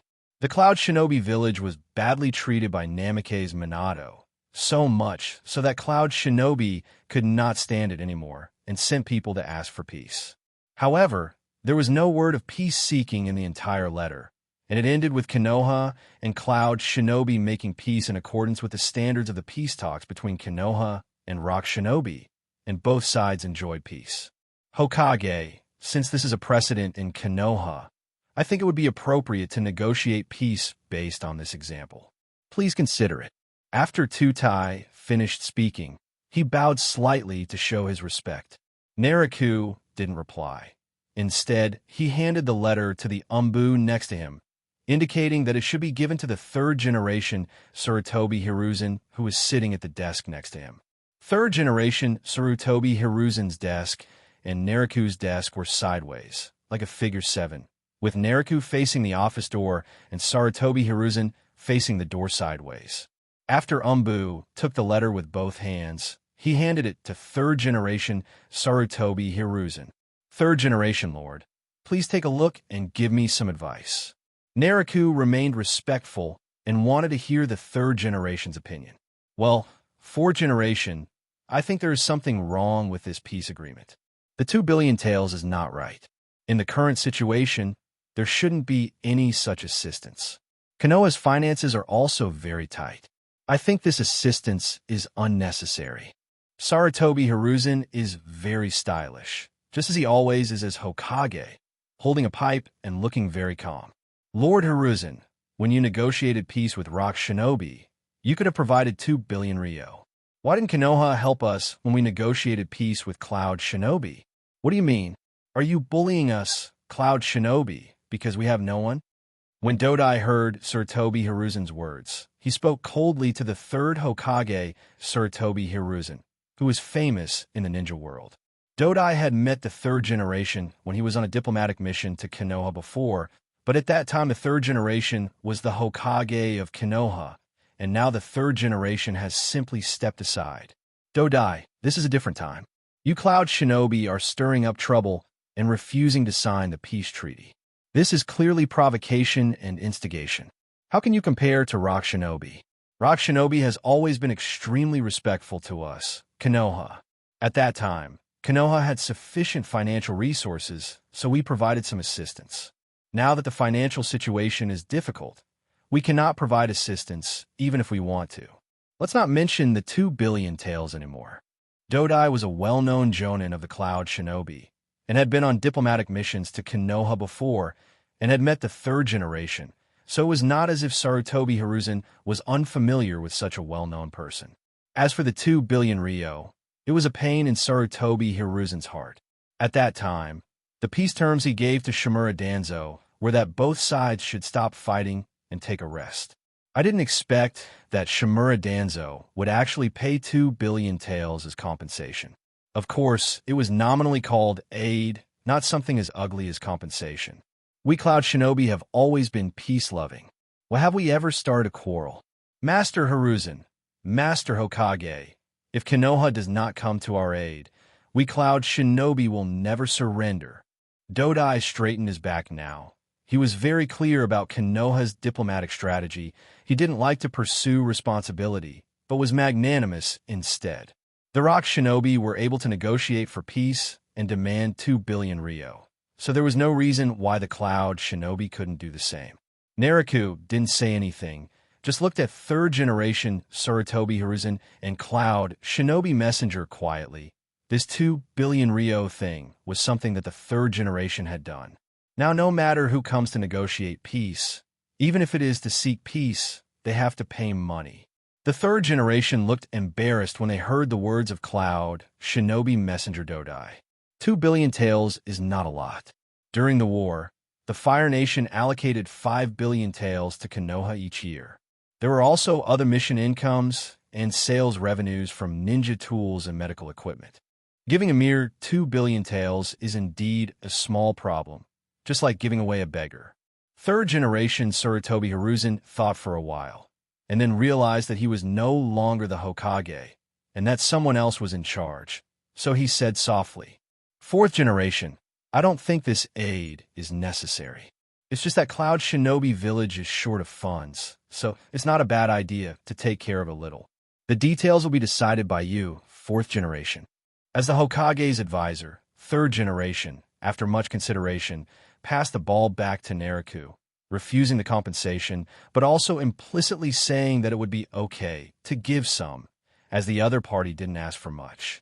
As Sarutobi Hiruzen passed the buck, Cloud Shinobi Messenger and others looked to fourth Hokage Uchiha Naruto. Naruto picked up the letter again and read it. Yellow Flash, he hasn't done enough. It's better to ask Konoha's White Fang to support him. When you fight, you have to act like you're fighting. How can a Cloud Shinobi easily ask for peace? Dodai, go back. Let's gather our troops and fight again. Let's see who's better. If we can't win, I'll give you the title of the first ninja village. Naruto's words were strange. The point was that he did not accept the peace talks, and it was unclear whether he was praising or mocking Cloud Shinobi. They actually wanted to escalate the scale of the battle, and Konoha sent another famous jonin to support them. Sweat broke out on Dodai's forehead when he heard this. It seemed that this was not a question of money now. The fourth Hokage would not accept peace talks. Konoha's White Fang, the legendary White Fang, has been living in the village for some unknown reason in recent years and has not gone out on missions.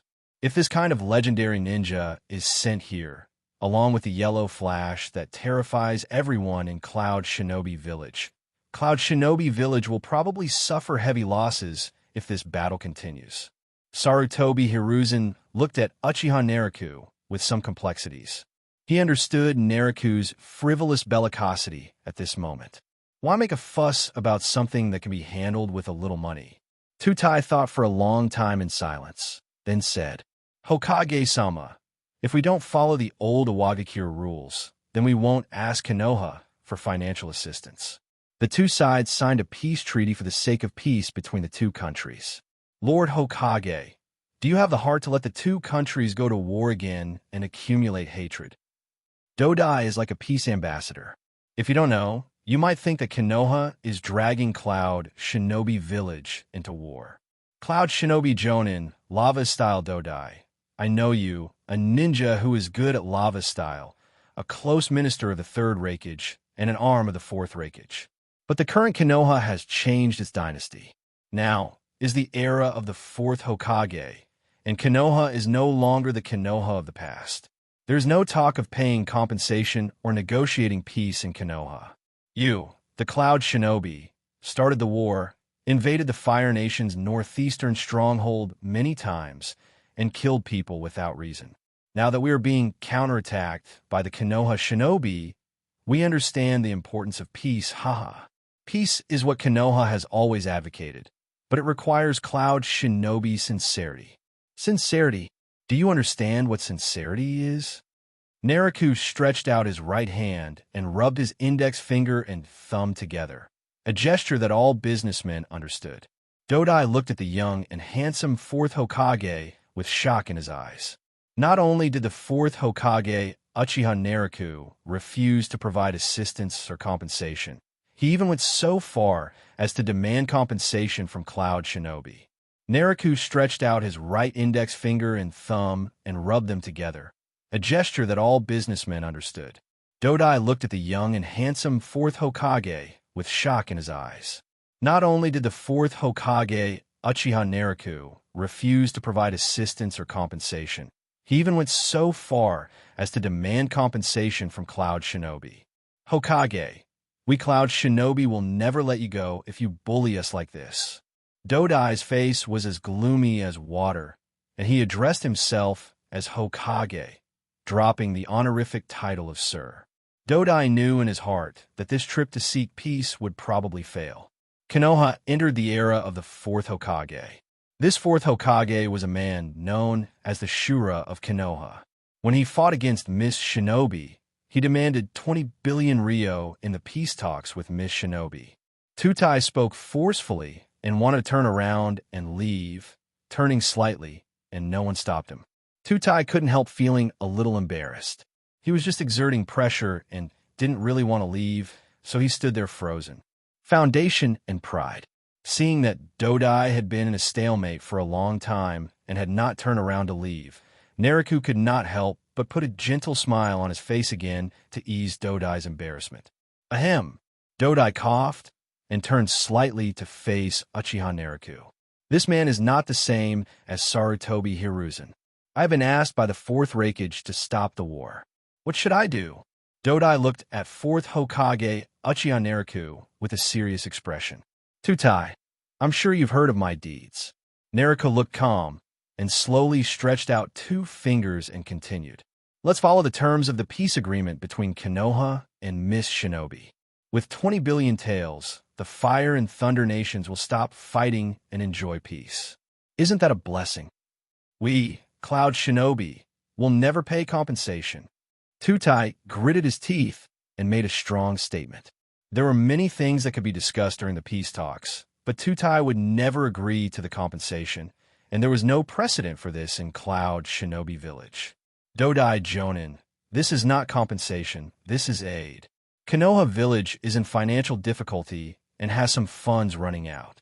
If Cloud Shinobi helps, Konoha will definitely be grateful to Cloud Shinobi, and from then on, both sides will be able to make peace and enjoy peace. What's wrong with that? Naruto spoke in a flat tone, polishing the compensation into aid, just like Konoha's previous aid to Rock Shinobi, to save face. We are Cloud Shinobi. No compensation. Tutai gritted his teeth and emphasized it again. Naruto's gentle expression disappeared. His face became serious, and he said in a cold voice, "Oomph. Then go away, clean your neck, and wait." Naruto snorted coldly and ordered them to leave. Snort. Tutai snorted coldly, then left with two deputy envoys. Sarutobi Hiruzen looked at the departing Cloud Shinobi envoy and sighed. Fourth generation, why bother? Since Cloud Shinobi came with sincerity, we in Konoha will stop all disputes by concluding a peace treaty this time. Why bother to fight for a moment? Naruto heard the words of third generation Sarutobi Hiruzen and did not speak, but stood up and looked out the window of the Hokage's office at the three Cloud Shinobi messengers who strode away under the surveillance of the Umbu. Cloud Shinobi Village does not have as good security capabilities as in the original work, and is even worse than Konoha. Konoha cannot afford it, and they can't afford it even more. Cloud Shinobi refused to pay compensation and repeatedly provoked them. Naturally, they should be punished as a warning to others. How can they, as a ninja village, want to bite a piece of meat from Konoha? 2 billion taels? Huh. So petty if you ask me. It should be 2 billion taels. It is a good opportunity to let White Fan go to the Northeastern Stronghold to learn about the defense of the Northeastern Stronghold and cooperate with Minato to attack the Land of Lightning. If we can kill the Raikage, or the famous Jonin of Cloud Shinobi, then the reputation of Konoha will completely change. The Cloud Shinobi envoy was no longer visible in Naruto's sight, so Naruto withdrew his gaze and sat back at the table. After hearing what Naruto said, the third generation shook their heads helplessly and said nothing. Tetsu, go summon Hatake Tsukumo. Hi. An Umbu figure appeared and jumped out of the window to leave. Sarutobi Hiruzen looked at this scene, frowning even more, and then he sighed and stood up. Fourth generation, I'm going out to relax. Yes, third generation master. Naruto nodded in response. Sarutobi Hiruzen stood up and simply opened the door and left. As the Cloud Shinobi envoy Dodai left at this time, he was torn between his conscience and his desires. As Dodai left, being a well-known Jonin of Cloud Shinobi and having considerable strength, he felt someone was watching him from behind. I thought someone would come out to stop him and ask him to go back for further negotiations, but I didn't expect that Konoha really didn't intend to negotiate peace and wanted to fight again. Dodai remembered the Raikage's instructions to ask for peace, stop fighting, and sign a peace treaty. If Konoha had any demands, it would be okay to make some concessions as long as they were not too excessive. Dodai didn't know if the 20 billion yen request was excessive, but based on his understanding of Raikage, he felt that Raikage would not agree to such conditions. Master Tutai, are we really going back? Deputy Cloud Shinobi asked Dodai quietly. 3 envoys traveled together. Dodai was the chief envoy, and the other 2 were deputies. Their mission was the same, to stop the war and let Konoha withdraw its troops. Now the peace talks have been messed up. Hey, the Raikage will never agree to such conditions. Let's go back. Dodai sighed, said no more, and walked towards the entrance of Konoha's village. The 3 Cloud Shinobi messengers walked out of Konoha quickly. Dodai looked back at the gate of Konoha village, but he didn't expect that when he arrived at the village gate, no one tried to stop them. Oomph. Let's go. Tutai's face was filled with shame and anger. He turned around and prepared to leave instantly. Just as his chakra was condensed at his feet, he heard an old man's voice coming from behind. Foundation and pride. Third generation Sarutobi Hiruzen made a few instant leaps and arrived at the entrance of the village. Master Hiruzen, why do you want to keep me here? Tutai, who had just been feeling ashamed and angry, now felt relieved. The 4th Hokage is young and aggressive, and I cannot bear to see Konoha and Cloud Shinobi fighting each other and causing great suffering, so I begged the Hokage to lower his conditions. Dodai, if the amount of aid to Konoha is less, would you agree?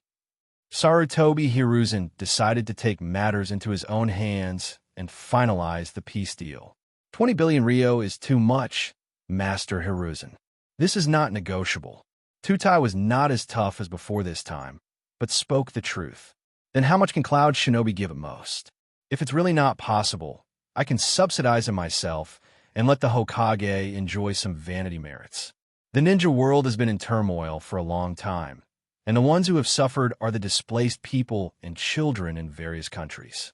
Dodai narrowed his eyes slightly as he looked at Sarutobi Hiruzen in front of him. The name and style of the third Hokage, Sarutobi Hiruzen, are known to all countries. He is a very generous person. Since the former Hokage has said so much, so be it. Tutai made up his mind and said in a deep voice, 10 billion Ryo, Master Hiruzen. If it's over 10 billion Ryo, there's no need to discuss further. Sarutobi Hiruzen nodded, his face gentle, and replied apologetically, okay, 10 billion taels is enough. I will appease the fourth generation with the rest. Let's have peace between the two countries of thunder and fire. So will we conclude a treaty now? Will the fourth Hokage call back the ninja troops from the land of lightning? Tutai asked the key question. I'm the first Hokage, so I still have some power. No matter what, I will ask the fourth Hokage to give me this honor. Don't worry. The three messengers exchanged glances and nodded slightly. Tutai looked at the honest third generation, and a thought flashed through his mind. 10 billion. I didn't expect it was too much. Konoha. Night.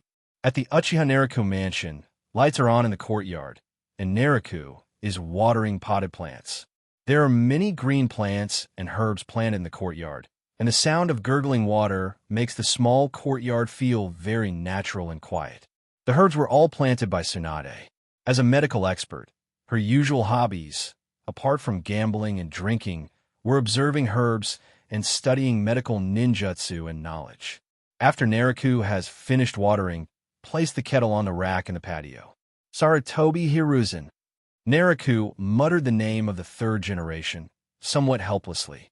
The Konoha Cloud Shinobi Treaty was signed, and Cloud Shinobi donated 10 billion Ryo to Konoha to be paid off in 3 years. The first 10 billion Ryo has been delivered to the Ministry of Finance.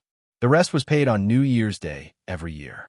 Sarutobi Hiruzen secretly retained the Cloud Shinobi envoy to negotiate peace, and after finally agreeing on 10 billion Ryo, he brought the Cloud Shinobi envoy back to the Konoha office. After some pleading, Naruto couldn't refute him, so he just went with the flow and signed a peace treaty with Cloud Shinobi, making peace a certainty. Konoha's Cloud Shinobi ended the state of war, and since then Konoha has not been in a war situation with any major power, and the external environment is barely peaceful. Naruto knew that this was just the major powers licking their wounds and recuperating. Everything comes back to life in spring. In late spring, the weather has become somewhat comfortable, and wearing one piece of clothing is enough for daily wear. Naruto looked at the green plants and put his hands together, making the seal of the zodiac. With the control of Naruto chakra, the green plants quickly grew and sprouted, becoming taller. Naruto stopped when he saw this.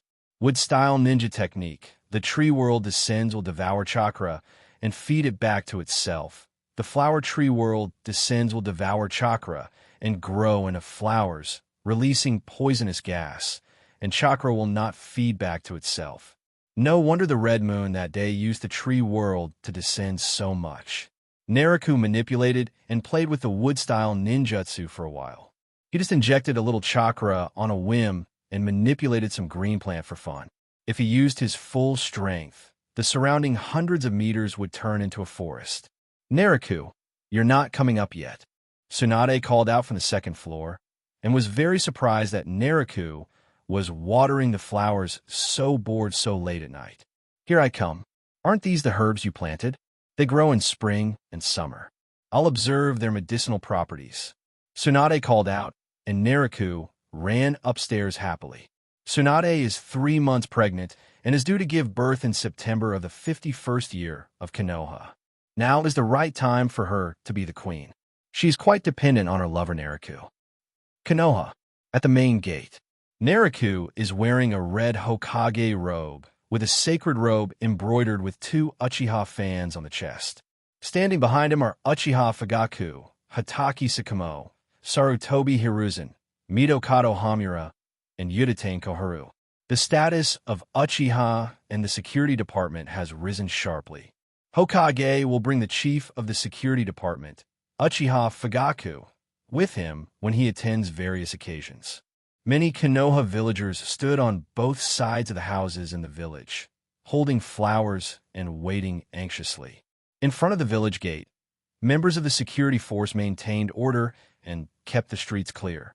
On the outer wall of Konoha, there was a long banner hung on each side, with the words, "Welcome Hero Gai Shien," written on them. Naruto held his head high, put his hands behind his back, and waited. Time passed minute by minute, and on the road outside Konoha village, endless Konoha shinobi ran forward and rushed towards Konoha. The person in the lead was none other than the yellow Flash Namikaze Minato, who was wearing the Konoha-style Jonin vest with a divine robe over it. Welcome heroes Gaishien. Naruto smiled when he saw the leader, gathered his chakra in his throat, and shouted out words of welcome. Fourth generation adults. Master Patriarch. The team was getting closer and closer to the entrance of Konoha village, and their speed slowed down, and they started walking. Welcome home. After receiving the lead from Namikaze Minato and several commanders, Naruto shouted again, then walked into the Konoha village with a big laugh, waving his arms and greeting the Konoha shinobi who were spinning around and the villagers who came to greet them. Flowers were scattered on both sides of the road, and the villagers threw flower paper at the ninjas who were returning to Gai. The Konoha shinobi led by Gai all had smiles on their faces at this moment. They had been fighting outside for a long time, and at this moment they felt it was worth it. The villagers on both sides of the house threw flowers and called out the names of their relatives and friends. There are always sacrifices in war. Naruto and several senior executives quickly returned to the Hokage building. Minato, thanks to you, you subdued Cloud Shinobi and made him come to us to seek peace. In the staircase of the Hokage building, Naruto, Namikaze Minato, and third-generation Sarutobi Hiruzen slowly walked back to the Hokage office together. As for the other senior executives, after the welcome ceremony, they returned to their respective office buildings to handle their affairs. Originally, the Raikage and I were evenly matched, but after developing the Rasengan, my Rasengan jutsu was able to break through the Raikage's lightning-style armor, so I was able to defeat the Raikage. The successful development of the Rasengan is inseparable from your ideas, fourth generation. Namikaze Minato has a smile on his face. No matter what achievements he has made, or what the occasion is, Namikaze Minato always has a warm smile on his face. Haha, I'm just giving you some suggestions. After all, you developed this jutsu yourself. Don't be so modest, Minato. Naruto did not take any credit for the development of Namikaze Minato Rasengan. Naruto only made some suggestions, and most of them were about adding nature transformation types. I don't think I made any great contribution to the development of Rasengan. No, my Wind-style Rasengan is the addition of Wind Attribute Chakra, Wind Cray. That's why I was lucky enough to defeat the Raikage by a few moves. Namikaze Minato highly recognized Naruto's contribution. Wind-style Rasengan, the jutsu that imitates Tailed Beast Bomb? Who would have thought that it was actually developed successfully and that it even incorporated Wind Attribute nature transformation? You are truly the young and the formidable. The future belongs to you. Ninjutsu Dr. Sarutobi Hiruzen was a little surprised when he heard the words. Third generation, I also can't do without your and Jiraiya Sensei's teachings. Otherwise, I wouldn't be able to practice these ninjutsu so smoothly. Namikaze Minato is quite well positioned. The three of them slowly returned to the office and sat down. Minato, Kakashi has adapted well in Umbu and has completed many missions very well. Don't worry about Kakashi. When Minato went out to fight, he was worried about his two disciples, Kakashi and Noera Rin, so he specifically asked Naruto to look after them. Kakashi joined Umbu and adapted very well to Umbu's tasks, completing them at a high rate, becoming the strongest newcomer. Noera Rin works in the Konoha hospital in the medical department, and her medical ninjutsu is also highly praised. It can be said that both of Namake's Minato's disciples are outstanding. Then I'll feel relieved. When Namake's Minato heard Nariku's words, he felt relieved as he had rushed back to Konoha out of concern for his wife and several disciples. I assigned Kakashi the task of protecting Kushina. Kushina is pregnant, so I let Kakashi witness the birth of a life, hoping to change Kakashi's darkness. Sarutobi Hiruzen spoke softly while holding his pipe. He also knew something about Kakashi's affairs. In the context of a ninja world war, countless tragedies happened every day. It was inevitable, and it was something he wanted to avoid at all costs. Konoha, on top of Hokage Rock, in the woods far away from the top of the mountain, Nariku stood alone, with his hands clasped together in the seal of the snake. Wood style, Kongo moves wood. The forest within a few hundred meters around began to shake and twirl, the trees twisting like snakes. Nariku loosened his hands, ending the jutsu, and, as the chakra dissipated, the forest returned to its original state. Wood-style ninjutsu, diamond move wood, manipulates the forest to become as hard as diamond, bends down and strikes hard, beating the enemy into a pulp, or sweeps and wraps around, strangling the enemy into pieces. There are many trees under control, and when Nariku captured Akatsuki, Akatsuki was at the end of his strength, so he focused his power on controlling only one tree, strengthened it into Ultimate Kong, and hit Nariku. This ninjutsu has many uses, depending on a ninja's own fighting style and usage habits. Nariku looked at the forest that had returned to its original state and formed seals with his hands. With just 3 seals, Nariku's hair grew longer and split into 5 strands, as if 5 long snakes extended from Nariku's head and entangled the woods 20 meters away. After the hair wrapped around the tree, there was a creaking sound, and the tree was cut into several pieces by the black hair. Then the hair returned to its previous appearance. This random lion hair technique is fine. Just standing still is enough. It's simply the best ninjutsu to show off. Nariku is very interested in this hair-manipulating ninjutsu, which is both offensive and defensive, and can be considered a good ninjutsu. Nariku raised his palm, and 2 prismatic marks appeared on his palm. The lower prismatic mark flashed, and a double-edged sword shot out at high speed like an arrow. Call out! The sword was extremely fast. With a whoosh, it pierced through a big tree.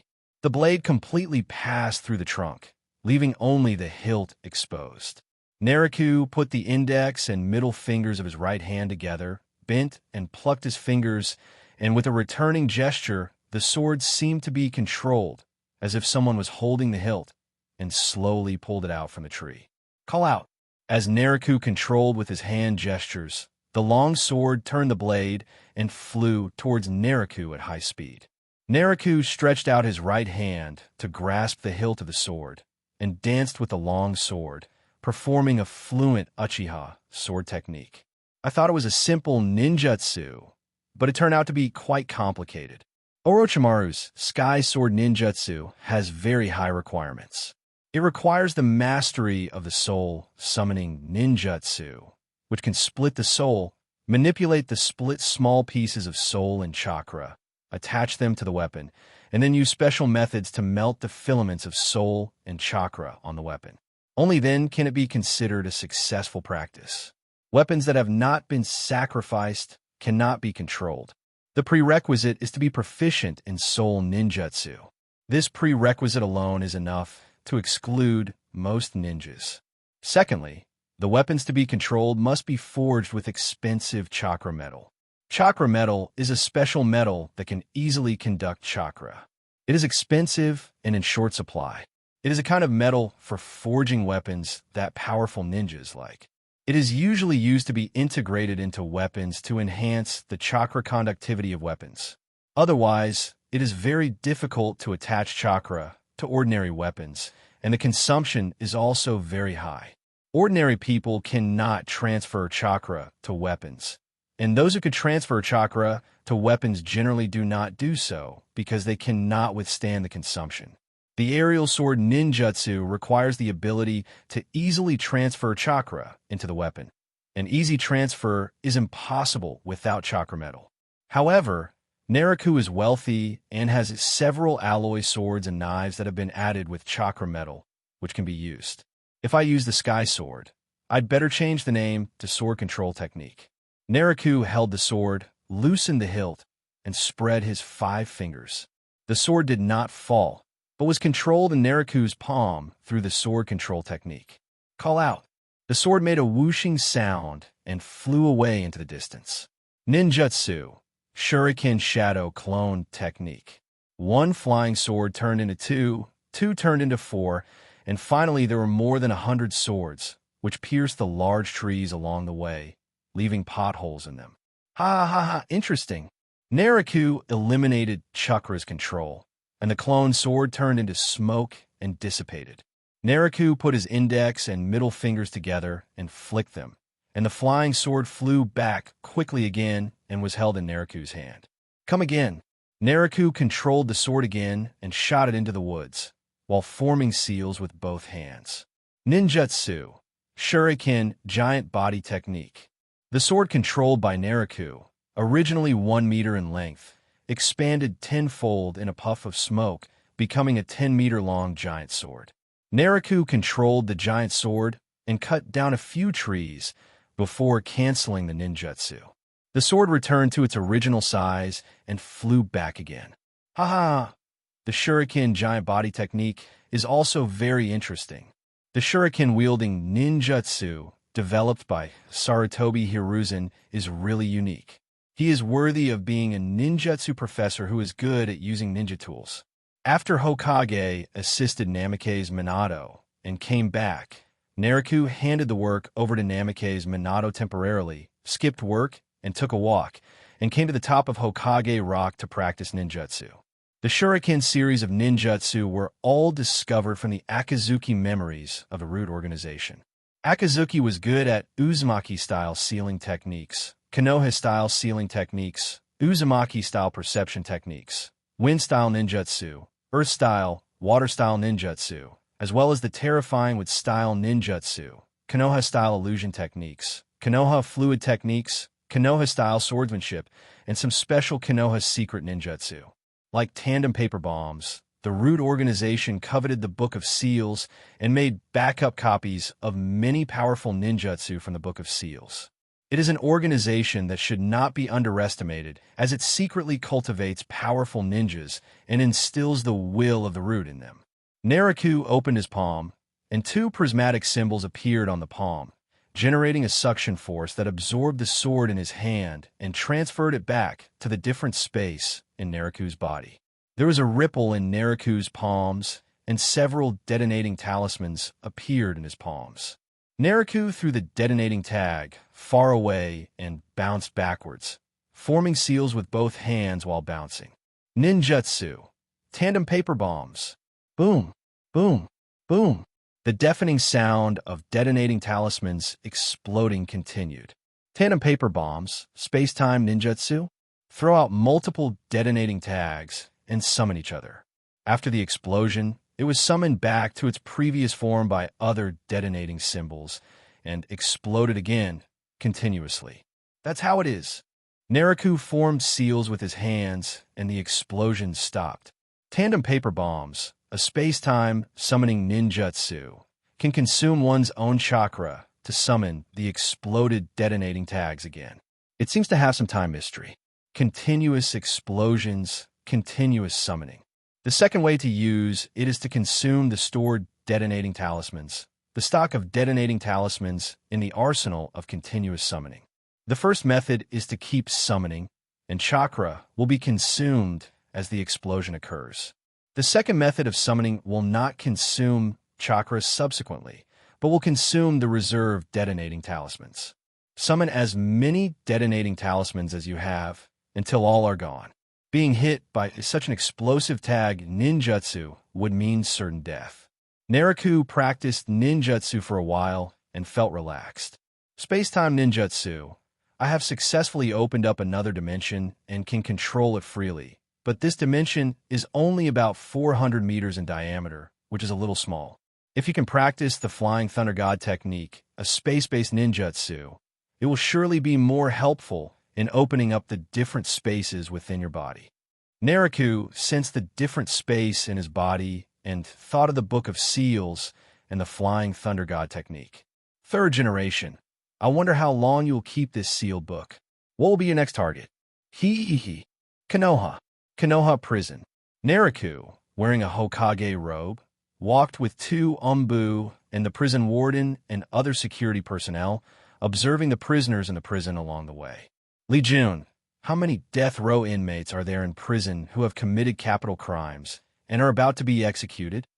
Uchiha Riki, 53 years old, was the one who received Naruto when he detained the rebel ninja Bairu more than 10 years ago. Naruto was deeply impressed by this tribesman and had a very good impression of him. His grandson, Uchiha Damoto, is also currently being used by Naruto. Master, there are currently 17 death row inmates in the prison who have committed capital crimes, such as our robbery and murder of their companions. They are all being detained for a short period of time and will be executed soon. Uchiha's face has some wrinkles, his hair has turned a lot grayer, and he is very respectful to Naruto, the clan leader who became the Hokage. Naruto nodded and said calmly, "Okay, show me the files of these death row prisoners. Bring them all here. I want to interrogate them in person." The security department has been under the control of Naruto for many years, and various systems have been perfected, but people are good and evil, and this type of criminal is often unavoidable. Only punishment can be used to maintain justice in Konoha. However, all prisoners to be executed must be submitted to the Hokage for review, although these people deserve to die, in order to prevent the security department from abusing its power. As Hokage, I won't take care of other things, but I will basically take care of executions personally. "Yes, sir," Uchiha replied respectfully, waving to the deputy of the prison section of the security department next to him, indicating that he should go and pick up the death row prisoner. There's so many people who commit capital crimes every year. As a Hokage now, I feel really sad. Naruto sighed. In the past, he wished there were as many people like this as possible, so that they could all be sent to Orochimaru, Hiruzen, and others. Now, Naruto is in charge of Konoha himself. Every time a prisoner was about to be executed, I felt a little sympathy. I felt that it might be because the ninja's cultural education and Konoha's laws were not well popularized. Naruto observed the prison for a while and followed Uchiha to the office inside the prison. Uchiha dusted off the director's seat in the office, then stood respectfully beside it. After Naruto sat down, he waved to the prison staff, signaling his subordinates to go out and pour tea. "Riki-kun, there's no need to go to so much trouble. You are an elder of Uchiha, and we are family. If we go too far in etiquette, it will become unfamiliar." Naruto didn't know what to say and just nodded slightly. Yes, Lord Patriarch, it's a rare opportunity for you to come here, so I am honored to meet you. Don't you often see them in the clan affairs office? Okay, Damoto is very good in the Special Police Division, but the Special Police Division's missions, like Umbu's missions, are often accompanied by danger. Fortunately, Damoto is an excellent member of the 3 Magatama clan, and ordinary tasks are not difficult for him. Naruto knew the reason why Uchiha was so respectful. During the Ninja War, his children followed Fugaku to the Rock Shinobi battlefield. One was sacrificed, one was injured, and only his grandson Damoto was left to rely on. Thinking of this, Naruto sighed. Even the pensions were paid out by Naruto himself, and Konoha is still paying out the death pensions in installments. As long as Konoha is stable for a year or two, with the financial support from the daimyo, the rewards for various tasks, the sales of various ninja tools, and medical sales of Konoha will be provided. As long as Konoha is not in chaos, these things will be filled in one after another in the next 2 years. Now that Naruto is the Hokage, these matters are under Naruto's control, and he has no way of cleaning up the mess for the 3rd generation. "Go in. Hurry up." Voices of prison security staff outside the office, scolding death row inmates and serious criminals, were heard one after another. A prison staff member quickly ran in, carrying the files of these prisoners. Naraku took the file and read it carefully. While Naraku was looking through the files, the death row prisoners were brought into the office one after another. Many of them were wearing shackles and torture instruments that could seal chakra, and it was obvious that they were previously ninjas. These people really don't deserve to die. Naraku looked through the files, and the more he looked, the more his brows furrowed. Most of them were murders, and there were also quite a few cases of our in robbery. They were investigated by the Criminal Investigation Department and finally confirmed to be arrested and thrown in. Basically, there is both witness and physical evidence, and the brain has been examined to confirm the authenticity. It's unfair. Hokage-sama, I am wrong. It's unfair. These serious criminals, who were imprisoned in sealing shackles and torture instruments, all recognized Naraku's attire, and several of them shouted to the Hokage that they were innocent. Humph! Unjust. Is it possible to be unjust when searching the soul? This is an unforgivable crime. Naraku saw that these people had irrefutable evidence. Even their soul memories had been checked, and they dared to say that they were innocent, so he couldn't help but scold them.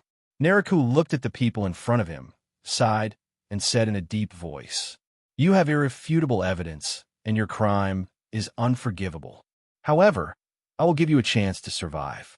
It depends on whether you are willing to take it. Hokage-sama, please speak." "I do, as long as you don't kill me. I'm willing to take on any mission no matter how dangerous it is." Get in there." A member of the prison section of the security department kicked the death row prisoner and kicked him into the cell.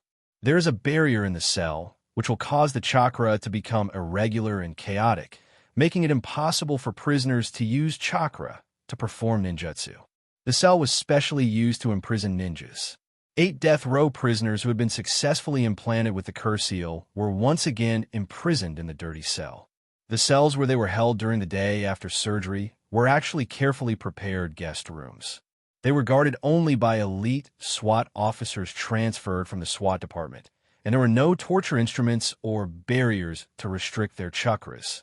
"Master Patriarch, you are frightened." Uchiha was a little flustered. They didn't expect that the death row prisoners rioted, and they couldn't subdue them easily. They were even hit by the clan leader Naraku. "It's okay. I was the one who ordered the torture instruments to be removed. It has nothing to do with you. However, Lee Jun and the rest of you, don't slack off in your ninjutsu training. We Uchiha not only rely on Sharingan, fire-style ninja technique, and shuriken jutsu are equally important." Naraku gave some encouragement to several prison department staff members. Except for Uchiha Lee 3 Tomo Sharingan. None of them even had Sharingan. He came to the security department purely for the sake of comfort, and was assigned to the prison department. "Yes, Sex 4. Several Uchiha members answered awkwardly, and they did not dare to argue. It was not that they were not proficient in ninjutsu, but the office was too small, and they did not dare to use fire-style ninjutsu. What he was afraid of was colliding with the clan leader, Uchiha Naraku. Although I know that Uchiha Naraku is famous as a subordinate, I am sometimes timid, and it is difficult to explain. Naraku was also a subordinate here, and he understood their mentality, so he didn't say anything more and said softly, "Keep an eye on those death row inmates. We'll continue tomorrow. The other 4 insane death row inmates also need to be taken care of." "Yes, sir. Well, I'll come over tomorrow morning." Konoha. Daytime. In Konoha prison, 4th Hokage Naraku comes here again. "Master Patriarch." Uchiha Lee was at the gate of Konoha prison, welcoming Naraku. Naraku had told him to come again last night, so Uchiha Lee did not dare to slack off. Naraku nodded and walked towards the prison department office. After the Hokage assisted Namake's Minato in his return, Naraku let Namake's Minato help handle most of the political affairs. With the 3rd generation in the office, there would be no problems in handling the affairs. Naraku now had some time to concentrate on studying ninjutsu and experimenting with curse seals. The use of natural energy is the focus of Naraku's current ninjutsu research. Immortals and powerful people all use the energy of heaven and earth. Those who use their own energy no matter how powerful they are, their achievements will be limited. Natural energy is infinite. As long as we can absorb and use it, there are endless possibilities. Naruto studies natural energy, not like Naruto, Jiraiya, and Yakushi Kabuto, who only use amplification techniques. Naruto's ambition for natural energy is to at least reach the level of White Snake Sage, Toad Sage, and Katsuyu Sage. Snakes, toads, and Katsuyu are all creatures with very short lifespans, but they use natural energy and can survive for thousands of years. If Naruto can master it, he may know the secrets of the sages of the three holy places.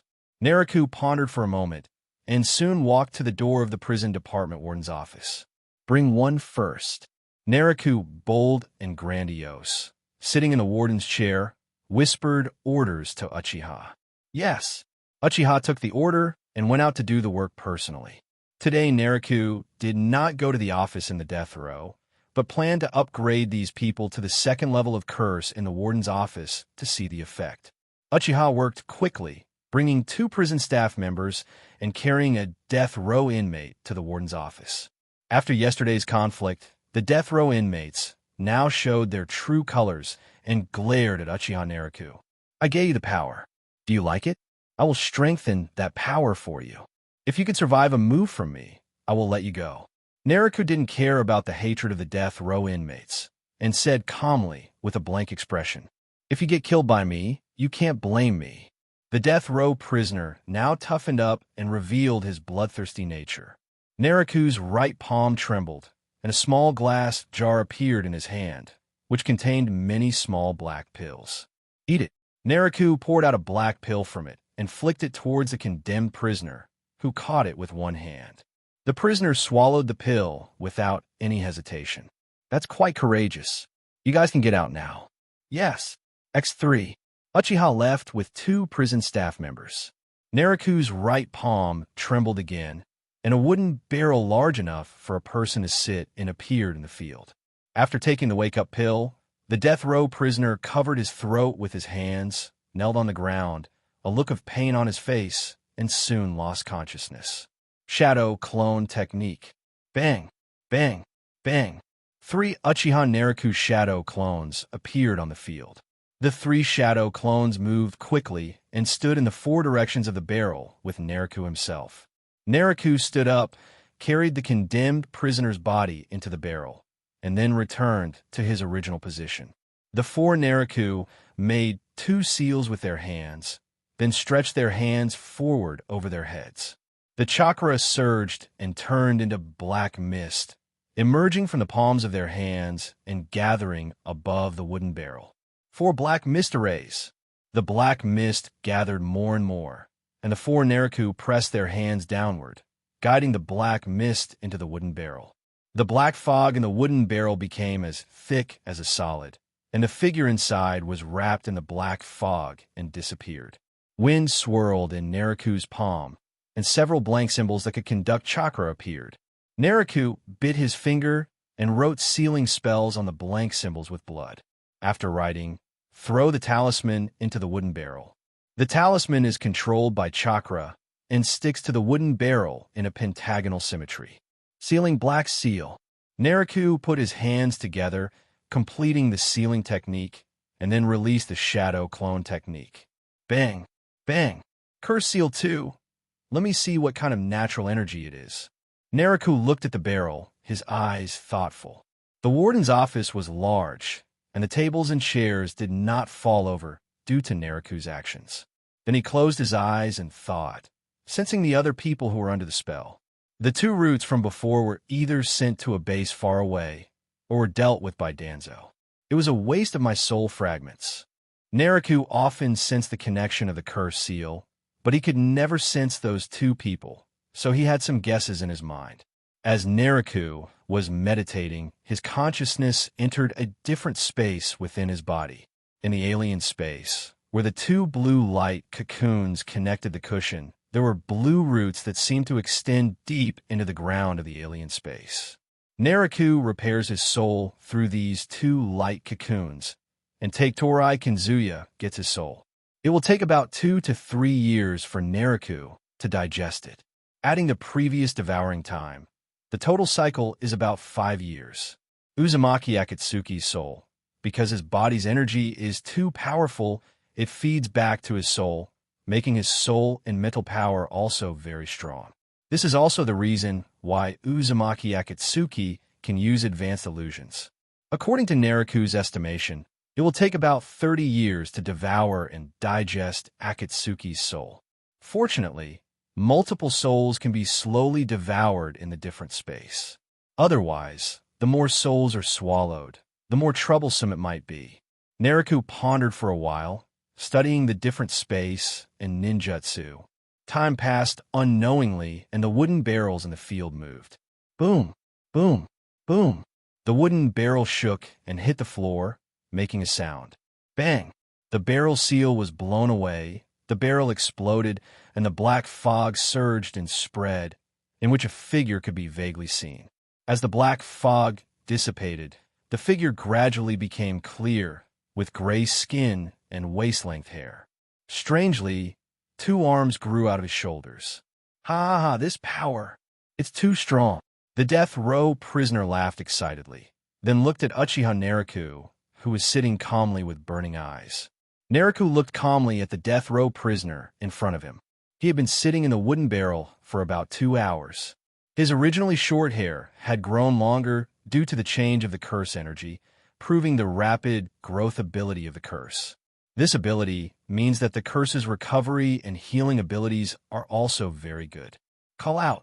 The condemned man was full of pride and rushed towards Nariku at an extremely fast speed, with his 5 fingers forming claws and grabbing Nariku's neck. With the other 3 hands, one pair grabbed Nariku's shoulders, and the other clenched in a fist to gather strength. Boom! The office wall was cracked, and a figure was stuck on the wall in the shape of a big letter S. The wall was full of cracks. The faster the prisoner rushed, the farther he was knocked away, and the greater the force he had to endure. Nariku put down his sidekick and regained his calm attitude. Although the prisoner's attack was fierce, it was controlled by Nariku's Sharingan technique. After a counterattack, the prisoner seemed to be seriously injured and fell into a coma. Yes, you are much stronger now. But you didn't take my attack, so you didn't live up to the promise of release. You should repent for your sins in prison. There's no way this death row prisoner could be a match for Nariku. From Nariku's Sharingan perspective, the energy in the prisoner's body is unique and refined.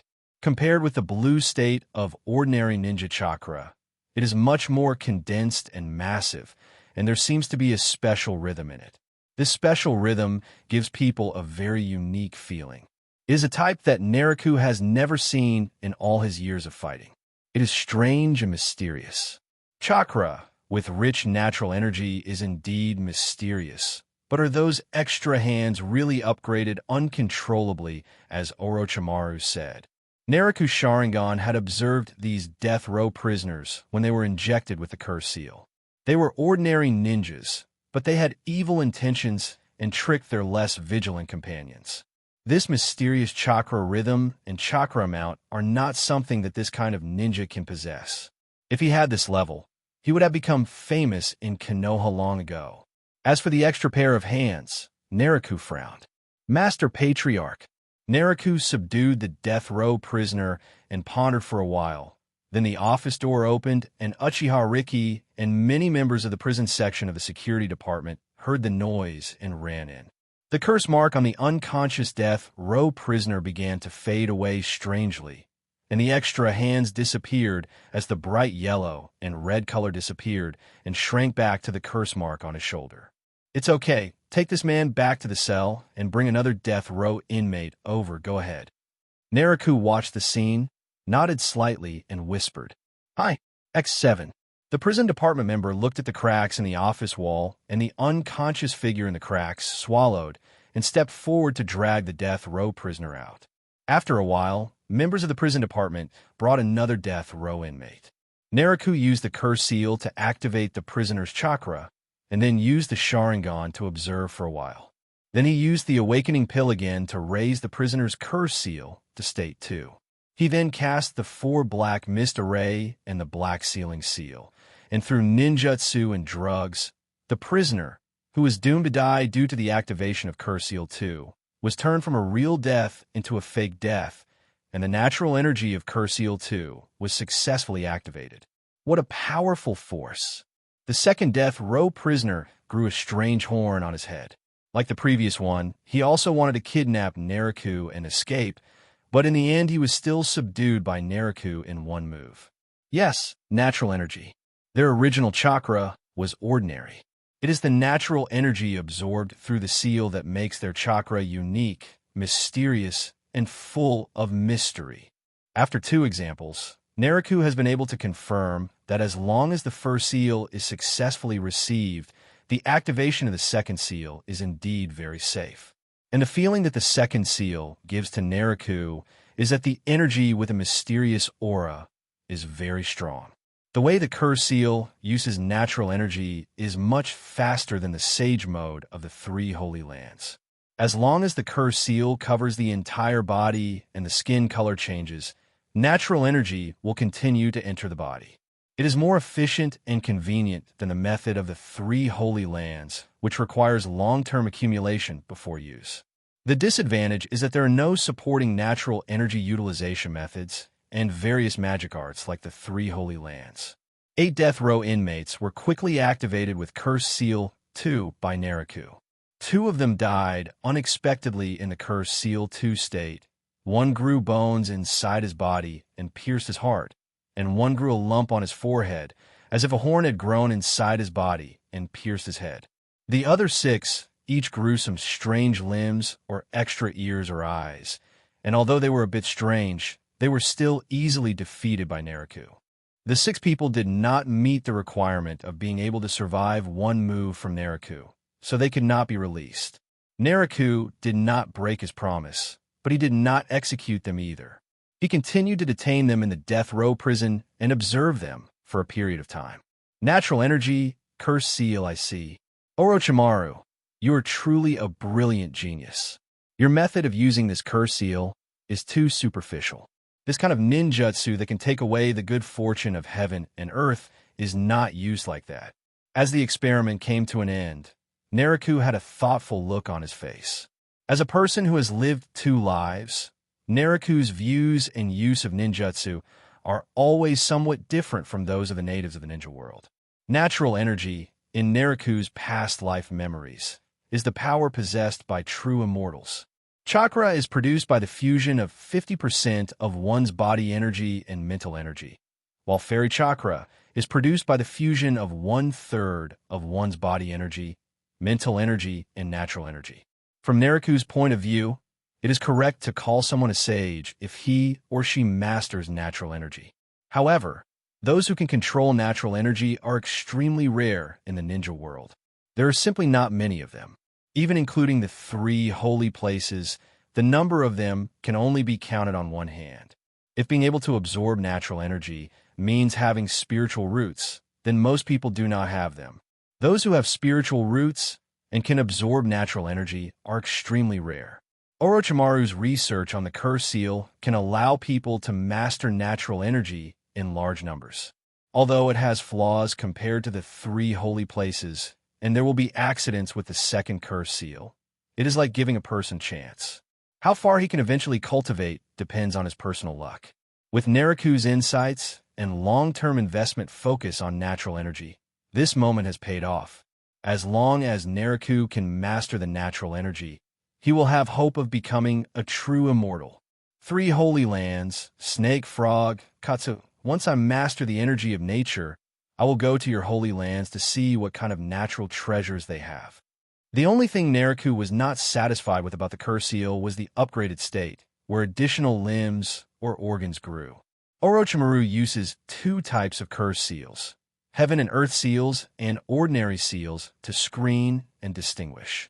Ordinary Curse Seals have lower requirements for the recipient, such as the Sound 4. As long as the upgraded limbs do not affect themselves when the Curse Seal is level 2, then reaching the level 2, even the Sound 4 Jirobo Curse Seal level 2 state, is still 10 times the original strength. The survival rate of the Heaven and Earth Curse Seal is low, or in general,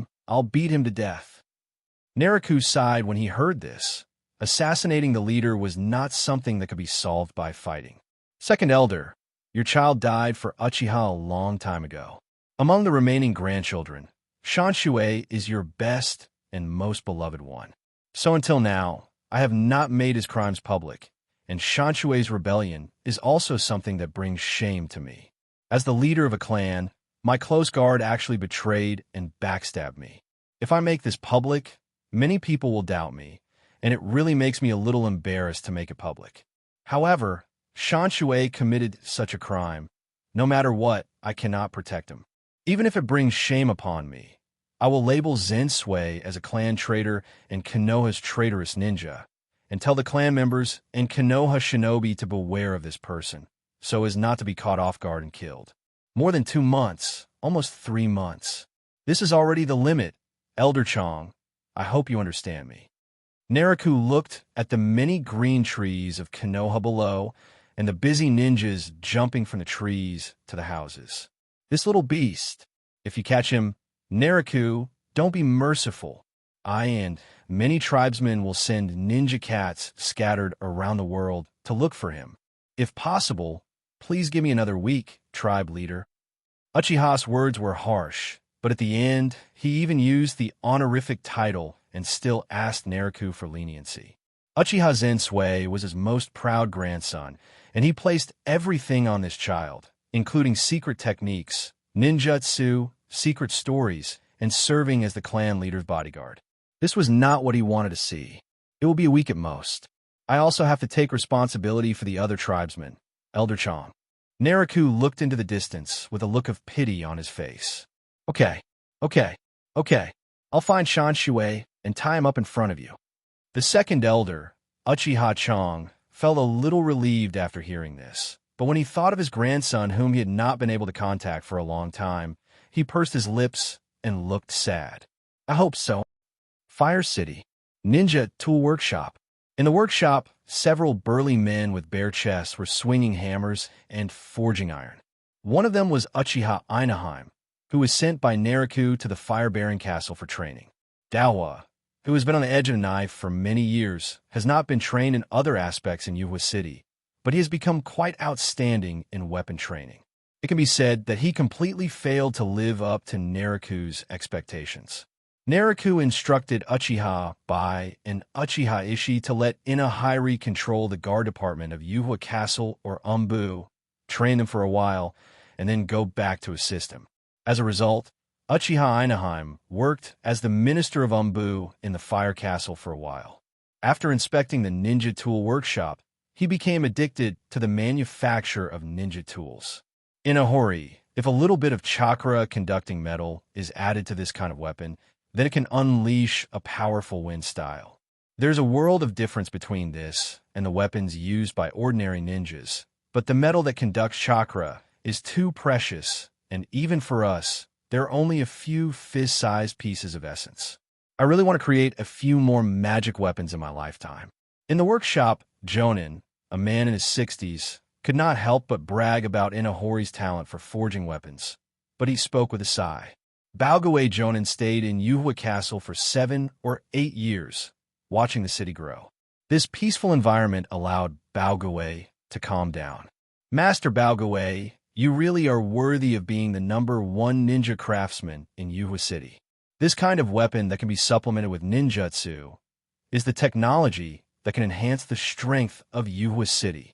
It is extremely difficult for ninjas to practice chakra properties, but with this weapon, they can easily practice chakra properties. Although the ninjutsu carved on the blade is a bit simple, this is a skill that is beyond compare. Uchiha Inahiri answered respectfully.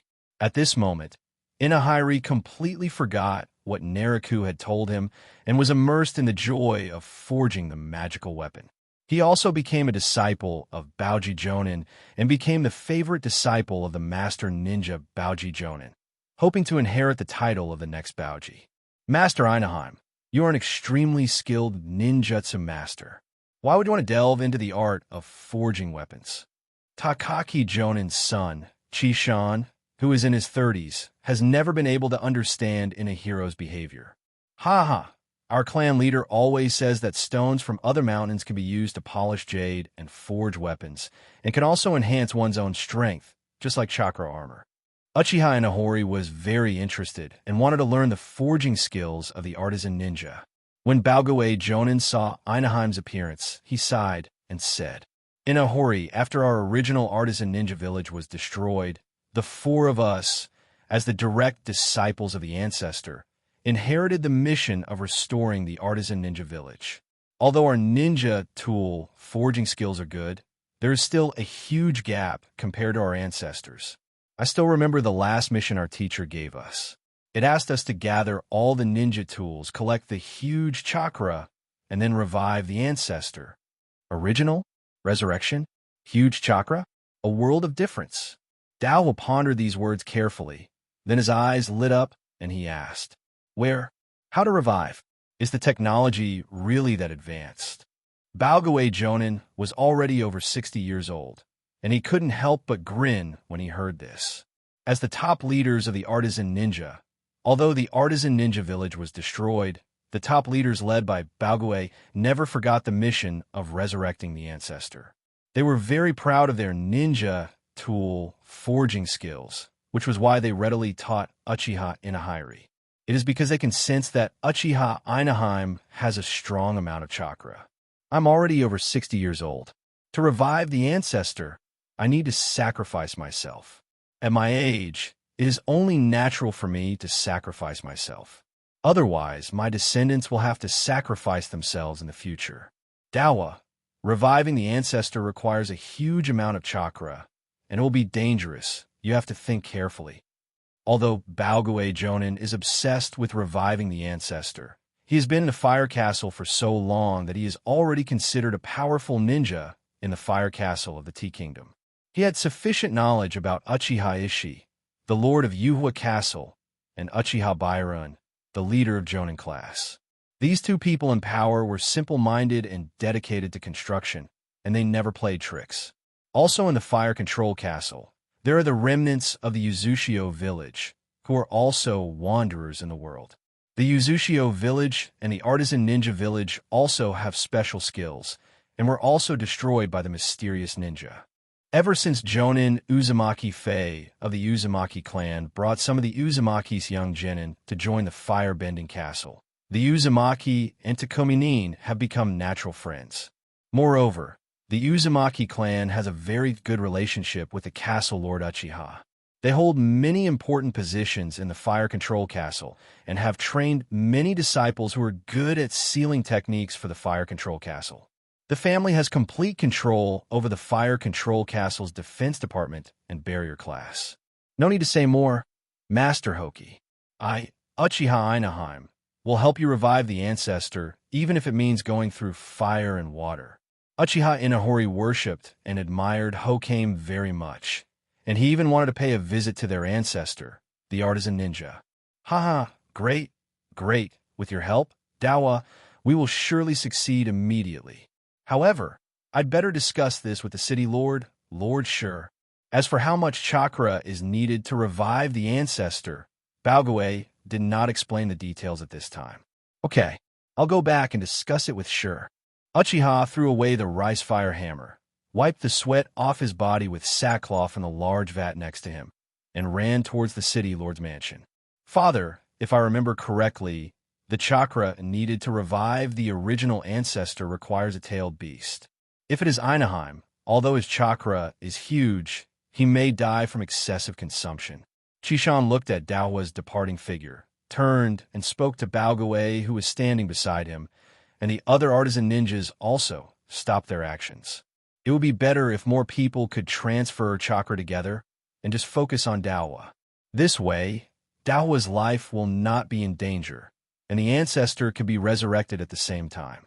After I die, Chishan, you must inherit my name, assist the ancestor, and pass on the artisan ninja tradition. Although Baogue wanted to use Inahib, he had no intention of murdering Inahib.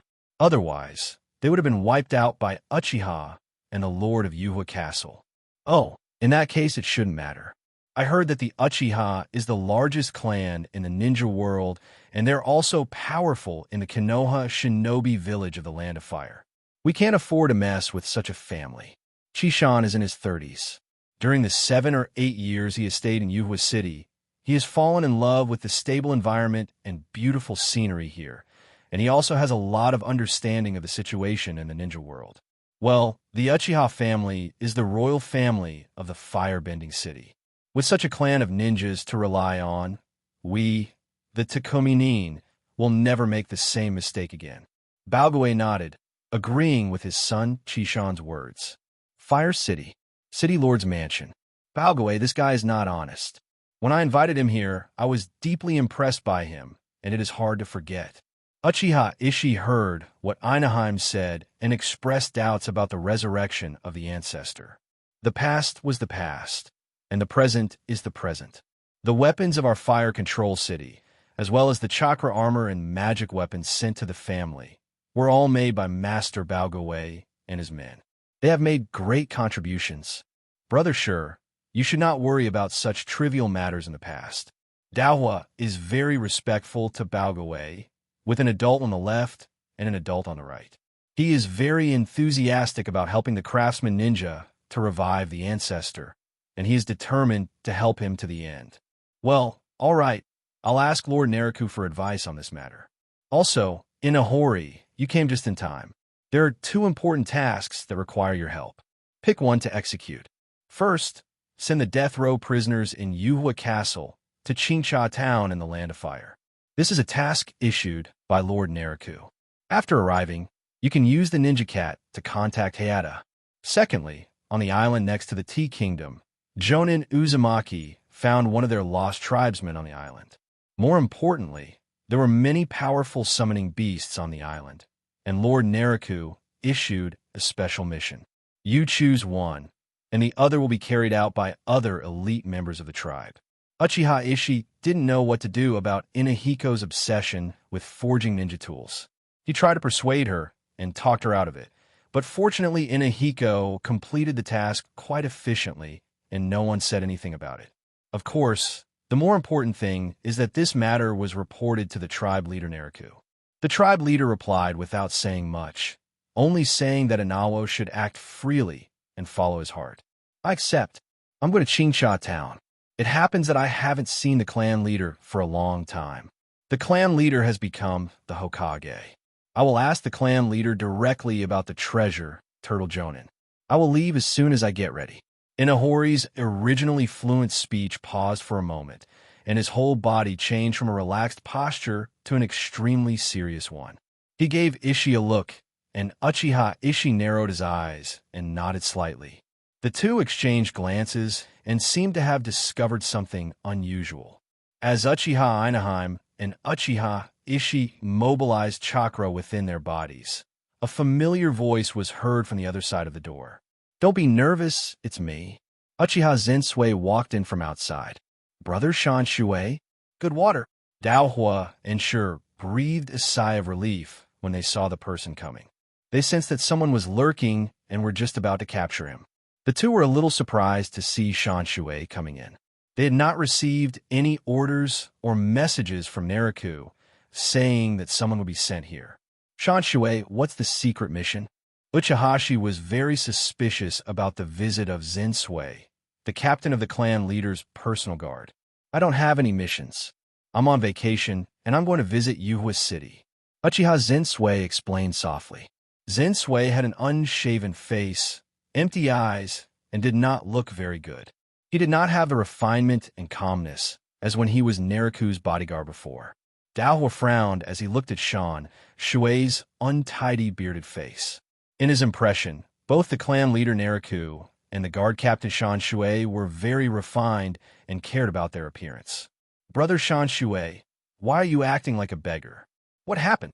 Inahori and Zinsui have been guarding Naraku together for many years, and they have a very close relationship.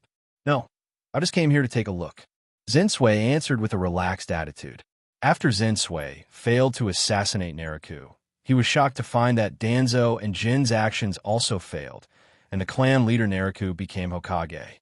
Uchiha Zinsui originally wanted to backstab Naraku, then become the clan leader, lead the clan under his Mangekyo power, and become Konoha's 5th Hokage.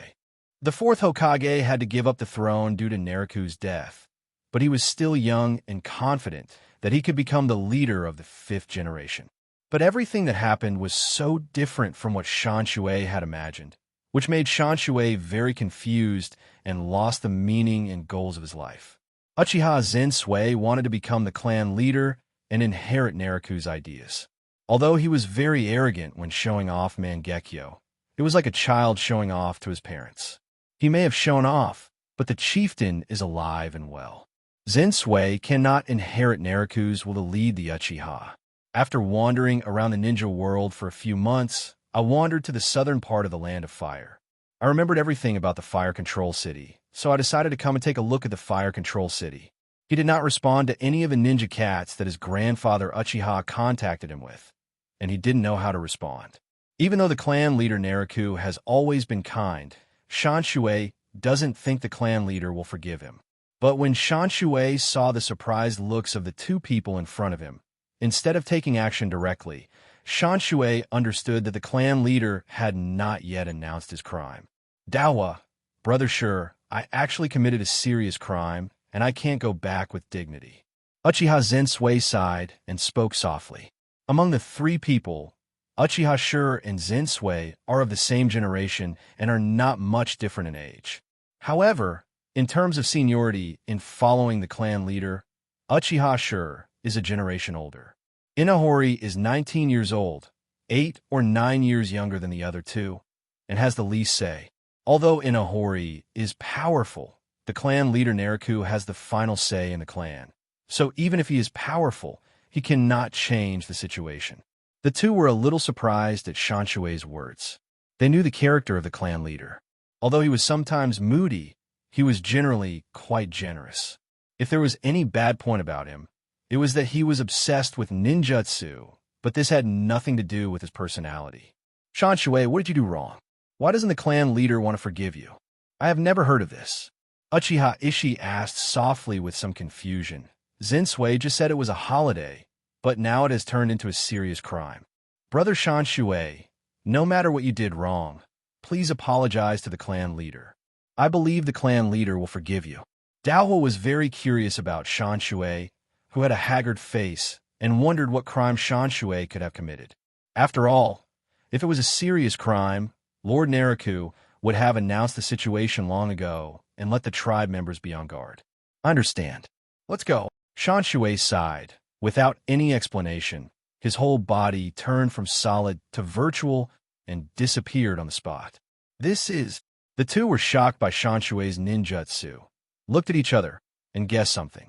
Uchiha Shanshui left the castle lord's mansion and wandered aimlessly on the streets of Yuha Castle. Looking at the bustling residence, Shanshui recalled the words he overheard in the castle lord's mansion. Daohua is going to escort a group of prisoners to Chincha town. What does the clan leader want to do with so many death row prisoners? The clan leader has not yet declared me a traitor. If the clan leader receives death row prisoners in Chincha town, this may be my last chance to assassinate him. Shanshui wandered around in deep thought and unknowingly arrived at the Yuhua Castle Ninjutsu Research Institute. The Ninjutsu Research Institute seems to be the location of the Konoha traitor, Okuru. What's so special about Okuru that the clan leader cares so much about him?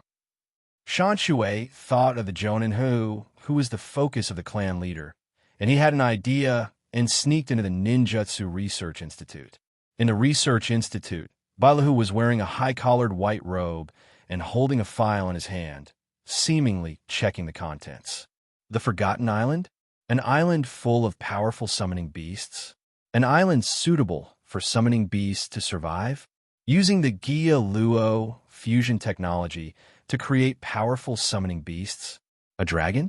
A tribute to Mr. Bo. After Hirako finished reading the scroll handed to him by Uchiha Naraku using the ninja cat, many questions flashed through his mind. The Jiaolong, with a body like a long snake, for legs like eagle claws, deer horns, fish scales, and a legendary creature, used the Gia Luo fusion technology to cultivate a powerful summoning beast. Uchiha Naraku, you have found the right person. If I, Balu, say I'm second to none in cultivating summoning beasts, no one dares to claim to be first. After reading the signature on the scroll, especially the 5 words Mr. Balu felt very good. Uchiha Naraku wouldn't do anything without a purpose. I guess I have to ask Uchiha Sure what the situation is. Bailyohu pondered for a while, turned around, and prepared to leave the ninjutsu research room. Before he had taken 2 steps, a look of doubt flashed in Bailyohu's eyes, and he stopped and sneered. Hey, come out, I found you. There was no echo in the research room. Bailyohu frowned slightly, then raised his lips, sneered, and strode out of the laboratory. He walked slowly out of the laboratory and clasped his hands together. Drink!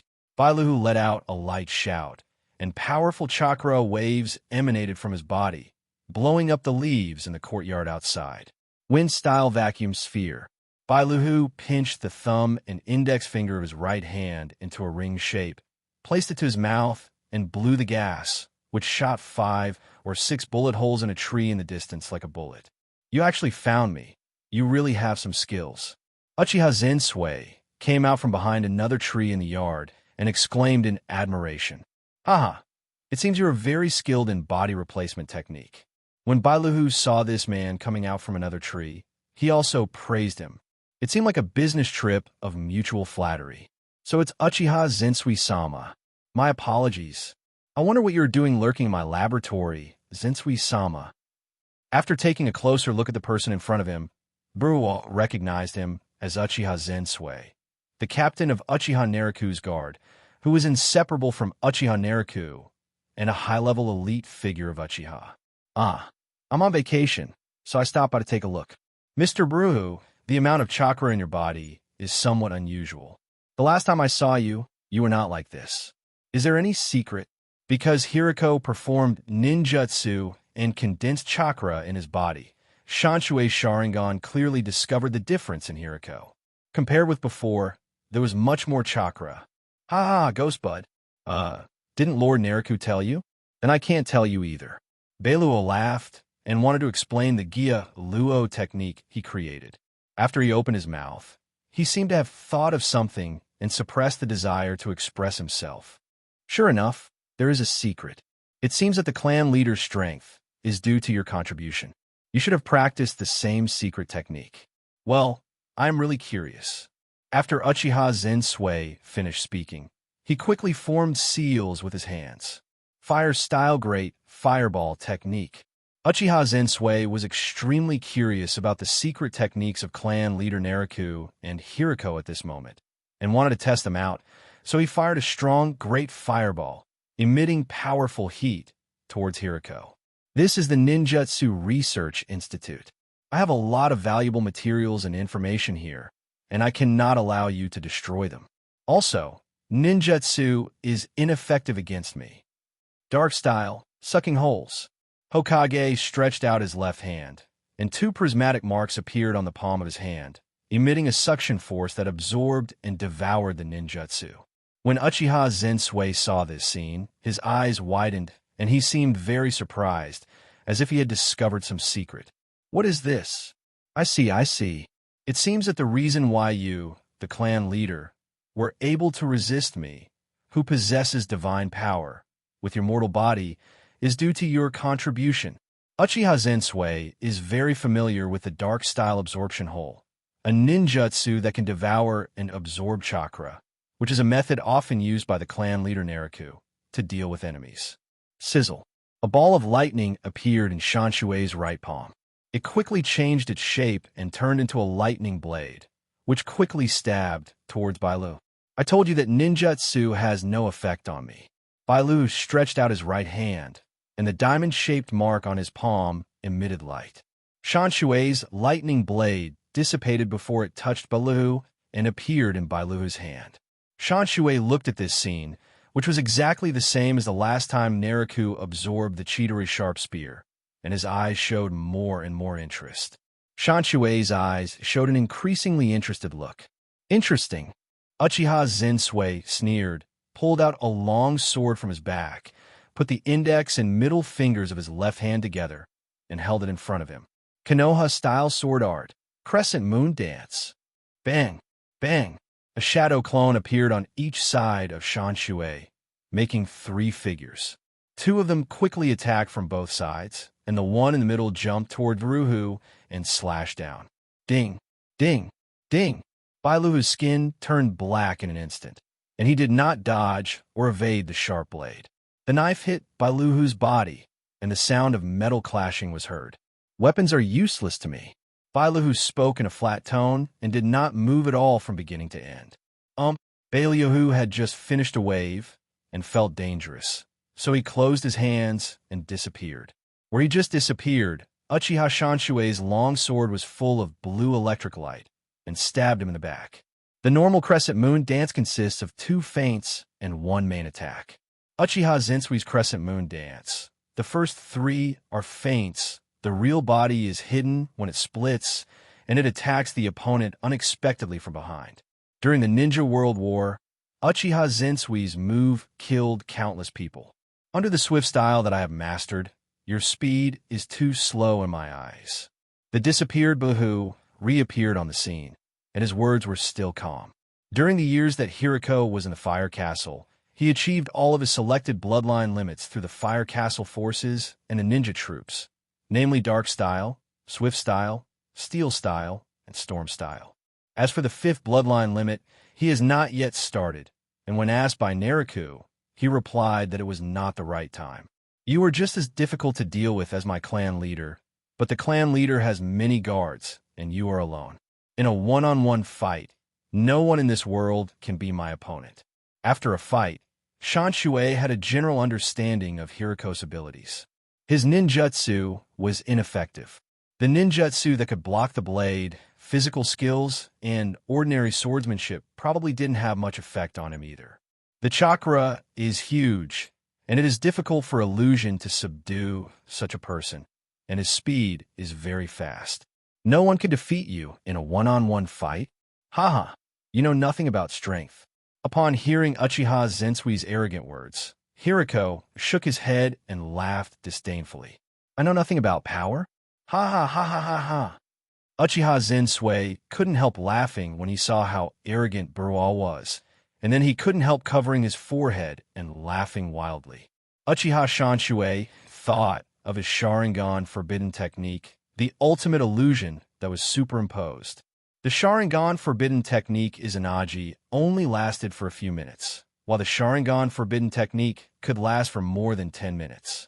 Moreover, the pupil power consumed by Wu Jian is very little, and it can be used every day. Dying once or twice will not consume any pupil power at all. Wu Jian consumes pupil power in an additive manner. For example, the first time it consumes 1 point, the second time it consumes 2 points, and the third time it consumes 4 points. Uchiha Shanshui is already very proficient in his ability. Normally, there won't be much damage in the first 4 times. It's only from the 5th time onwards that it will cause a burden on the eyes. Each time after the 5th time, the burden will double, but when fighting with others, Wu Jian can turn the tide of the battle with just one move, so it is impossible for it to take as long as the 5th time. Moreover, the chakra of the Mangekyo Sharingan ninja is huge, and no one can consume it more than himself. With just 2 uses of Mukun, he can kill most of the enemies in the ninja world. Bailuhu calmed down, looked at the enemy in front of him who was laughing crazily, and frowned slightly. At this moment, Hiruhu really wanted to demonstrate his Kidra technique and make the person in front of him submit to the invincible ninjutsu he created. But thinking of Uchiha Nariku's secrecy about ninjutsu, Hiriko finally resisted the urge to confess and formed seals with his hands. Bailuhu made 3 seals, and black clouds appeared under his feet, surrounding his body. Storm release, thunder cloud, cavity wave. Electricity flashed in the black cloud and shot toward Shanshui. When Uchiha Zensui saw the enemy performing a ninjutsu, he would adjust his state and jump to dodge the ninjutsu. Storm style, dark cloud, ninjutsu is ineffective. Ha ha ha, I see. Seeing you reminds me of the clan leader, Lord Nariku. Killing you today will put my mind at ease. Uchiha Zensui was forced back by storm release, but a fierce light flashed in his eyes, and the 3 Tomo Sharingan transformed into a strange shape. When Bailuhu saw the change in Shanshui's eyes, a sense of danger flashed through his heart. The long sword in Uchiha Zensui's hand quickly filled with blue light, and then Zensui instantly stabbed toward Hiruhu. Hiriko tried to absorb the chakra from the weapon, but failed. Surprised, he tried to control the dark clouds and lightning to attack, but the dark cloud seemed out of control. Hiriko realized that something was wrong and tried to dodge, but found an even more terrible situation. He couldn't move. Only then did Hiru realize that he had fallen into an illusion, with his body joints fixed by several wedges and several chakra nodes blocked. Phew! After all, Hiruzen had a huge chakra. At the critical moment, he moved a little, moved his vital parts away, then clasped his hands together, and his whole body turned into mud. After a lightning-fast fight, Hiriko used Earth-style ninjutsu to hide. You look pretty crazy. Why are you hiding? Shanshui licked his lips and scanned the field and the ground with his Sharingan. Uchiha Zensui had just found the hiding place of Baru, but heard many footsteps, as if many ninjas were rushing towards this side. I'll spare your life today. Let's see if you dare to be so arrogant in the future. Shanshui thought about it and didn't want to lose face in front of Uchiha Daohua and Uchiha Ishii. So he snorted coldly and said something harsh. His figure turned from real to virtual, and the whole person disappeared. What kind of ninjutsu is this? Beilyohu hid in the ground, holding his lower abdomen, which was pierced and blood was gushing out. Baliohu had no way to break the illusion that could freeze him silently, so he was a little afraid to show his head. Sensing the disappearance of Uchiha Zensui's aura, the dirt on the floor surged out and gathered into the shape of Hiruho. Hiriko, adult. What happened? The movements of ninjutsu and chakra fluctuations here attracted many ninjas outside the Ninjutsu Research Institute to come to support. It's nothing. The assassin has left. It doesn't matter. Hokage explained to the Fire Castle ninja, who came to support him, and indicated that nothing was wrong. The Uchiha are the royal family of Uchiha Castle, and Uchiha Zensui is the captain of the guard of the Uchiha leader Uchiha Naruto, a big shot who cannot be offended. Hiriko originally thought that his ninjutsu was, if not invincible, at least unbeatable, but he did not expect to be injured by Uchiha Naruto's guards. When Berual was about to meet Uchiha Ishii, he asked what was going on. Just as Uchiha Naruto gave him a task, an elite Uchiha tribe member came to provoke and assassinate him. Hello, Bairu. While Berual was lost in thought, Uchiha Ishii, Uchiha Bai, and Uchiha Nabi arrived at the scene with several guards. Shurikoen, Baikun, Inaheimkoen, Uchiha Zensui-sama just tried to kill me. If it weren't for my good ninjutsu training, I would have suffered. Zensui-sama just left? I wanted to ask, what is going on? When Hiriko saw Uchiha San Uranus, whose face was pale due to blood loss, he asked, "What is this really happening?" Koharu, save Mr. Hiriko. Hi. Along with several guards, a male medical ninja rushed forward to treat Hiriko. I feel like there's something a little unusual about Shanshui's condition. What do you think, Dawa? When Uchihashi saw the injuries of Bo, he thought of Shanshui's appearance in the city lord's mansion and his strange words. Sometimes it's a holiday, sometimes it's a crime, and people don't dare to go back. Hiriko is the ninja that the clan leader Naruto has instructed to protect several times. It is impossible for Zensui not to know how much clan leader Naruto values Hiriko. If anything goes wrong in Uchiha Castle, they will definitely be severely punished. Uchiha Ishii was puzzled. Uchiha Zensui was the captain of the guard team, following the clan leader Naruto. He was the third most important person in Uchiha besides the clan leader Naruto and the famous evil eye Fugaku. Although Uchiha Yami, Uchiha Yashiro, and others have some power and are quite capable, they are not as good as Shanshui, who is the captain of the clan leader's guard. I also feel that Shanshui's situation is a little strange. Let the ninja cat contact the clan leader and ask about the situation. Inahime looked doubtful and answered Yuka Heizuki's words softly.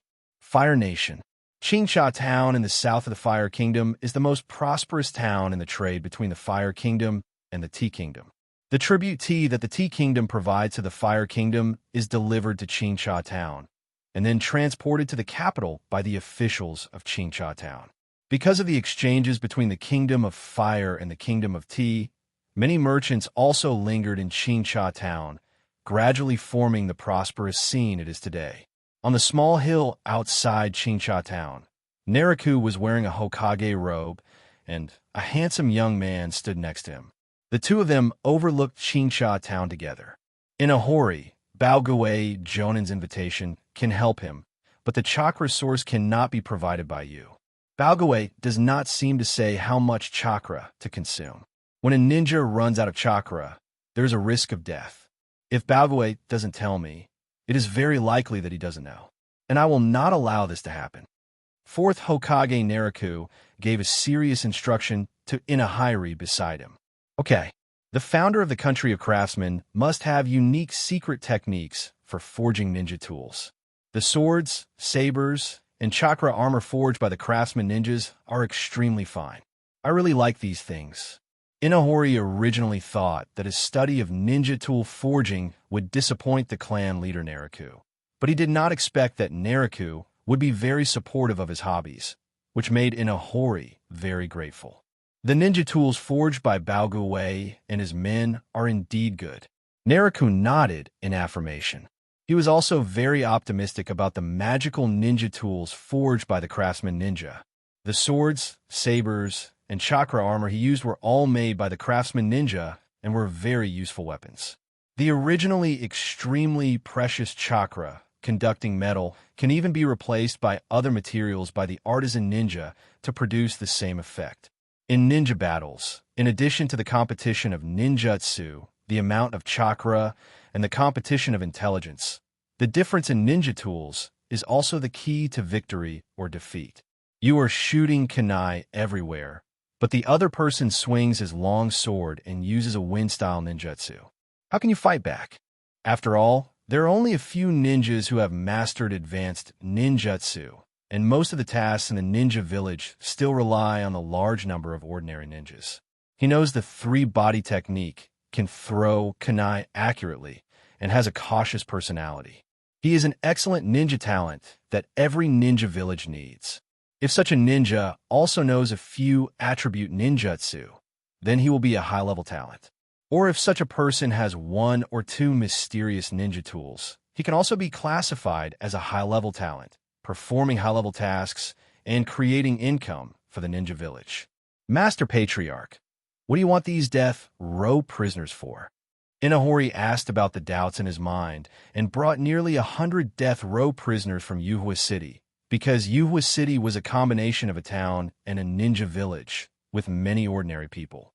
With power in hand, in this environment, there's an endless stream of ninjas who do not abide by the three ninja prohibitions, cannot restrain themselves, and commit crimes.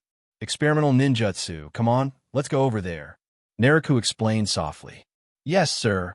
Dawa brought all the prisoners to the foot of the mountain. At the invitation of the tribe leader, he went to the top of the slope to see the scenery. At this moment, he heard Naruto's words, answered respectfully, turned around and led the way, and jumped down the slope. Are the various evidences of the crimes committed by these death row inmates true? No one should be wrongly accused to make up the number. At the foot of the mountain, Naruto looked at the death row prisoners lined up in front of him and asked Inahori next to him in a deep voice. The evidence is complete. I checked their memories. They were originally going to be sent to mine.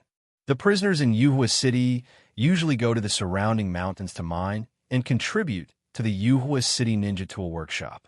Naruto heard what Inahiri said, nodded, and said in a deep voice to the Umbu team next to him. Let them line up and tell them that if they agree to one condition, they will be spared and their crimes will be absolved. Naruto continued with the old method of coercion and inducement. Yes, sir. The Umbu guards brought by Naruto began shouting at the death row prisoners to line up. When the death row inmates heard that they could be exempted from punishment by agreeing to one condition, they lined up very enthusiastically and quickly formed a queue. Naruto looked at the prisoners in front of him, gathered his chakra in his throat, and said in a deep voice, You are all scum who have committed capital crimes, but God has mercy on life. I am conducting a ninjutsu experiment. As long as you can cooperate, I will forgive you and let you live. When the death row prisoners heard that it was an experimental ninjutsu, they were immediately frightened and turned pale. In the Ninjutsu Research Institute of Yuhua City, there's a place where ninjutsu is tested every day. It is also the cruelest punishment ground. Give me a quick death. Isn't it mining to atone for sins? No, I don't want to experiment with ninjutsu. I'd rather die than become a monster. The death row prisoners in Yuhua Castle seem to be very afraid of the ninjutsu experiment, and all of them resist. Naruto frowned and asked Inahori beside him, What's going on? These people have committed capital crimes and are going to die anyway. Why are they so scared? Master Clan Leader, you don't know that the prisoners who were previously sentenced to death in Fire Control City were all used by Jonin Haruhu to experiment with ninjutsu. I heard that they died miserably one by one. Later, for some unknown reason, the news reached Fire Control City. The people in Fire Control City are afraid of Haruhu. When Inahori heard the question, he explained to Naruto guiltily. Naruto nodded slightly, understanding the reason, and shouted to the death row prisoners in front of him.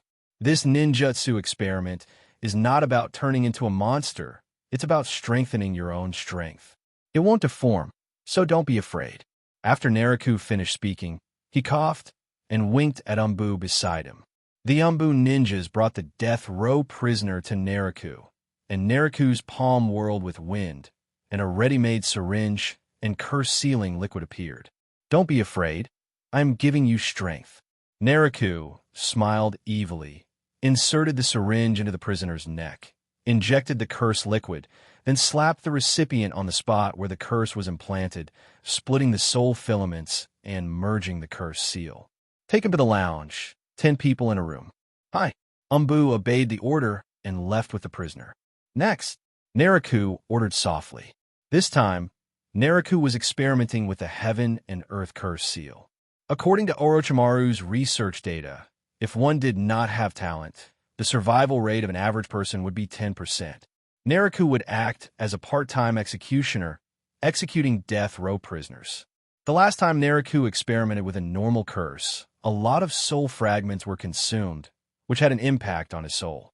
It is estimated that it will take a month to recover by absorbing soul power from the alien space.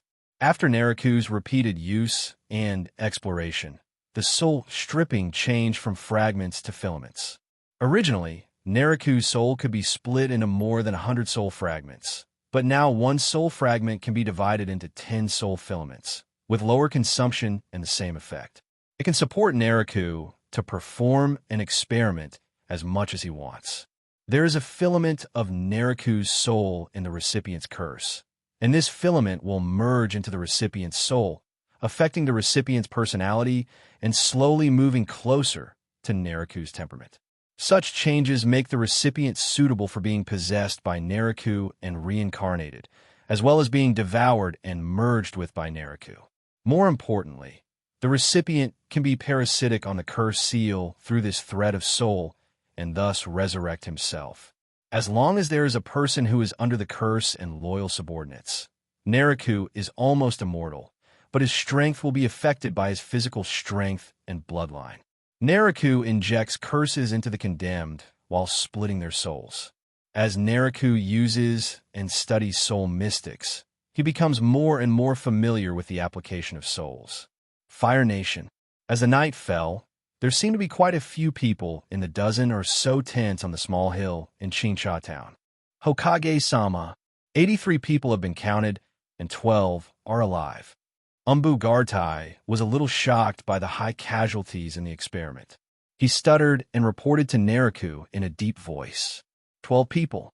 All right, Tai. You lead your team and use the awakening pills and the 4 black mist formation to push their status to Curse Seal 2. Yes, sir, Tai replied and strode out. Naruto was outside the tent, looking at the moonlight. He had been away from Konoha for a day.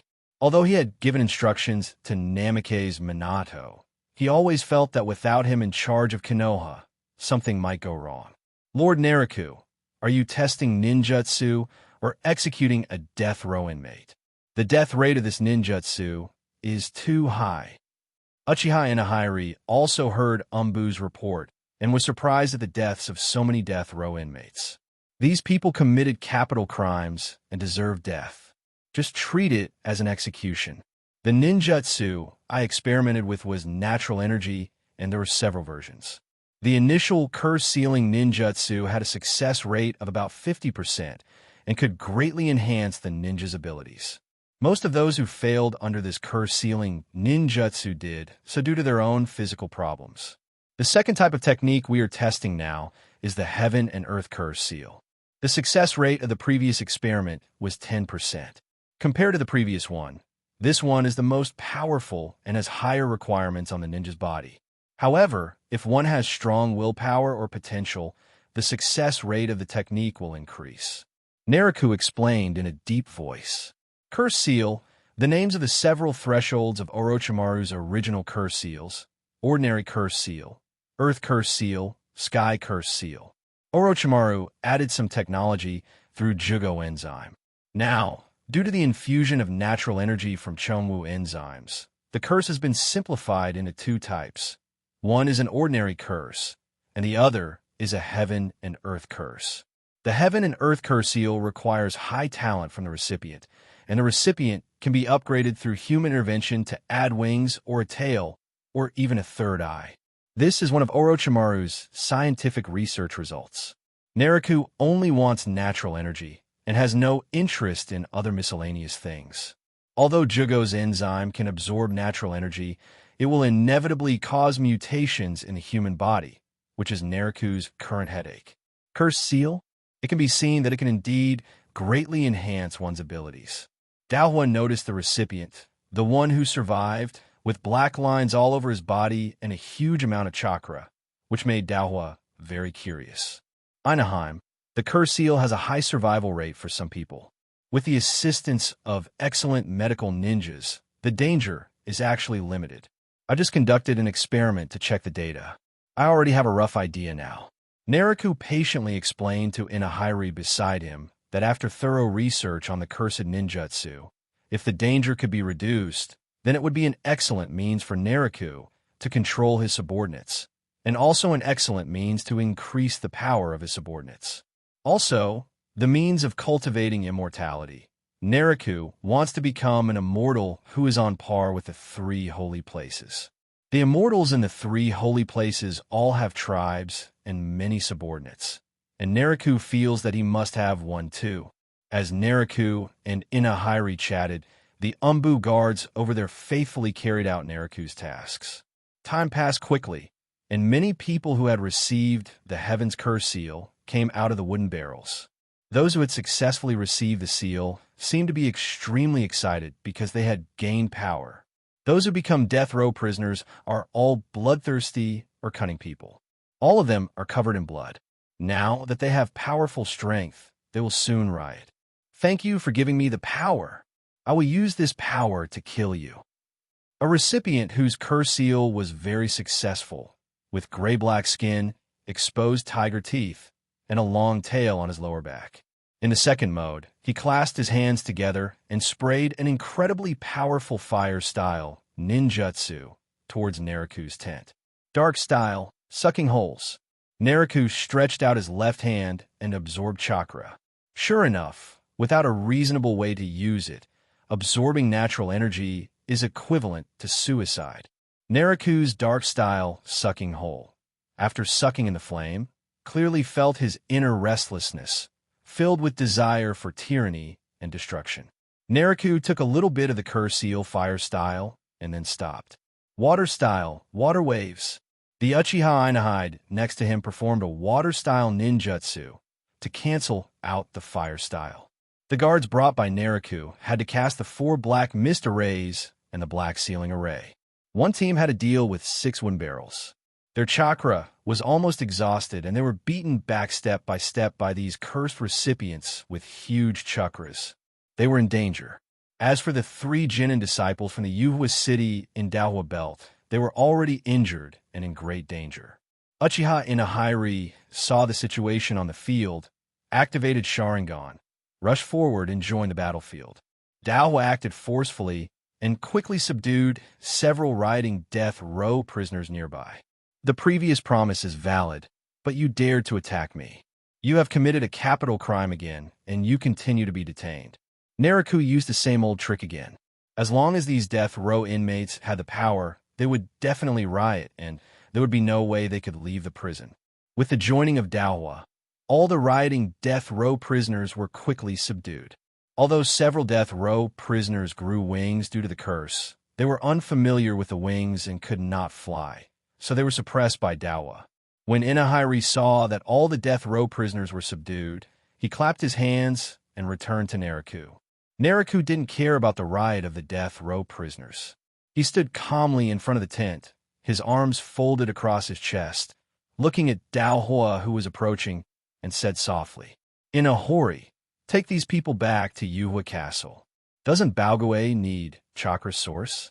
Take these people over. I will send you 8 more from Konoha. With 20 people with chakra, it should be enough to revive the ancestor." In Naruto's experiment in Konoha prison, among the 4 people whose chakras were disordered, 2 exploded and died, and 2 recovered. Adding the previous 6, there were exactly 8 people.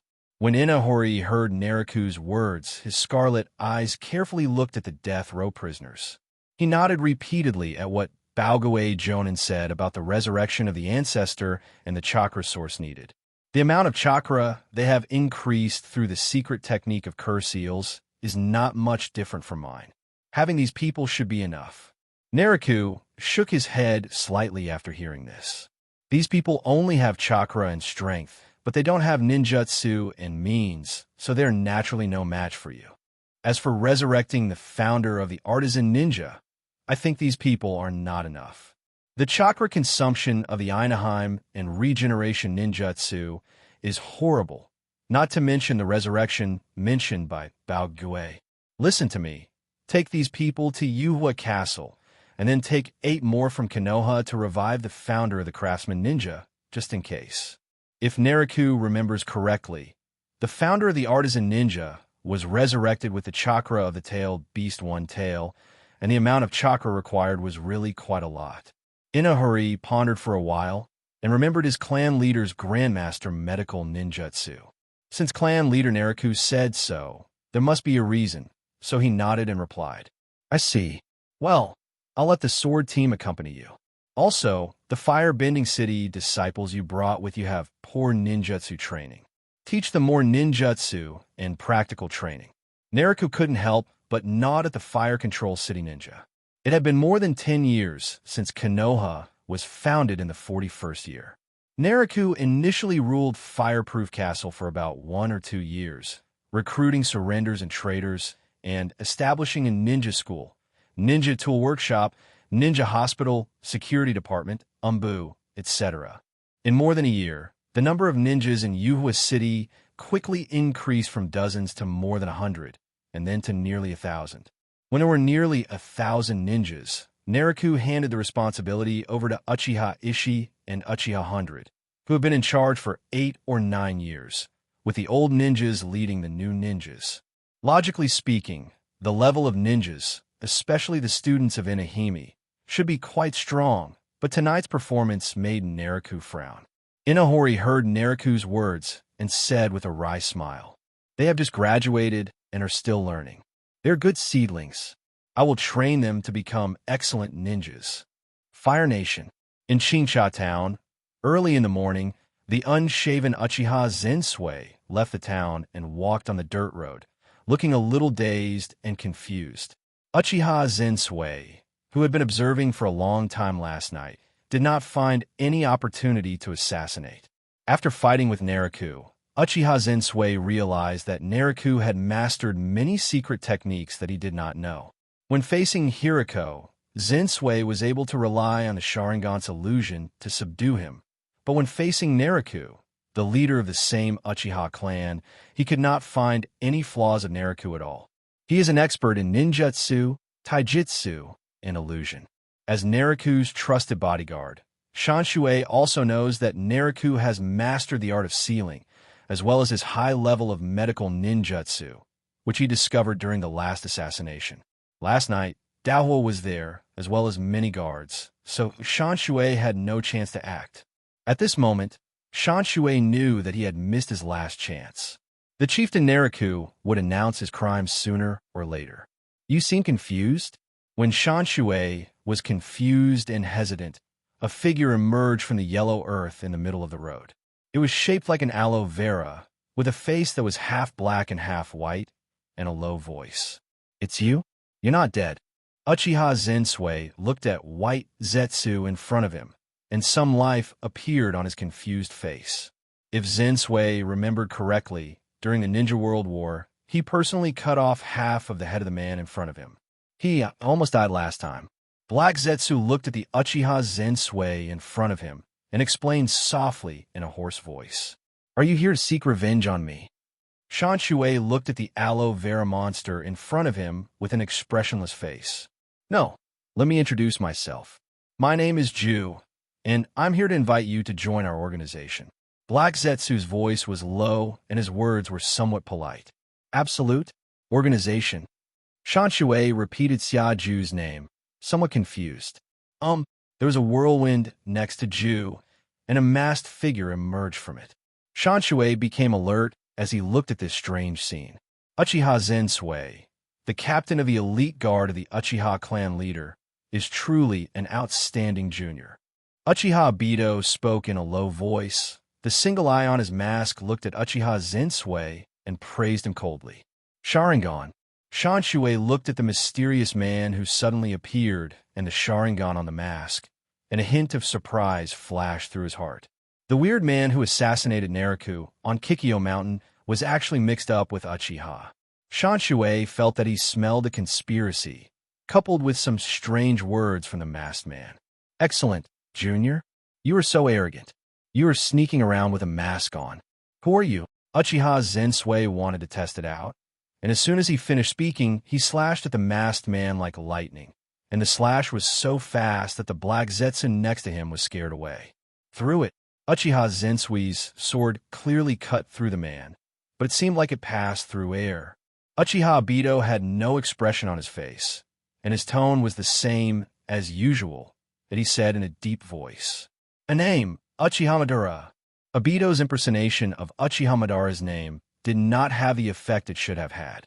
Uchiha Sensui heard the words of the masked Obito and said with surprise, Uchiha Madara, I didn't expect you'd survive until now.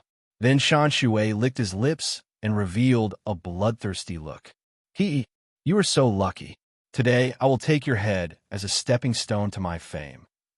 Konoha, Hokage Building.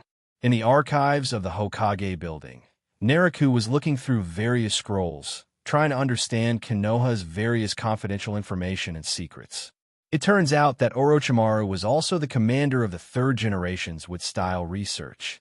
Naruto was looking through the data of Konoha's first wood-style experiment.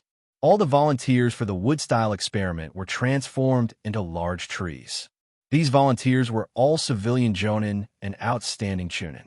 The Senju clan went into hiding and integrated into Konoha, and during that period, it was not necessary to think too much about who most of the civilians who could become jonin and who could be rated as excellent chunin were.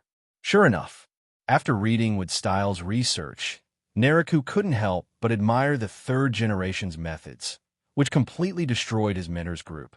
According to the current progress and level of wood-style research, if the Senju clan still exists in Konoha, they can really use the first-generation cells to create powerful Senju clan wood-style ninjas. However, the reality of Konoha is that the Senju have completely withered. Naruto put the file back on the shelf, shook his head, and turned to leave the archive room. Before leaving the archive room, Naruto glanced and saw the information that interested him. Water of Heroes, the secret of Takaguni Village. Naruto picked up the Takinen Village files and looked at them, reading them carefully. Heroes Water, a treasure that can burst out dozens of times more chakra, but will kill you if you drink it. Naruto read the information about the Heroes Water in Takigakure word by word. It takes 100 years to collect a bottle of the sacred water in the giant tree. If you drink it, you will die. If you don't die, your lifespan will be greatly shortened. Naruto looked at the information about the Heroes Water and guessed. The giant tree's spiritual fluid, no matter how you look at it, should be a natural treasure. It shouldn't be something that overdraws the human body's potential. After Naruto finished reading the information, he touched his chin with his right hand, his eyes flickering. The seal experiment has been completed, and the experimental data is not much different from Orochimaru's, roughly at his level. The mortality rate of the curse of heaven and the curse of earth is too high, so it is not worth it. Ordinary curse seals can also absorb natural energy, and this is the direction that should be focused on in research and development. This heroic water feels like it should be a natural treasure or something related to natural energy. No matter how you think about it, it should be impossible to take natural treasures and overdraw the potential of the human body. Shigeo is a person who is born with the ability to absorb natural energy.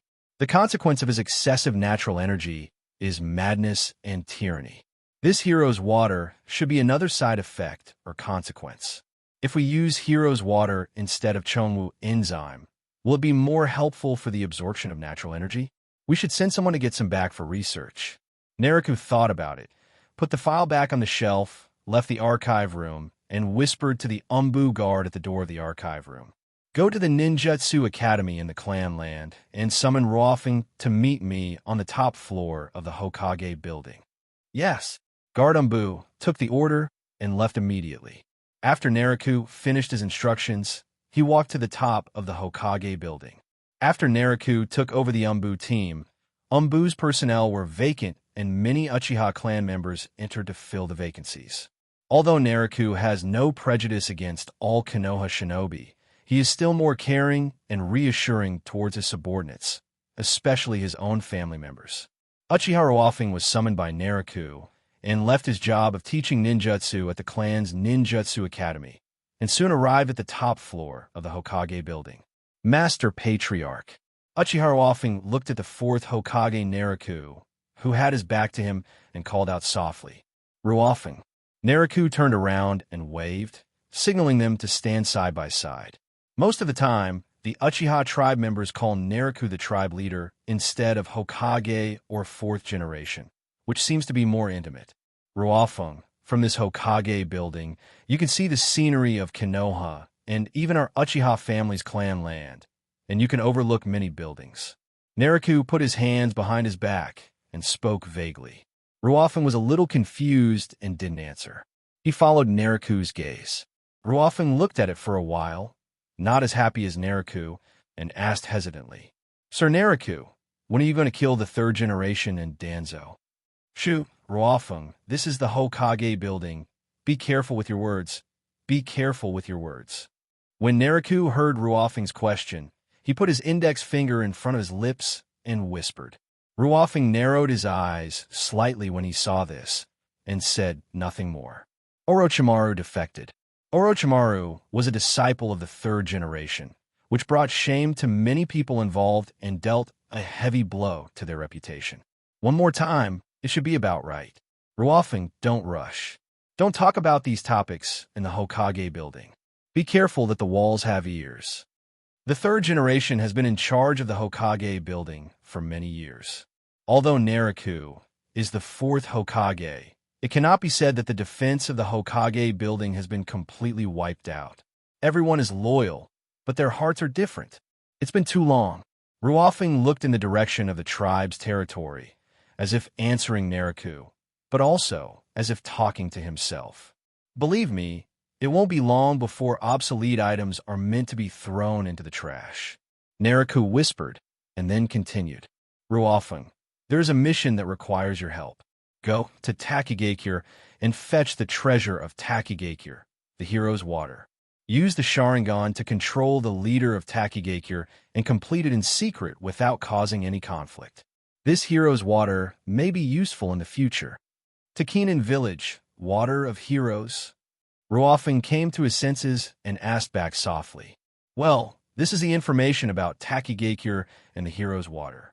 Takigakure is hidden in a waterfall, and the village is hard to find. This hero's water is worth studying.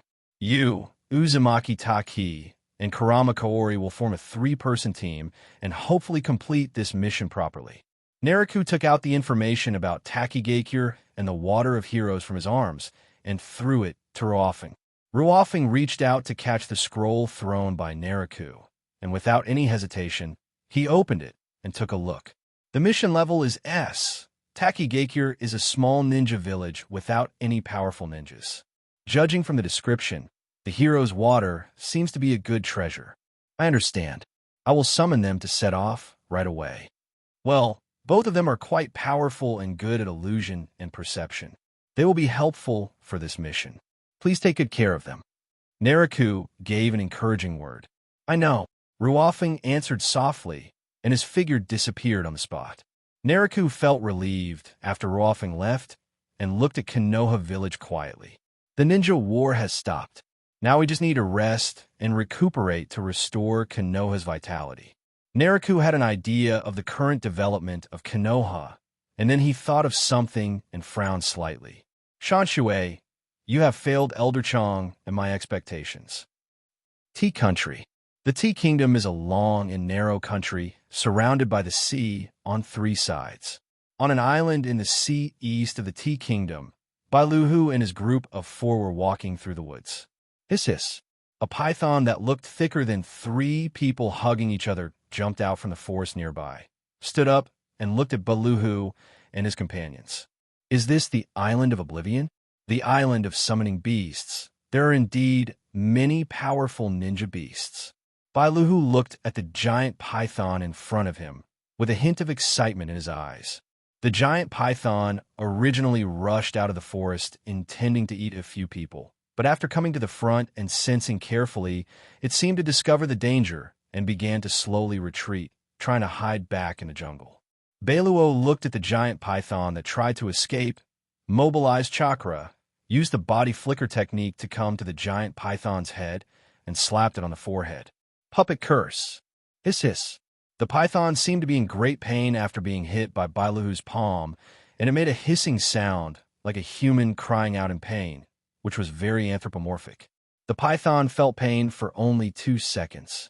As the puppet spell ring on its forehead glowed, the python's upright body collapsed to the ground, and its eyes closed, and it was unclear whether it was dead or alive. You are truly worthy of being Lord Bailu. Master Baruhu is so strong. So strong. The 3 assistants behind Baluhu were like his fans, with stars in their eyes, and praising him repeatedly. It's just some application of ninjutsu. Very simple. Okay, let's go to the laboratory as soon as possible. Facing the flattery from his 3 assistants, Baluhu was delighted in his heart, but he remained calm and spoke softly. The Island of Oblivion. When this strange island was discovered in the Fire Control City, there were some wandering ninjas on the island, including a member of the Uzumaki clan. These people set up a laboratory on the island, hoping to breed powerful summoning beasts to conquer the ninja world. Their ambition was accidentally discovered by the Fire Control City ninjas just after they completed the construction of a laboratory, and they were subsequently recruited by the Fire Control City. The 3 assistants of Hirudai are respectively good at sealing techniques, barrier techniques, and medical ninjutsu, and they are all auxiliary talents. The Island of Oblivion has been largely explored and inspected by the Fire City ninjas, and many summoning beasts have been discovered. Only after the renovation of the buildings and laboratories on the island was completed and all kinds of equipment and instruments were in place, it was Lord Baru's turn to take charge of the work. Hiriko and his companions walked slowly, constantly on guard against attacks from various ferocious beasts, giant poisonous insects, and other ninja beasts. Because of the attacks of summoning Mon along the way, they had to stop and go many times. Finally, after suffering a lot, they arrived at the Ninja Beast Laboratory in the middle of the Island of Oblivion. This island is so beautiful. I love it so much.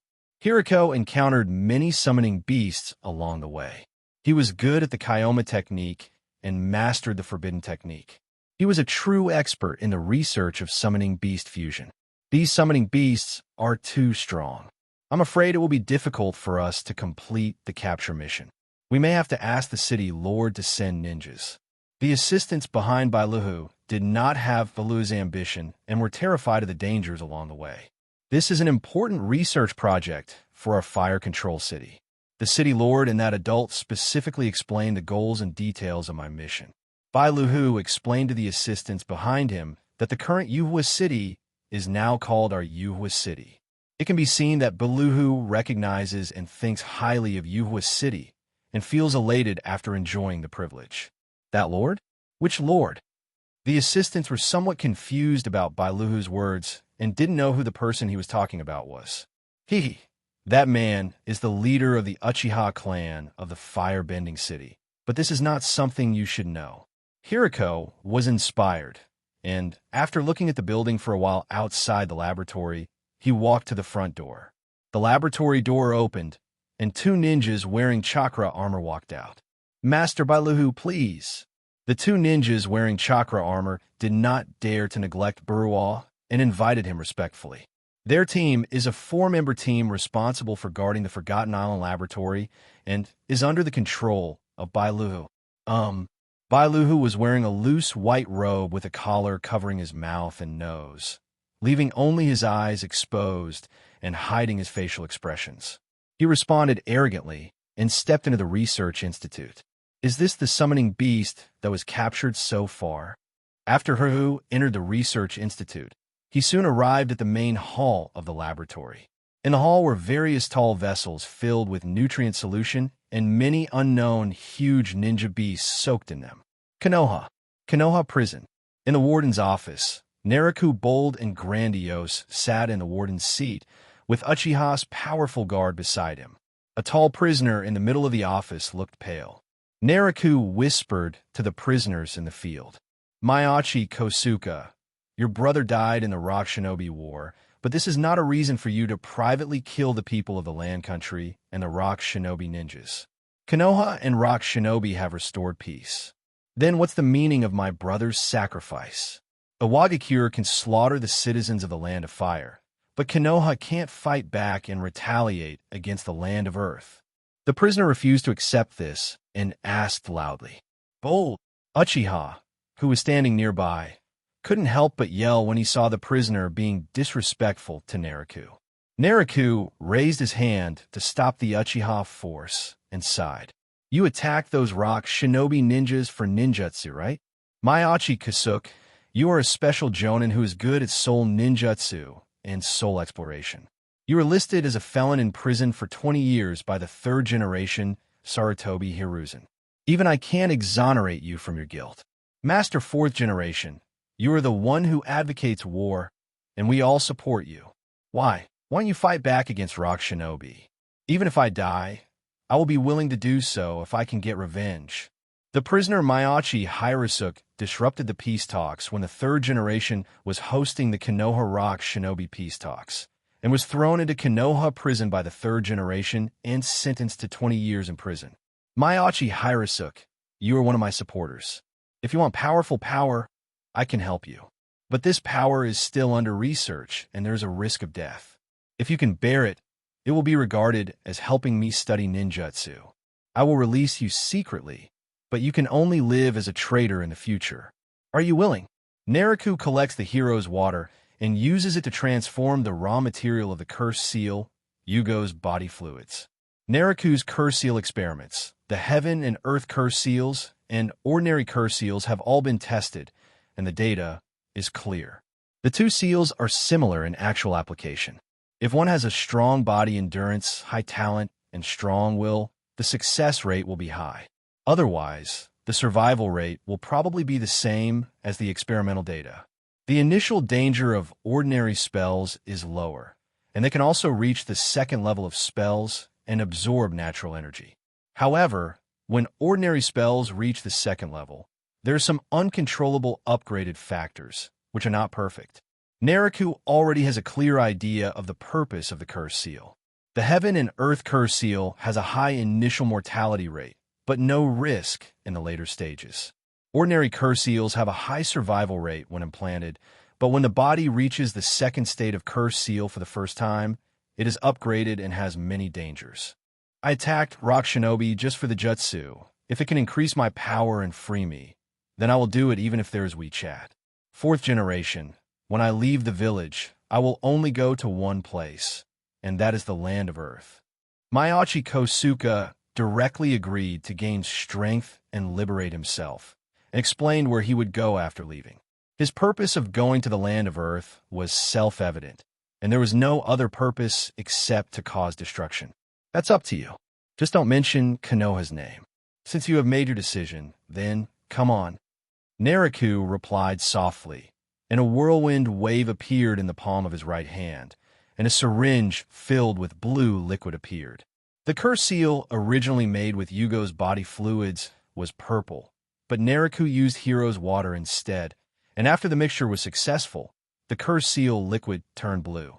After Naruto's experiments and slight modifications, the curse seal was mixed with the Hero's water.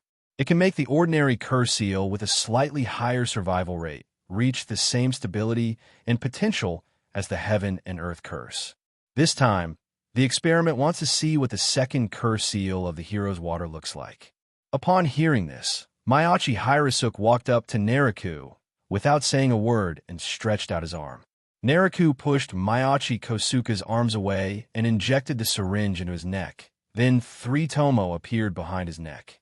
Naruto pressed his left palm on Miyachi Hirasuke's neck and put his right index and middle fingers together and stood upright in front of his chest, merging the soul filaments and curse seal into Myachi Hirasuke's body. Ugh! After the curse seal was implanted in him, Myachi Hirasuke cried out in pain, covered the curse seal behind his neck with his hands, and passed out. Sir Naruto, shall we take him to the guest room to rest? Uchiha Riki, who was standing nearby, was watching this scene. He had watched Naruto's ninjutsu experiments many times and had some understanding of them. No, just leave him here and go do your work. Naruto stood up, carried Myachi Kasuke to the sofa, and echoed, "Hi." Uchiha replied softly and left the office. Naruto was in the office, observing Myachi Hirasuke. The survival rate of ordinary curse seals is 50%, but as long as the recipient is strong enough, healthy, and has good ninjutsu in all aspects, the actual survival rate will be higher than the data. About an hour later, Myachi Kosuke woke up, gritting his teeth as if enduring the pain. "How does it feel?" Naruto noticed and asked quietly. The curse seal on Myachi Kosuke's neck and spine fluctuated. Black wavy lines covered half of his face, and his chakra grew visibly. "My chakra has increased nearly 4 times. That's a powerful force." Myachi Kosuke clenched his fists. Although his face showed pain about the enhancement of his chakra, his eyes flashed with excitement. Don't rely on this power for a long time. It's a double-edged sword that will limit your body strength. The improvement is not over yet. Eat it. Seeing that there was nothing wrong with Myachi Hirasuke, Naruto took out a small jar, poured out a pill, and threw it to Myachi Hirasuke.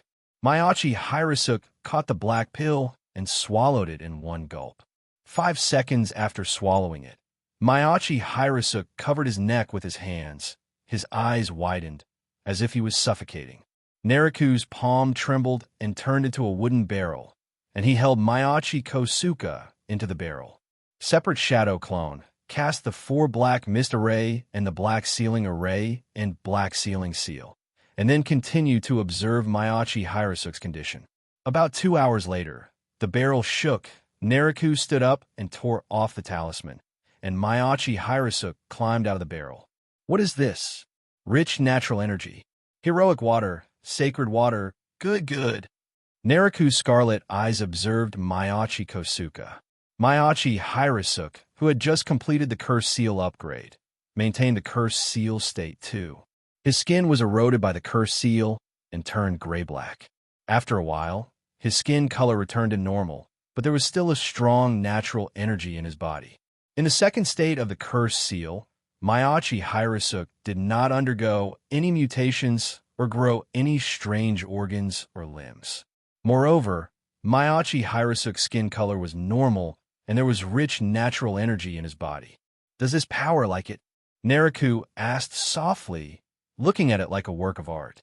"It's a very strong power. Master 4th generation. With this, I won't be afraid, even if I face a powerful ninja like Rock Shinobi." Myachi Hirasuke's whole body was tense, his fists were clenched, and he seemed to have infinite power. Okay. You can leave at 12 o'clock at night, at the east gate of Konoha. The prison will let you go after 8 o'clock at night. You will have 4 hours to move around, pack your things, and explain to your family and friends. Don't miss the time."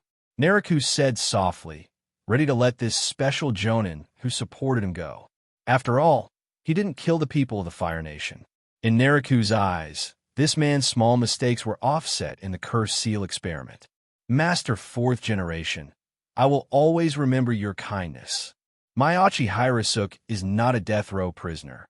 He is a ninja who respects the Hokage." As soon as he finished speaking, Myachi Hirasuke's skin turned gray and black, and then the gray and black color turned out to glow like magma. The curse seal gradually shrank and returned to the curse seal behind the spine. "Rest in the office and leave after 8 o'clock. I will have someone bring you food. Just wait patiently." Naruto said something soothing, then stood up, waved his hand, and left. Konoha, Hokage Building.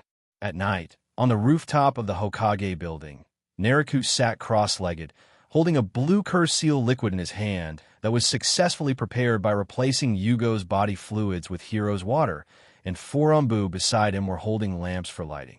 The cursed seal, with the help of a treasure like the hero's water, can strengthen the absorption of natural energy without upgrading the body. Unlocking the human body's thresholds, powerful ninjas, Jonin, develop their own body's thresholds differently from ordinary people. Whether it is the 100 techniques, 8 inner gates, or some unique physical skills, they're all ways to open the threshold of human potential. There is no need to use such a rough and dangerous method as curse to force it open. As long as the curse seal is stable enough and can absorb natural energy, it will be the most promising ninjutsu. Naruto held the vessel filled with blue liquid in front of his eyes and examined it carefully. Naruto's curse seal is somewhat different from Orochimaru's. The Heaven and Earth curse seal is a reference direction, and Orochimaru's ordinary curse seal is the main research direction. Only with a high survival rate can the subordinate strength be greatly promoted and improved. Implanting 100 and dying 50 is meaningless to Naruto. No one in the Uchiha clan relies on improving a little bit of physical strength to enhance their combat effectiveness. As long as they can absorb natural energy, release the threshold through the cursed seal, and draw on the potential to release chakra, it will be enough. After Naruto's improvement, the ordinary seal has the stability of the Heaven and Earth seal, but also has an upgraded link that removes the second state. Compared with Orochimaru's cursed seal, each has its own advantages. After all, growing an extra pair of hands or a pair of wings will greatly help combat effectiveness as long as you are familiar with the new limbs. It's just that these upgrades happen to Naruto himself, and Naruto is a little unhappy about it. Naruto pondered for a moment. Without further hesitation, he took the needle in his right hand, inserted it into the back of his neck, and injected the blue liquid. Natural energy, come on! Naruto roared inwardly. As the liquid was injected, chakra surged in Naruto's body. 3 black magatama appeared an inch below the spine, just behind his neck. A breeze blew on the top floor of the Hokage building as Naruto's chakra fluctuated. My body should have reached the potential and physical threshold that the curse can release long ago, so the danger to me is limited. About 10 minutes later, the chakra in Naruto's body stabilized, and the injection of the cursed seal, as Naruto expected, had limited risks and posed no threat to Naruto, who was extremely familiar with the human body.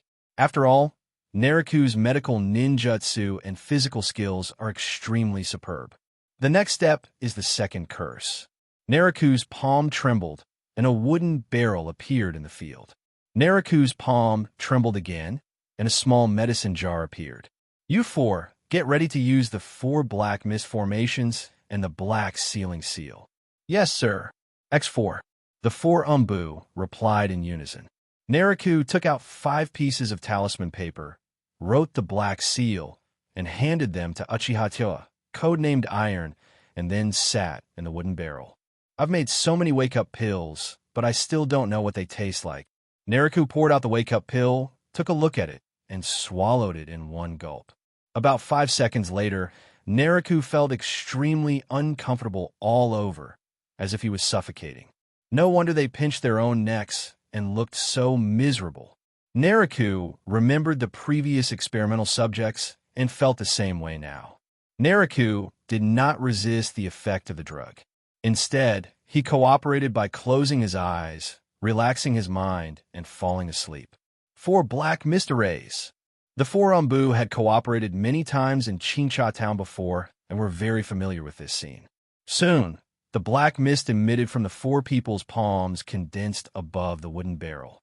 The 4 Umbu pressed their hands down, and the barrel was filled with black mist, hiding Naruto's figure. Sealing black seal. Uchiha threw 5 sealing talismans into the wooden barrel. The sealing talismans seemed to be controlled and stuck to the edge of the barrel in a pentagonal shape. Naruto was in a deep sleep, and in a daze, he felt his body was light, as if floating in the sky. In the sky, there were countless strange mists pouring into Naruto's body. After an unknown amount of time, Naruto in the barrel woke up. His chakra fluctuated slightly. 5 sealing talismans fell, and then a burst of black gas gushed out from above the barrel.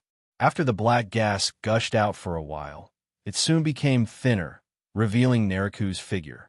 Is this natural energy? Nariku's skin was gray and dark, and his long black curly hair was a little longer, dragging on the ground. Nariku's body emitted a red and yellow light, and after the light flashed, his skin returned to its normal color. Nariku felt that the already terrifying chakra in his body had increased again and had some strange rhythms. The second curse seal is based on the hero's water. There is no abnormality on the outside, except that there is a yellow-red light like magma emanating from the area 1 inch below the cervical vertebrae behind Nariku's neck. Nariku sat back down in the barrel, feeling the changes in his own chakra and body. You guys go back home after get off work. Nariku thought of something and gave instructions to the 4 Umbu guards. Hi, X4. Although the 4 Umbu guards wanted to continue watching, they had no choice but to retreat and go off duty as the Hokage had spoken. If Nariku hadn't been worried that casting Shadow Clone would disperse his chakra and affect his ability to enter the cursed state, no one would have noticed this scene. After seeing the guards leave, Nariku made a seal with his hands. Drink! Nariku shouted softly, and the air high above the mansion gathered into Nariku's body as if in a riot. Chakra visible to the naked eye emerged from Nariku's body. The chakra that could be seen outside returned to Nariku's body under Nariku's control and finally condensed at the dantian position in the lower abdomen. The ultimate chakra is like thick fog, which is mobilized by Nariku to the dantian in the lower abdomen. After Nariku's strong compression, Nariku's dantian seems to be raining. The thick fog to the ultimate chakra turns into raindrops falling on the dantian. After the raindrops filled 1/5 of Nariku's dantian, the chakra in Nariku's body disappeared, as if all of it had gathered in the dantian in his lower abdomen. In the ninja world, no matter how powerful a ninja is, chakra is the result of the combination of physical energy and spiritual energy. Chakra is like air. No matter how excellent the bloodline is, it cannot be changed. Even if the chakra is as huge as mine, Uchiha Nariku, when it is refined, it will only be like thick fog. Now, with the addition of natural energy and my ultimate chakra amount, I can liquefy chakra in one fell swoop. This should be the first person in the ninja world to do this. Nariku sensed the chakra at the dantian, and his mouth widened with joy. Nariku's original chakra amount was already at the pinnacle in the ninja world. Nariku's own huge chakra, combined with the spiritual energy boosted by the Mangekyo Sharingan, makes the spiritual energy reach its peak and feed back to the body. Then, through the Kidra technique, he devoured various outstanding ninjas that had combined, especially the Uzumaki Akatsuki that was devoured by Nariku. The Uzumaki Akatsuki was a person who had reached the pinnacle of physical energy and fed back spiritual energy. The combination of various forces makes Nariku's chakra amount reach the limit that humans can achieve in the ninja world. Most ninja chakra is just a ball of gas on the body, sparse and mediocre. Nariku's chakra was as thick as fog, and compared to other ninjas observed by the Sharingan, a single drop of Nariku's liquefied chakra was equal to the entire body chakra of a Jonin.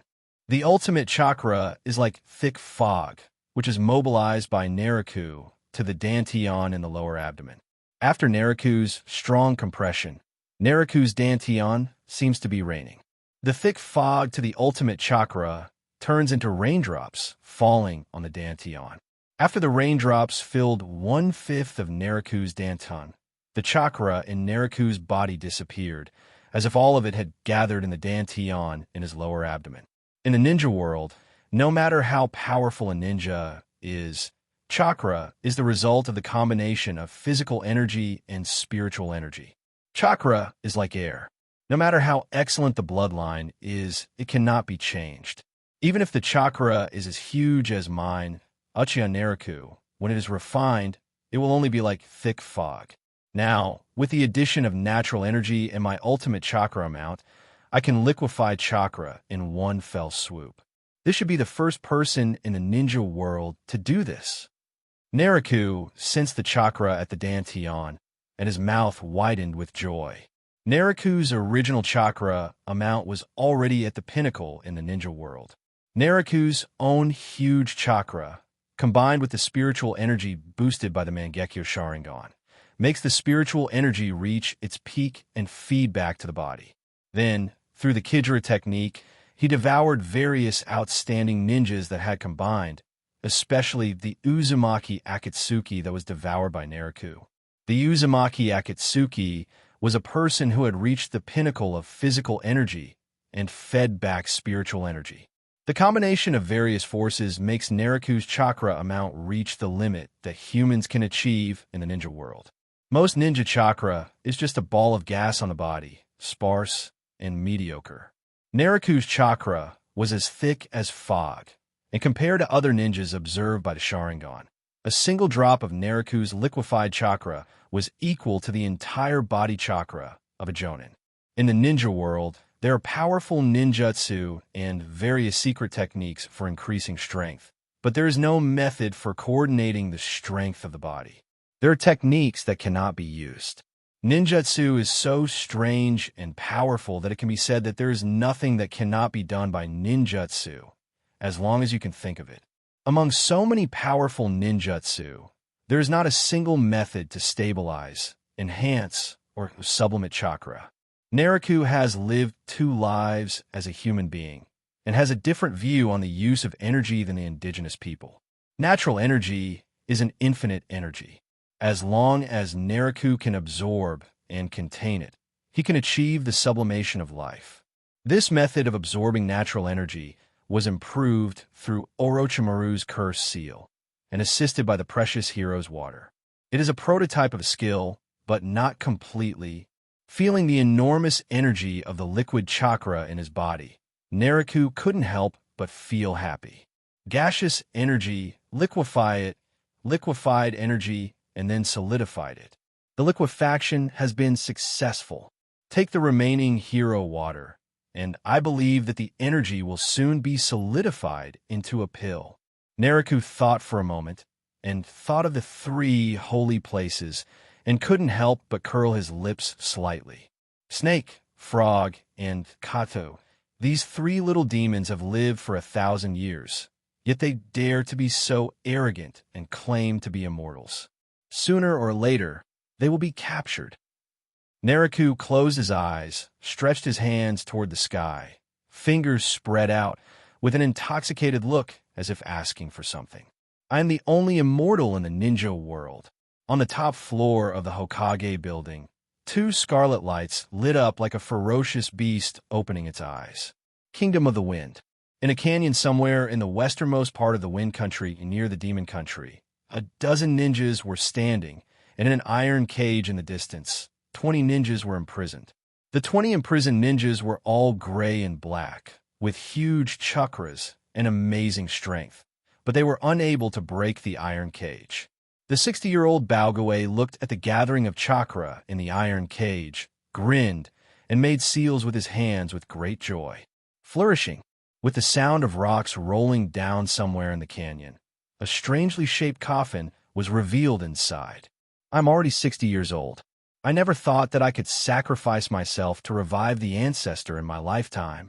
Shishan, the name of the treasure turtle of the country of craftsmen, will be inherited by you in the future.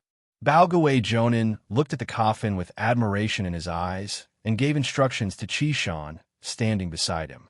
I will, father. Chishan also had a fanatical look in his eyes at this moment. Witnessing the resurrection of the ancestor was a historical moment for the descendants of the craftsman ninja. After Baogawe heard what his son Chishan said, he made a few seals with his hands, and the lid of the coffin fell off. Ancestor revive. There was fanaticism in Baogawe's eyes, and he quickly formed seals with his hands. As the last seal was formed, the 20 death row prisoners in the iron cage cried out in pain, and his chakra was drained. Baogawe disappeared into a ball of light and flew into the corpse in the coffin.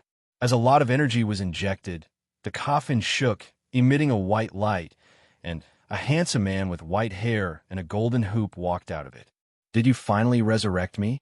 The handsome man was wearing ancient clothes. When he came out and saw many ninjas, he smiled. When Inahori saw the handsome appearance of the founder of the country of craftsmen, he was a little confused. In Inahori's original imagination, the master craftsman ninja should be an old man named Whitebeard. The founder of the artisan ninja sensed something and clasped his hands together. Drink! The 4 ninja tools of the Takuminin organization flew to the handsome man. The handsome man's body glowed, and he walked into the ninja tools.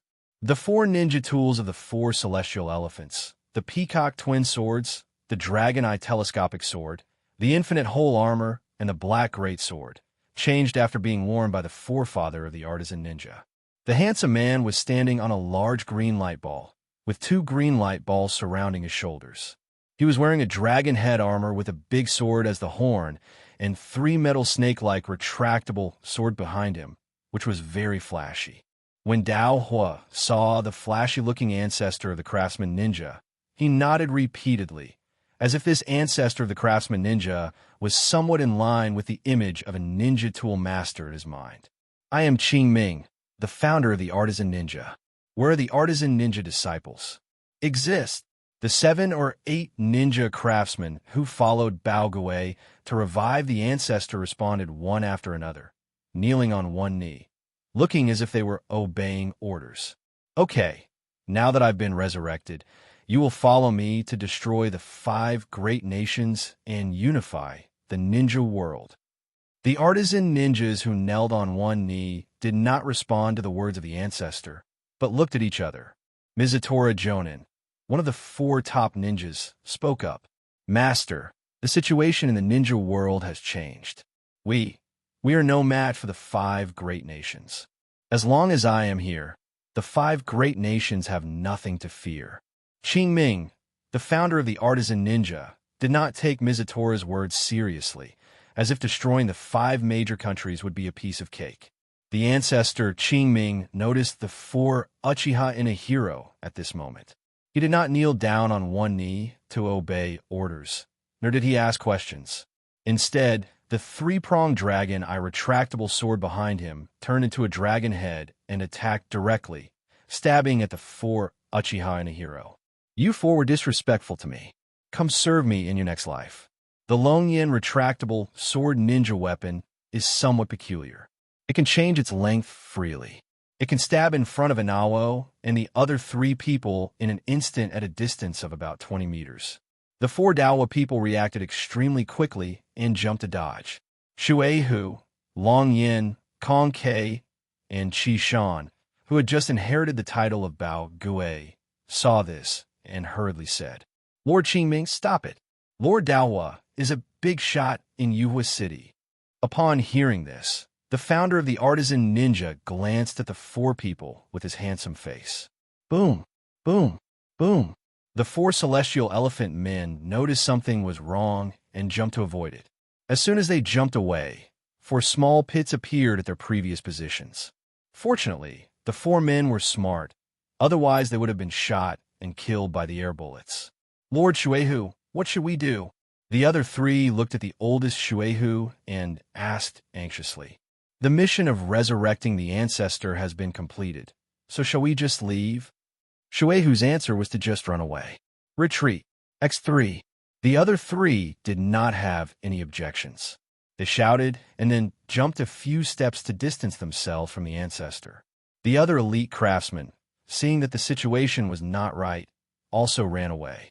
When Qing Ming, the founder of the artisan ninja, saw the artisan ninja's betrayal, anger appeared in his eyes.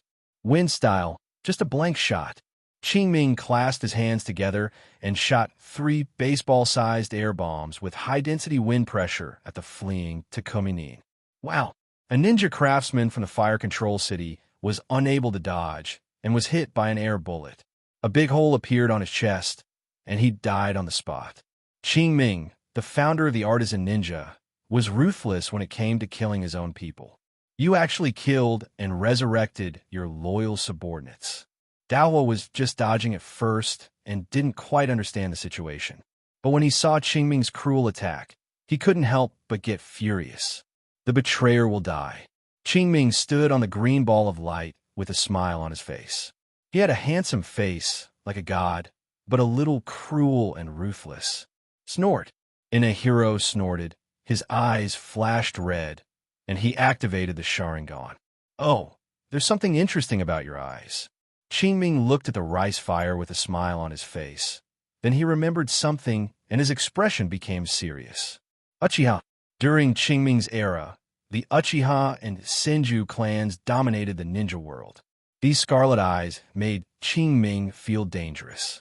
Qingming mobilized chakra and wanted to make a seal, but found that he couldn't lift his hands. Oh no! When Qingming was controlled by the illusion, Daohu rushed forward with a body flicker technique and used the Uchiha fluid technique 8-gate acupoint pressing hand on Qingming. Then he took out the sealing talisman and stuck it on Qingming's chest.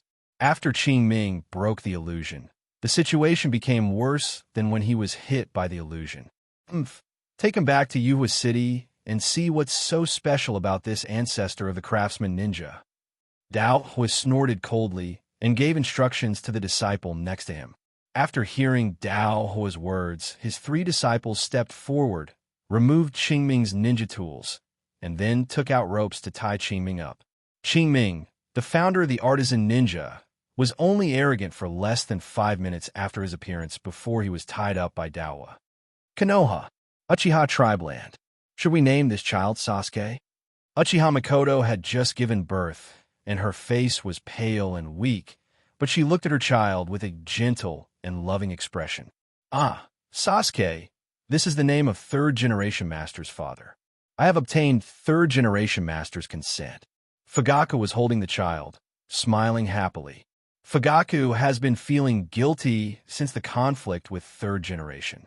Having respected the 3rd generation for many years, he thought of a way to ease the relationship and asked the 3rd generation to name the child. Finally, the 3rd generation agreed to Fugaku's request.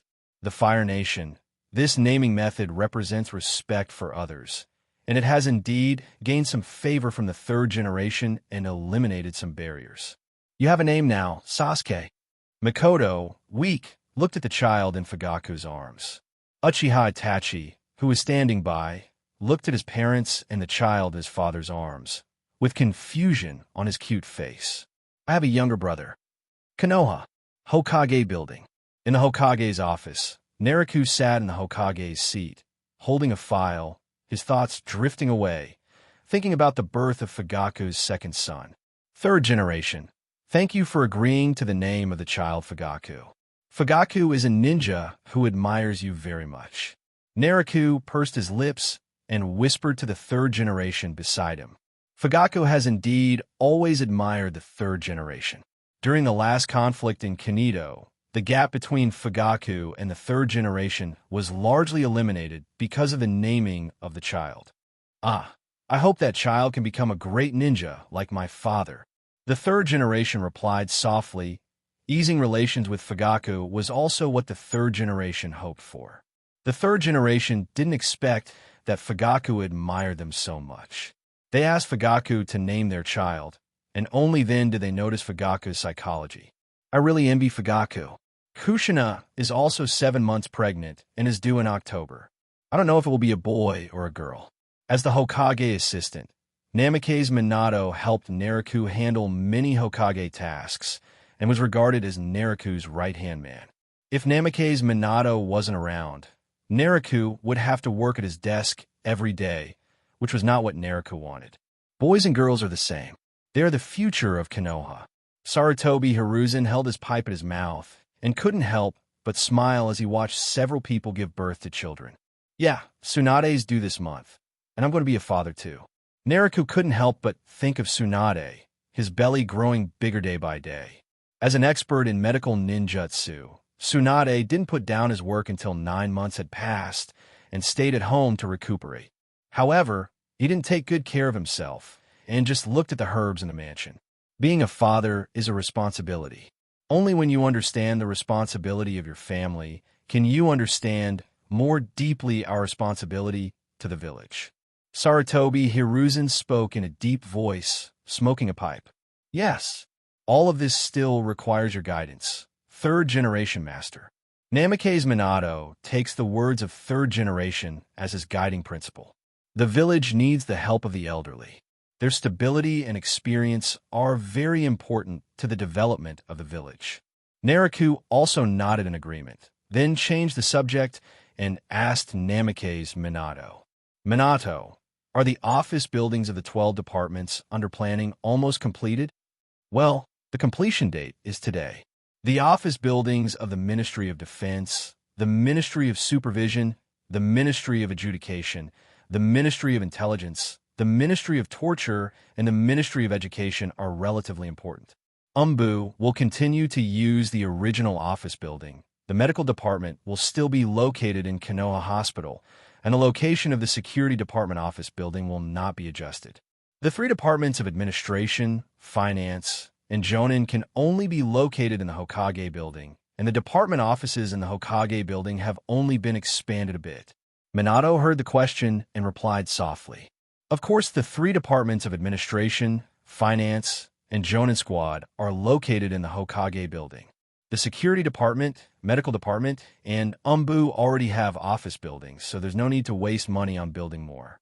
The 6 department buildings that I am concerned about are the Ministry of Defense, the Ministry of Supervision, the Ministry of Adjudication, the Ministry of Intelligence, the Ministry of Interrogation, and the Ministry of Education. It is important to establish a department office for the Intelligence Department. There is no need to hide it. The same is true for the Torture Department. Otherwise, if the villagers catch the spy, it's not good to always send them to the Hokage building, and we have to worry about sending people to transfer them to the Interrogation Department. It would be most convenient to set up an Interrogation Department directly and let the Interrogation Department command the interrogation teams of other departments. This vertical management is the most convenient. The Ministry of Education originally only had an office in the Konoha Shinobi School. It was called the Ministry of Education, but in fact, it was a ninja school. Naraku built the Ministry of Education office building in order to build another ninja school, and more importantly, a ninja training class is needed.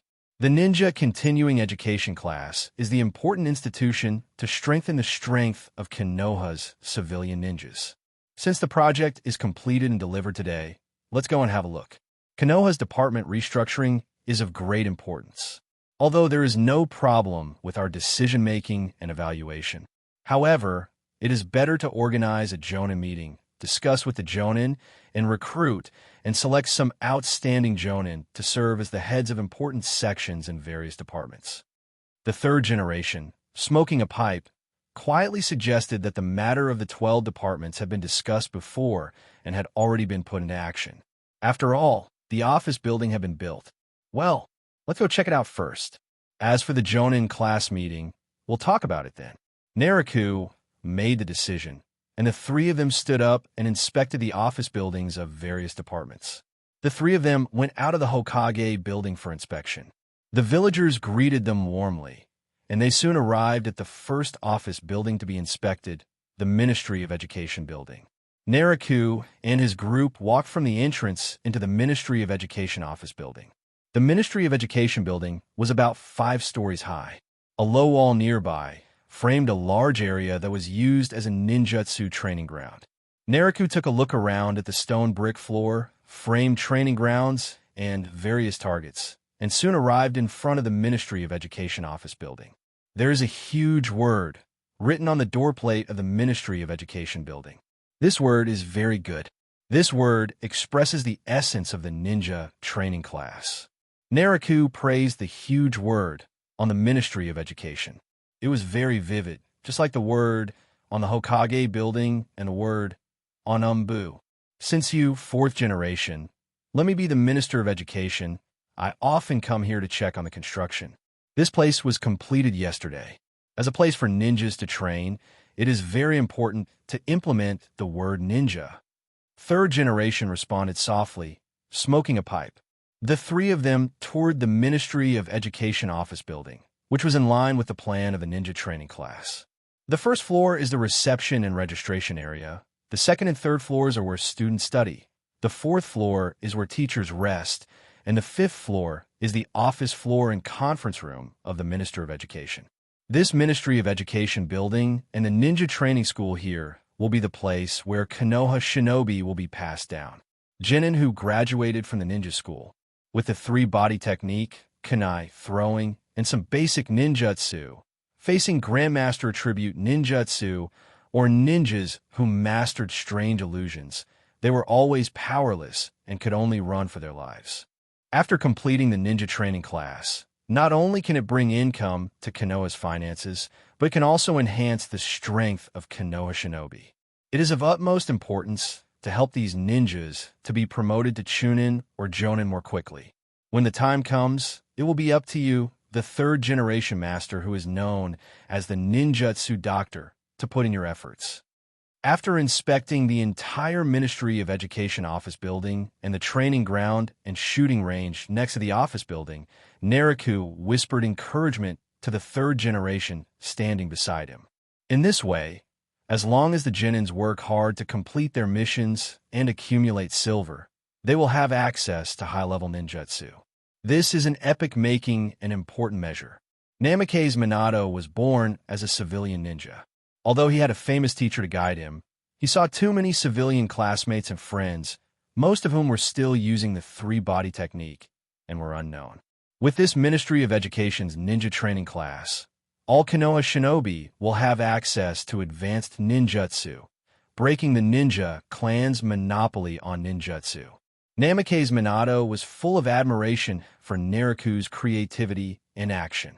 As the previous Hokage, it is my unshakable responsibility to spread the will of fire and teach the villagers ninjutsu.